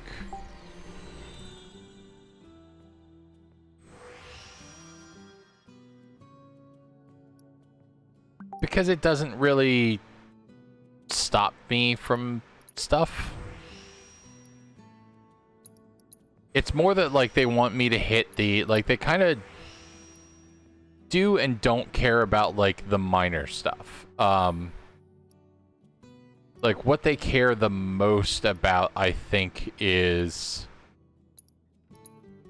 when I am dealing with, like, they didn't stop me from going with Jesse. But, like, if we're going to miss a thing, and it might be less that they're trying to, like, keep me along the normal path, as they might be working against Sephiroth stopping me from reaching those points. But no, that's not true. Yeah, I think Kirsten's right. I think it's the major. Like, I know, like, the extra step is the fact that, like, when Sephiroth slows you down by giving you a weird, like, quasi-Nibelheim flashback in the middle of Midgar, they keep Aerith there for her to run into you. And that's just to make sure that she meets you.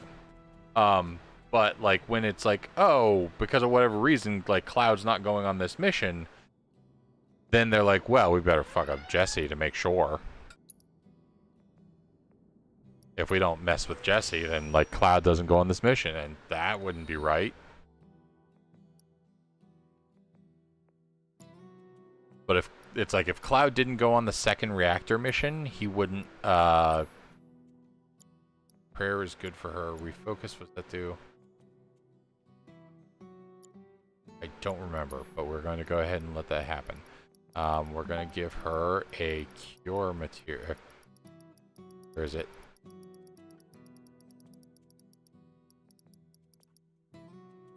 She can have...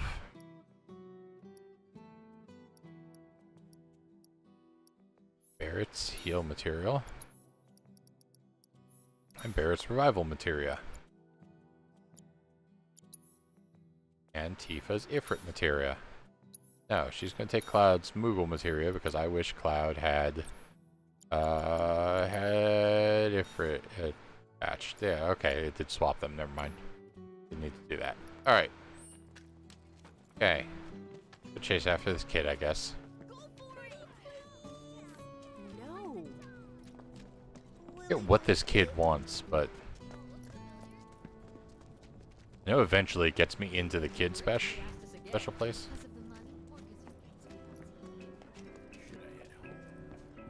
Oh, nope, never mind. I hope you will continue to help me gather vital information for my research.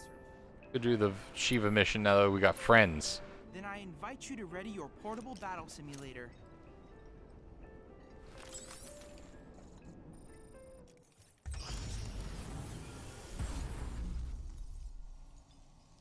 I know they had like a special counter for like the date system.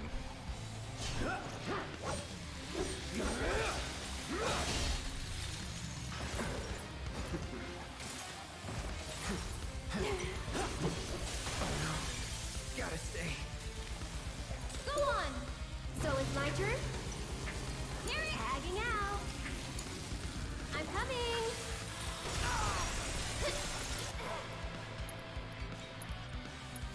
It's your turn. I got this. Stay strong, okay?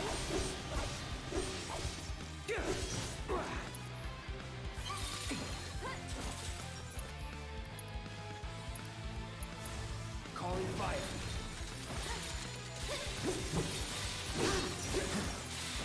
No holding back. One thing I kind of like with the way the combat system works.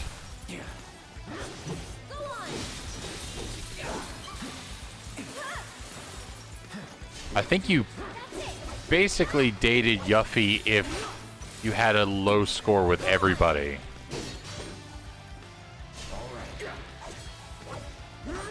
But you had some very specific stuff to trigger Barrett, like you needed to be nice to Marlene and like defend her Barrett at certain points.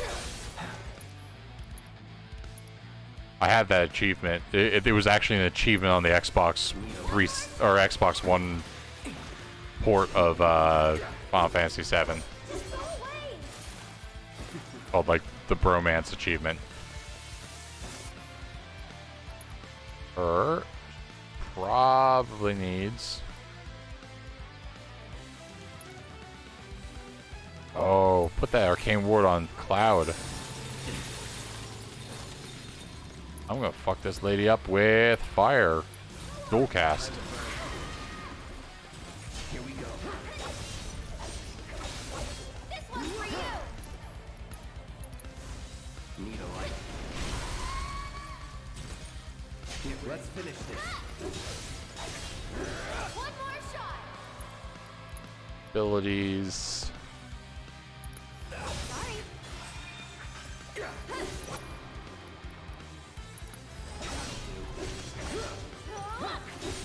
This one's for you!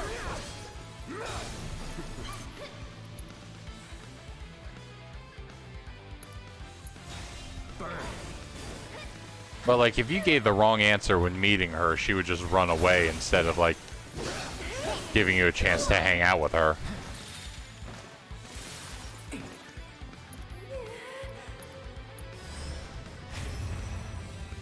Duty calls.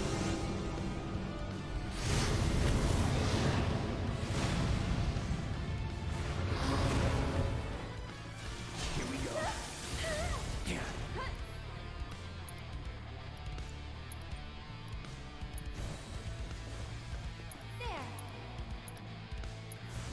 No escape.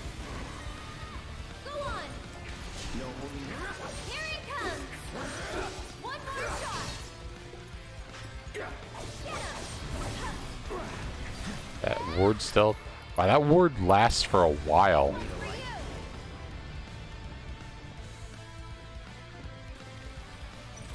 Steady. If I hit her with fire right now, is she gonna... Nope.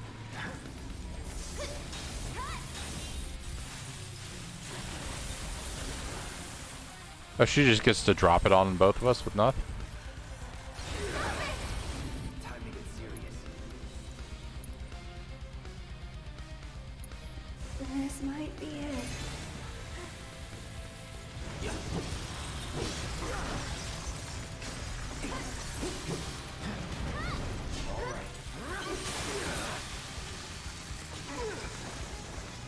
Not looking good. No. Oh, crap. I just messed that up bad. Second link.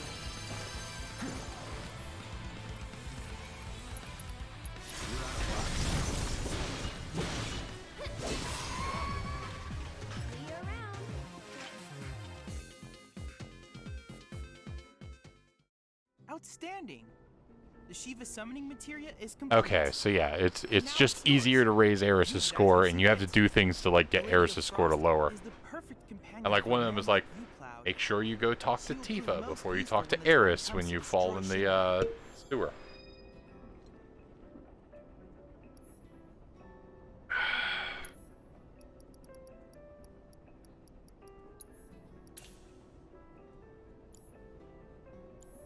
I look forward to receiving all of your future battle intel submissions. Oh, hey.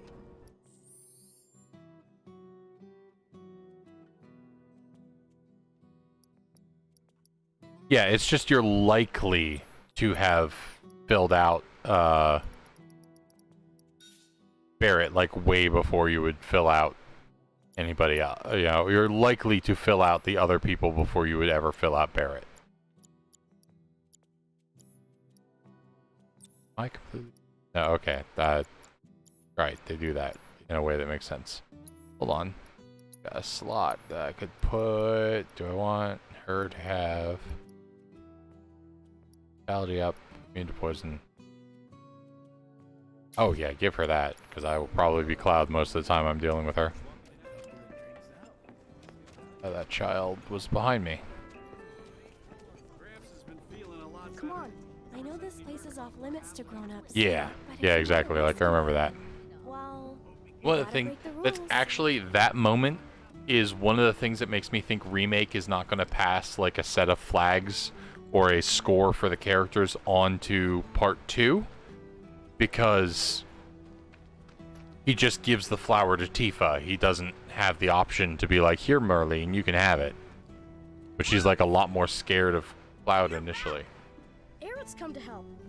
Yeah, leave it to us. We'll take care of it from here. But there are monsters out there. Don't worry. I've brought a super strong friend along with me. I used to be a soldier. So where's the guy? I don't know. He disappeared and we can't find him. Oh yeah. Right now, let's worry Like I said, it's like +5 Tifa to check on Tifa first. +5 Tifa to check on Aerith first. And you can like lose some points with Aerith by... It's like, I think she asks you like, oh, by the way, who's this Tifa girl? And you're like, ah, just a friend. Or you can be like, oh, she's my girlfriend. Like all that stuff has like invisible background stuff. It is important to note, like, I feel like it's always, like, a good insight into Final Fantasy games and, like, how they're designed to, like, know one very specific thing, which is, like, Nomura, who wound up very in charge of things. Pretty red flower. Pretty white flower. Nomura, who wound up, not very in charge of things. He wound up the director on this. He's, you know, very influential in the company. But he was just doing, like, secondary character design. He wasn't the main character designer for VII, but he was, like, on the character design team, if I remember correctly. But Kitase, the guy who created Final Fantasy, told Nomura specifically, Final Fantasy is all games in one game. And that is why every Final Fantasy game, up to this game included, every Final Fantasy game has so many like mini games and like extra mechanic shit in it is because that was like Kitase's philosophy, and he passed it on to Nomura when Nomura kind of took the helm.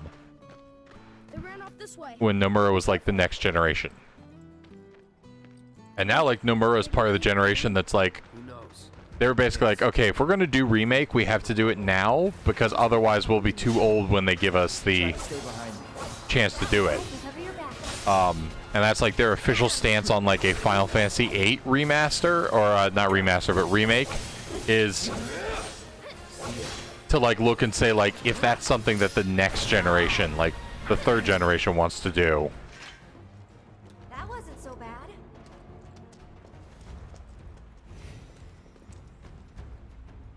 So that lends in that point that you're making there, Bob, does lend into my point about. Okay, so one of the things I love about Tifa is if you go back and play the original game, so she's, I think we were talking about it in here earlier, is like Tifa's super sweet and supportive, but like not super sweet and supportive like, oh Cloud, you're the bestest. Aerith. She's super sweet and supportive to everybody because like Avalanche is this family that she's like team mom for. And like once Avalanche has gone, like she shifts that onto the regular team. So it makes sense to me that Aerith would give you the bonus if you're like, hey, are you alright? But if you're like, we gotta help Tifa, she's like, well, okay, he likes Tifa more. Whereas Tifa would actually like it, like, she gives you a little bit of a dock if you like check on her first, because like you're her childhood friend and all that, but like if you're more concerned with the group, I could see Tifa, I'm reading a lot into this, but it's like, I could see it makes sense to me that Tifa would be, more on your side if you are, protecting the group than just caring about her.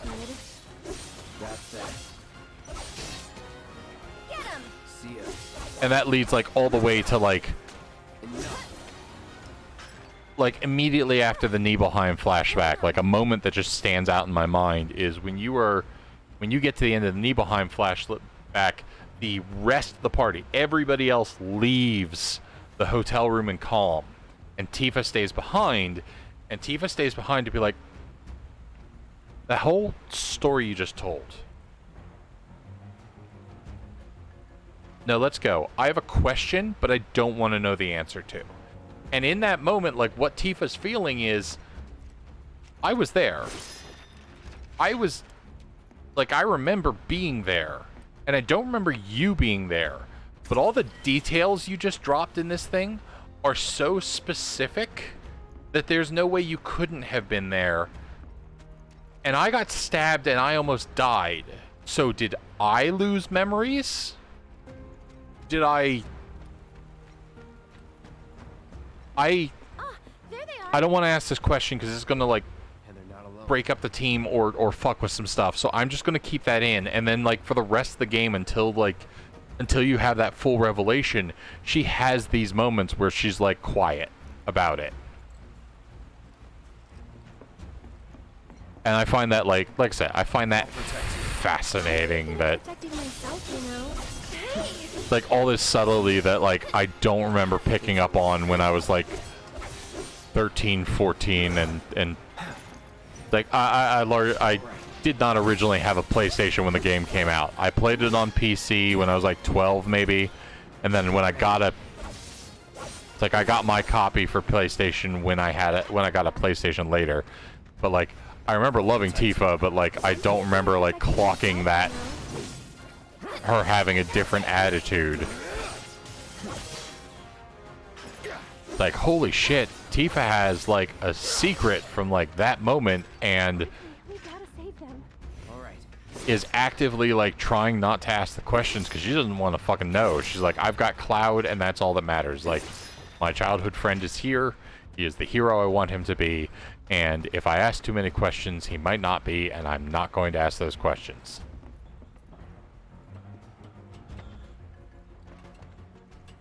Yeah, exactly. Like she remembers, you're right, she basically remembers like as she's bleeding out in the reactor being like, I thought you were going to be here. And it turns out that like in the real world, like he was. He was like right there, like basically like as she like passed out, he like walked in 2 seconds later. He just wasn't the hero soldier he said he was going to be. Like he walked in after like Zack got his ass kicked. All right.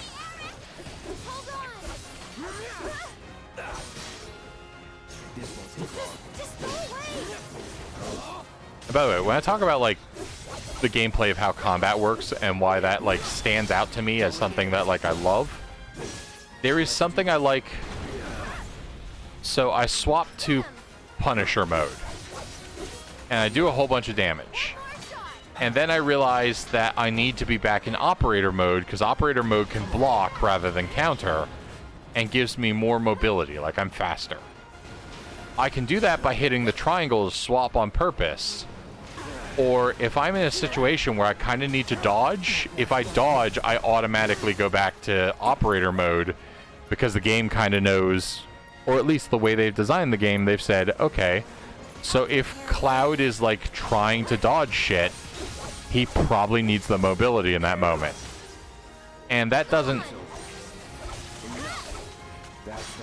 I don't know, I feel like maybe I accidentally put caffeine in this because I am suddenly a lot more energetic talking about this game, but like that is something I'm absolutely loving in the combat. Is when I was playing hard mode, that was something I learned very quickly because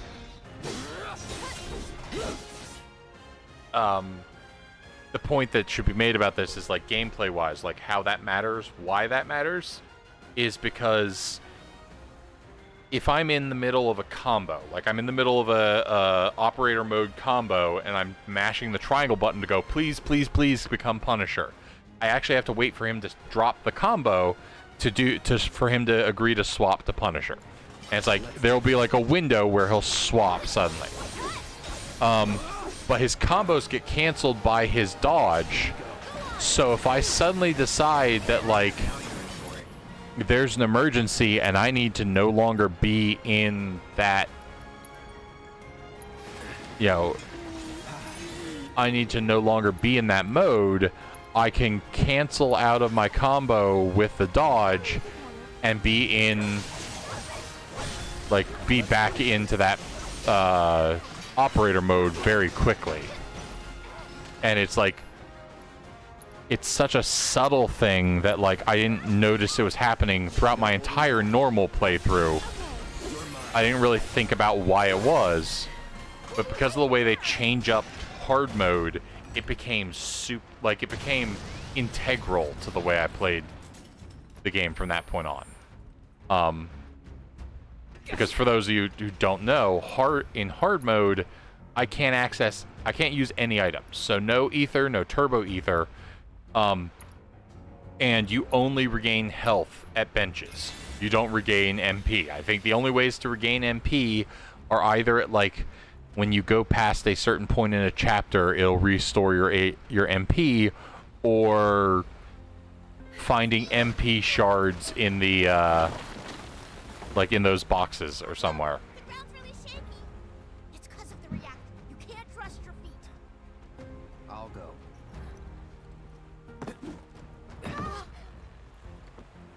Come on.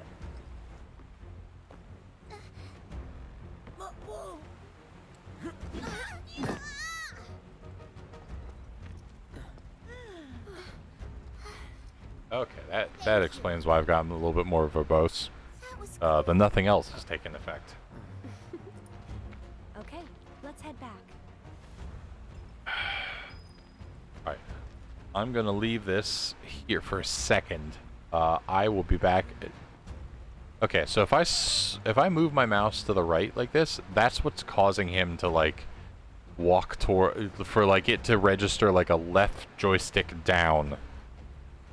We're gonna leave this to like play its music for you. I'll be back in a second. I just need another idle.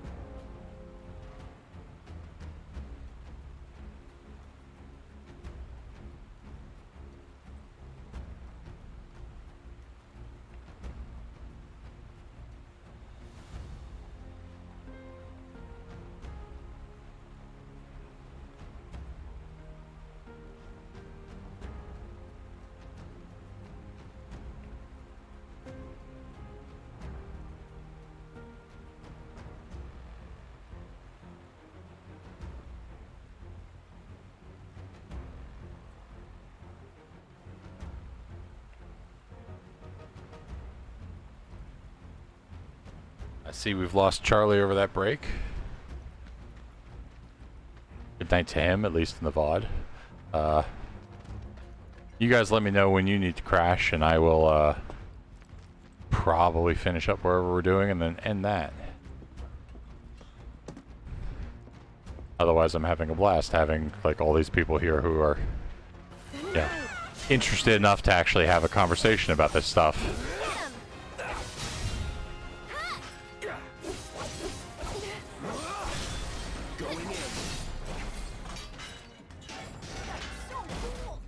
How did you get to be so strong? Well, you see, Cloud here used to be a soldier. He was? Did you go fight in the war? I might have.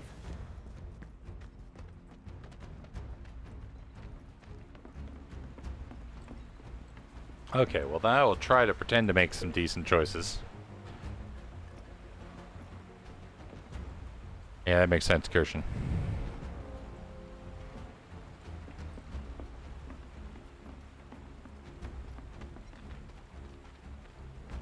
I do not immediately know what that sentence meant.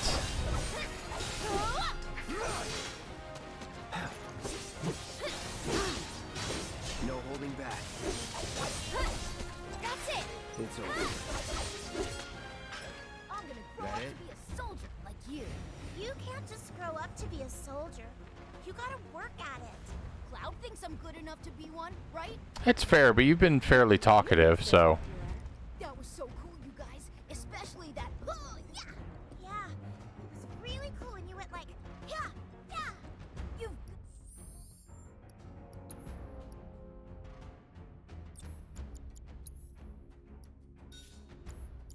Call that making a good choice. I will. Like that. No way. It was way faster than that.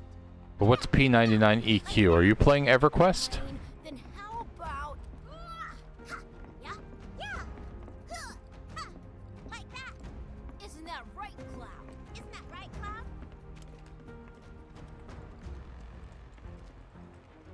Cloud? I mean, you say that, but unless you only just stopped paying attention, like you were the main person talking with me about the date stuff. But yeah. Oh, you are actually playing EverQuest. I'm surprised that game is still running, but not the most surprised. Okay, this makes a lot more sense. Okay, P99 meaning it's down. That's true. That's true.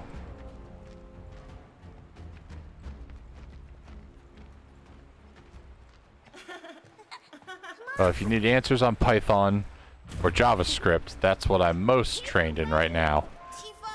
Or what I work with most. If you need answers in programming languages outside of that, What's wrong? I think Kirshen works in Java.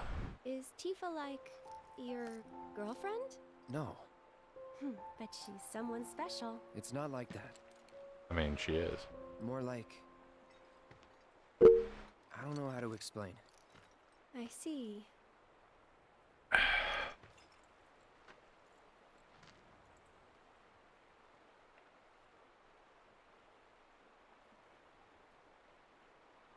Ah. I like Python. There's something... There are some... It has some nice things. There's some stuff that, like, gets weird. Yeah. But it's better than what I actually spend most of my time on. The stuff I spend most of my time on kind of sucks because it's not actually JavaScript. It's actually JScript, which is like Microsoft's version of JavaScript, which means it's identical to JavaScript except where it's not. Thank you. From now on, if you run into trouble, promise me you'll find an adult, okay? Okay, I will. And here, since you're so cool, you guys are both grown-ups, but you're also one of us. Java is like where I... Come and play here whenever you want. So technically my first proper programming language, like not HTML, was Visual Basic. In a course, I think, with Charlie or along, like parallel to Charlie. Then I liked Java, and then it's like I liked Java when I got to it, but I think my first love was C++ because like it was like Java but easier. Instead of system.out.println, it was just like cout caret, or I think it's left carets, and then like whatever I was printing out. And so like that's a thing. And then, but like currently, I think I probably prefer Python in terms of like the stuff that we work with when we work with it. Marco, what the fuck are you doing here? Get back to Sector 7, Marco. Wait. Is that not Marco? Do you have a different number? I think he has a different number. I don't think this is Marco. Not him. It looks pretty damn similar. There's the number, but why 2?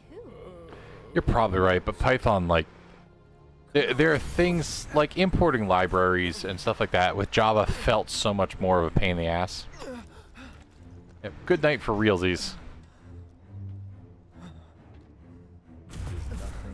But if you're still here, Charlie, like, this is what I mean with, like, detail. Like, instead of just metal, there was, like, Celtic knotwork along the inlay, along the edge of Sephiroth's pauldron.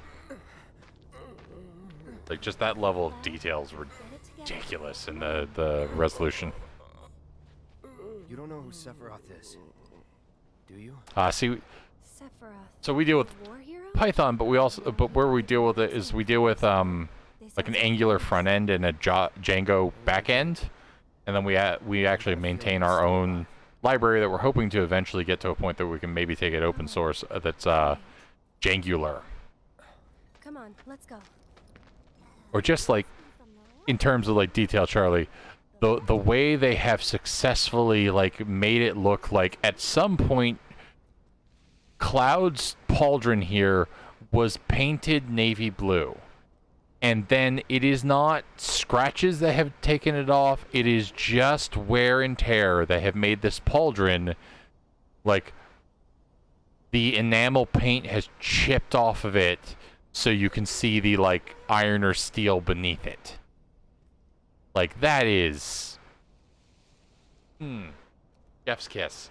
Amazing detail in terms of, like, picking a texture to be like, what if it looked like this? Considering it was just, like, a gray blob on his shoulder. My dad told me that man, he used to be a soldier when he was younger. Hey, Cloud, I know a lot of people around here need help. When I'm out on patrol, a lot of them tell me about their problems. Do you think you might be interested in helping out? Well, I'm all for it. We still Yeah, have it's like, plenty of time. like the status and like the scratches and the same like wear pattern. You can see that same wear pattern on his like glove gauntlet protector on his left hand, on the like the scrapes and scratches on the darker parts of his sword. Like it tells the story. He was a soldier, and like when he served in whatever war or whatever, his equipment, it has age to it. And it's like,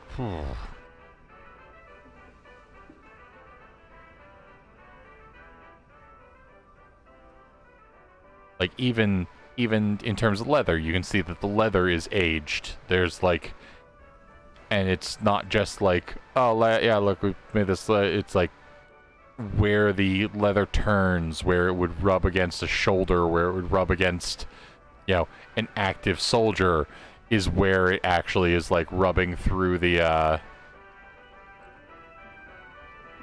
like outermost layer, the like boiled leather, you know, oiled section of it. Like, and that carries through to his gloves, that carries through, it's like, oh god.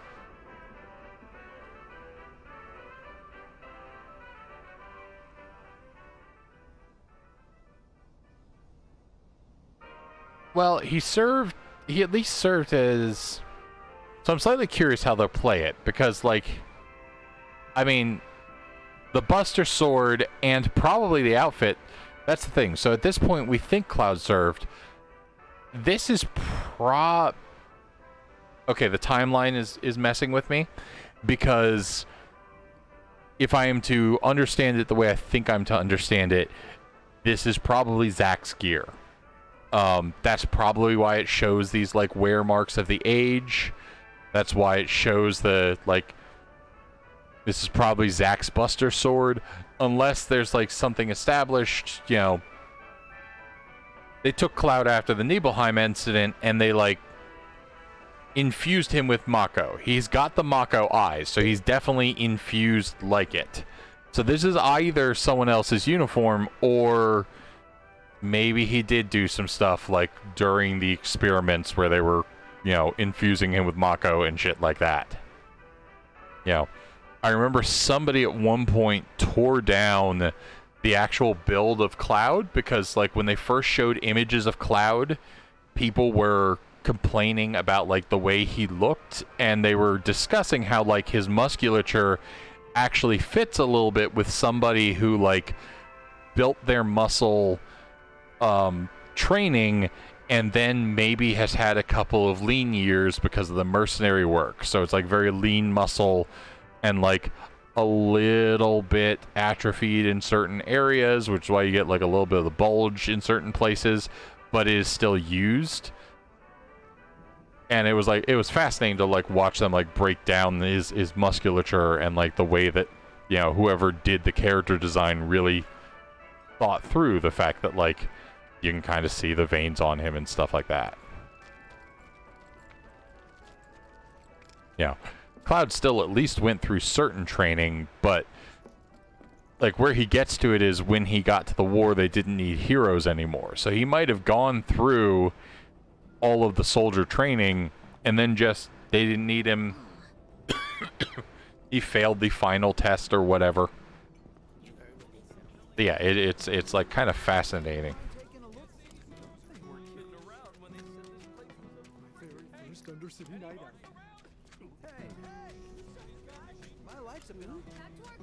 Okay, so Bob needs to do homework, Charlie needs to go to bed, Kirsten needs to go to bed, and I'm talking because I'm talking, and I'm enjoying the hell out of my time.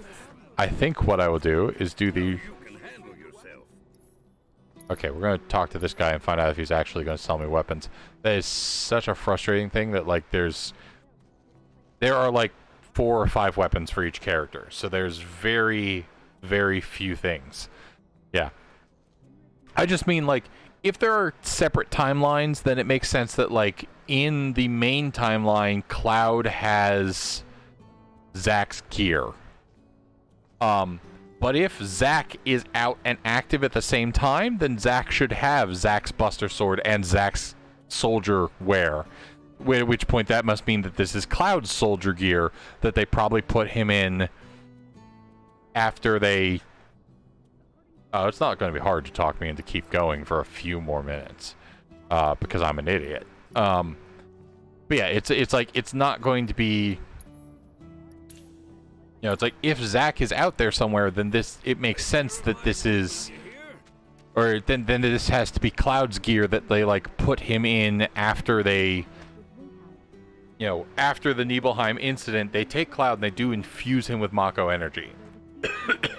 It's why he has the Mako eyes. He literally can't have them without having the Mako energy in him. And they infuse him with the Nova Cells. So he's got that going for him too. And maybe it's like, maybe, you know, I didn't play Crisis Core, so I don't know, like, how many missions or how intense his missions got when he was in just, like, Shinra, you know, hanging out with Zack. But, like, assuming that he has not just Zack's memories, but that's, like, has some time in this armor. But it does, like, tell you the story that at this point in the story, like, you know, at this point in the story, you actually shouldn't really know,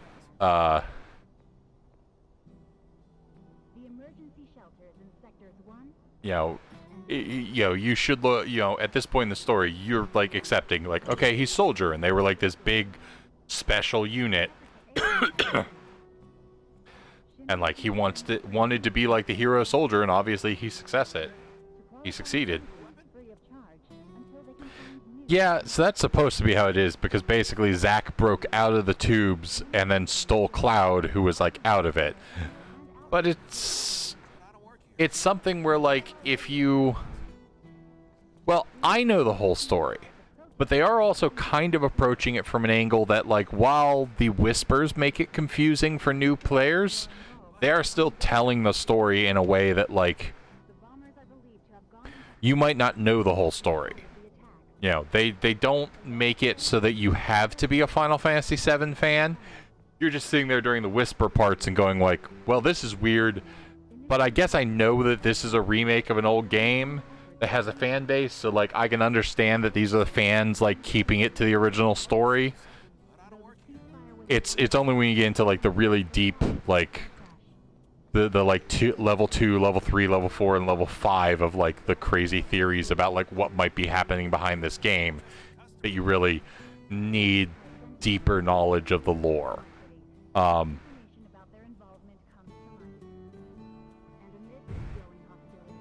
I don't think they... So the reason I say I don't think they are is I think they have done a good job of like threading the needle on that. Like, they have, because like I said, they're not like obscurely referring to a bunch of shit that you would only know if you played the original game. It would, but only if they called attention to it. Like if his armor was super pristine, I would just assume that they didn't put that like detail into it or whatever. But yeah, but what I mean is, like, if I sat somebody down who never played Final Fantasy VII, they wouldn't be lost. They'd be confused about the whispers. And the whole ending is very Nomura Kingdom Hearts confusing bullshit anyway, so like that's confusing. But like if I put you in and let you play like up to this point, you wouldn't be lost with what would happen. You'd be like, well, the ghost guys are really weird, but like I'm following the story. Because they knew that like some people, this is their first experience with the game. They've always heard it was good, but they never played it because it was so old, and PlayStation 1 graphics can be a real hurdle for people to get over.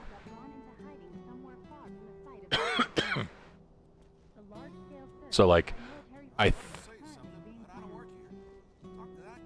it is, if it was like shiny, but again, like it's a good clue for something, for like something's up, if like I show up and like I'm shiny, but then I can see other soldiers who are in worn armor. Like if I showed up and like Roche shows up, and Roche is wearing basically my same outfit, but like in this condition, and then it's curious why mine is pristine. But if I just show up and I'm pristine, then I just look like the character designer designed me to be pristine, and I didn't notice it.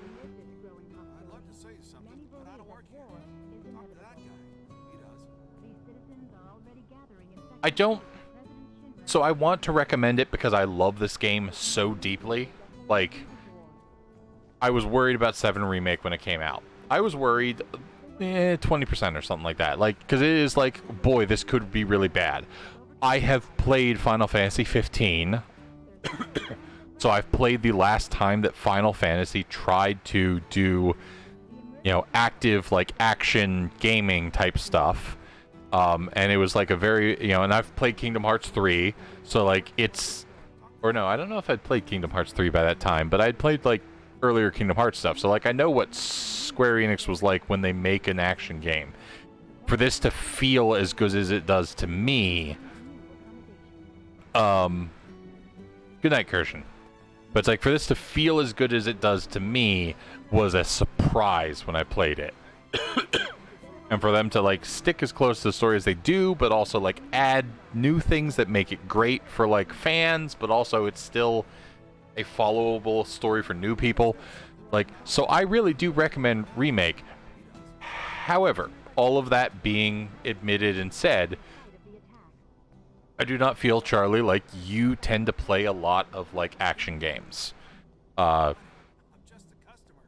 games that, you know, it's like you play a lot of JRPG, you know, you'll play some JRPGs like your, you know, NetNep, which, or Persona, which, like, basically give you time to think about the action you're going to do. You play puzzle-based games like, I want to say like IMI, but I know that's not the right name. It's the Lamb game where you like establish, you know, X equals Y, and that helps you solve the puzzles. The game escapes me right this moment. Minecraft, NetNet puzzles. Minecraft being like the closest you get to like an action game, whereas like, you know, it's not as hard, but it is like precise control. Baba is you is what I was talking about. Thank you. It's like expecting the reaction from the game that you would need out of like an Elden Ring or a Dark Souls, or I want to compare it to Devil May Cry, but I don't want to compare it to Devil May Cry because that's a lot more about like the style of how you play, that sort of thing. Yeah, it's like I know the type of games you play. This is not very much the type of games you play, but if you were to pick this up and if you liked it, this is probably in my mind one of the better, like, the flow is very smooth. I very rarely feel like an enemy starts an attack over starts an attack here, has a range of this, but because I'm over here, they like start the move and then teleport to land it on me, which is like some of the most bullshit that like an action game will do. It's one of the things even though I don't like Dark Souls, it's one of the things I respect about Dark Souls is they never, like when you die, it is because they have followed the rules exactly and hit you. There's very little of that in this game, so like it feels good, and like the controls, once you've kind of learned them, you know. But yes, that is what I will say. It is a fantastic entry point into the series, especially when you consider like not just Final Fantasy. Most Final Fantasy games start as assuming you play NetNep, so you've got the basics of what a JRPG is.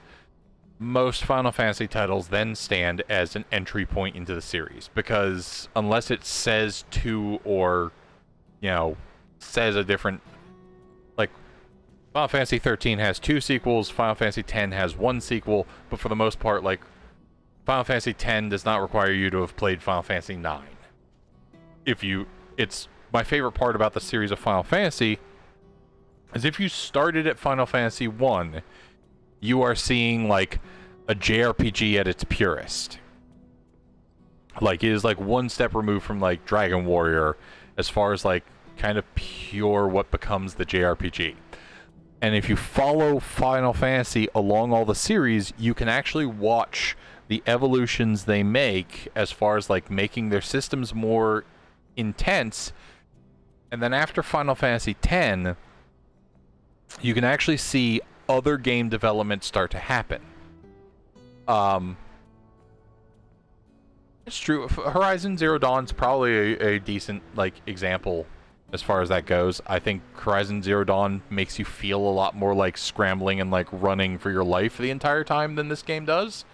This game, I think its combat's a lot smoother than Zero Dawn, so I'll give you that. You might enjoy it, and I 100% entreat you to try it. It's on Steam. I think on Steam it winds up being like $70-80 because it includes the DLC, but it went on sale during the summer sale, so maybe wait for the winter sale and see if it goes on, or the fall autumn sale, see if it goes on sale. Because I saved like 30% on this or something like that. So like I bought it for a little over $50, but it included the DLC. And has a lot of mods, so you can do like crazy stuff. Like, yeah, I know there's a like Evangelion, like make Tifa into. I think they basically they kind of try to make Tifa into like Rey, and then make Aerith into Asuka. I think partially just because their hair colors are closer. Yeah, they still look like them, but they look like them cosplaying, you know. Anyway. But but yeah, so like it's a good thing, but like I was saying, like with the Final Fantasy series, like after you get through 10, like 10 is kind of the height of like turn-based JRPGs. I mean, it's not a Skyrim, buddy. There's no Thomas the Tank Engine mod on Nexus Mods yet, but you know, a lot of other ones. But yeah, so like up until 10, that like becomes the height of the JRPG. Then they did 11, which was an online game and very like WoW, I want to say, because that was like what was popular at the time. And then after 11, and I mean, look, Bob, you're getting a degree in like software development. You've got game design degree. You know, you might as well like this could be your final project for your thing, is to make the Thomas the Tank Engine mod for Final Fantasy VII Remake. You know, I mean, here's what I'm gonna say. Maybe it's coming for like a 2 or a 3. You know, like the Rebirth, or what might be called Reunion. You know, the third one. You know, I'm just saying, if they put like a Doom train in there at all, you just Thomas the Tank Engine mod just writes itself.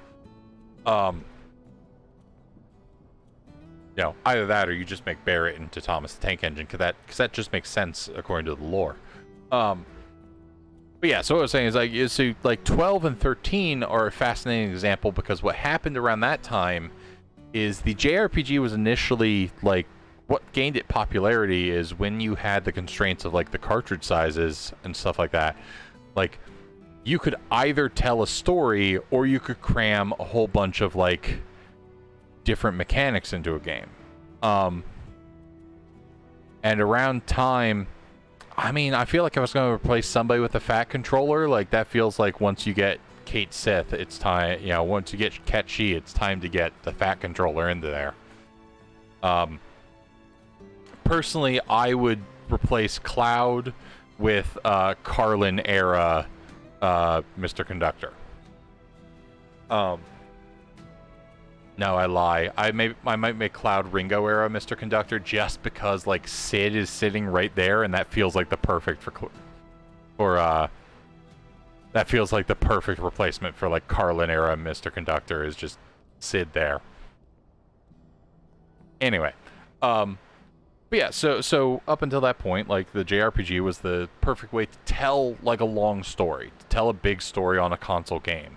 You know, otherwise you had like the whole story of the original Doom is in the instruction manual. The whole story of like a lot of the Mario games are in the instruction manual. A lot of like NES, SNES games, they were in the instruction manual, because if you made like a very simple like fight magic item run system, then you could take up that space with all the text of your story, and like the animation details of your story, stuff like that. And what started to happen is like Half-Life was the first FPS to actually tell its story, not through cutscenes, but like in game the characters would just talk. And we also had started to get cut, you know, that sort of thing. And then you had games like Spec Ops: The Line is considered like one of the first truly like, look, maybe even an FPS can be an argument for games are actually art. Like, there's a lot of earlier examples of like games are art, but like this was the first one that like even critics were like, shit, maybe first person shooters can prove that games are art. It's very much a Heart of Darkness type story, whatnot. And so that was about the time that they were making like Final Fantasy 12 and Final Fantasy 13, and that's when you start to see the JRPG style shift dramatically. Final Fantasy 12, you don't necessarily directly control all the characters. You kind of can control what they're doing, but what you largely do is you actually go into the system and say, you know, here's an if-then this statement, if-then statement, that it determines like, okay, so these characters are just going to attack people, but if one of my party members gets to below 25 HP, then this character will drop his attack to go cast Cure. And Final Fantasy 13's battle system is, okay, so instead of worrying about like who's hitting the fight button and who's hitting the like cast Fire 3 button, you're more going to manage what everybody's role is at any point in time. So, like, you want to pile on damage. These people are now DPS. These people are now your tanks. And they're going to deal a whole bunch of damage until the enemy starts to, like, start their attack, and you need to, like, shift everybody's entire role so that now this guy's the tank, this person's the healer, and this person's on buffing duty. And you're going to let them buff and, like, heal each other and all that sort of stuff, and then get to the point where they can then start to deal damage again. And so it was very fascinating that it was, like, managing the flow of combat instead of what your individual actions were. Now, a lot of people didn't like not being able to choose their individual actions, so it wasn't very popular. And 15 was where they kind of first stepped their toes into maybe what a JRPG is now, is we can tell the story, but maybe we just need, like, a little bit more of an action style of feel. So that's what I'm saying with, like, Final Fantasy is a fascinating series to follow just because you can watch game to game the evolution of the JRPG as it adapts to, like, what market, what the technology and like customer demand forces, like, want from a JRPG. It's like now the gameplay needs to be interesting rather than just the story being interesting. And Final Fantasy VII Remake is their their interpretation of, like, what the most modern story needs to be. It definitely takes, it's like it takes Final Fantasy VII, although it does also, I feel like it slightly acknowledges from some of its, like, ridiculous shit it does that, Isn't it? and, like, some of the stuff they've added to the compilation over time. Basically, between 7 being released and now, anime got super popular. A little scary looking.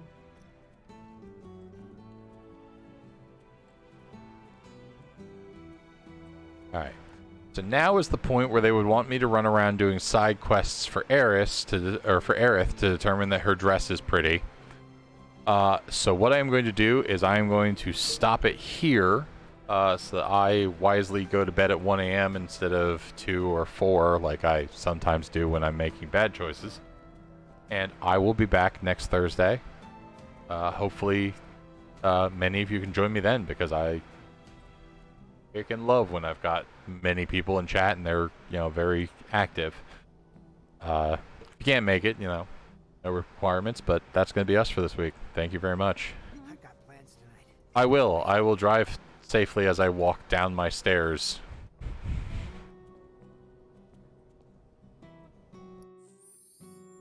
Thank you for listening to me ramble for so long. I will catch you later.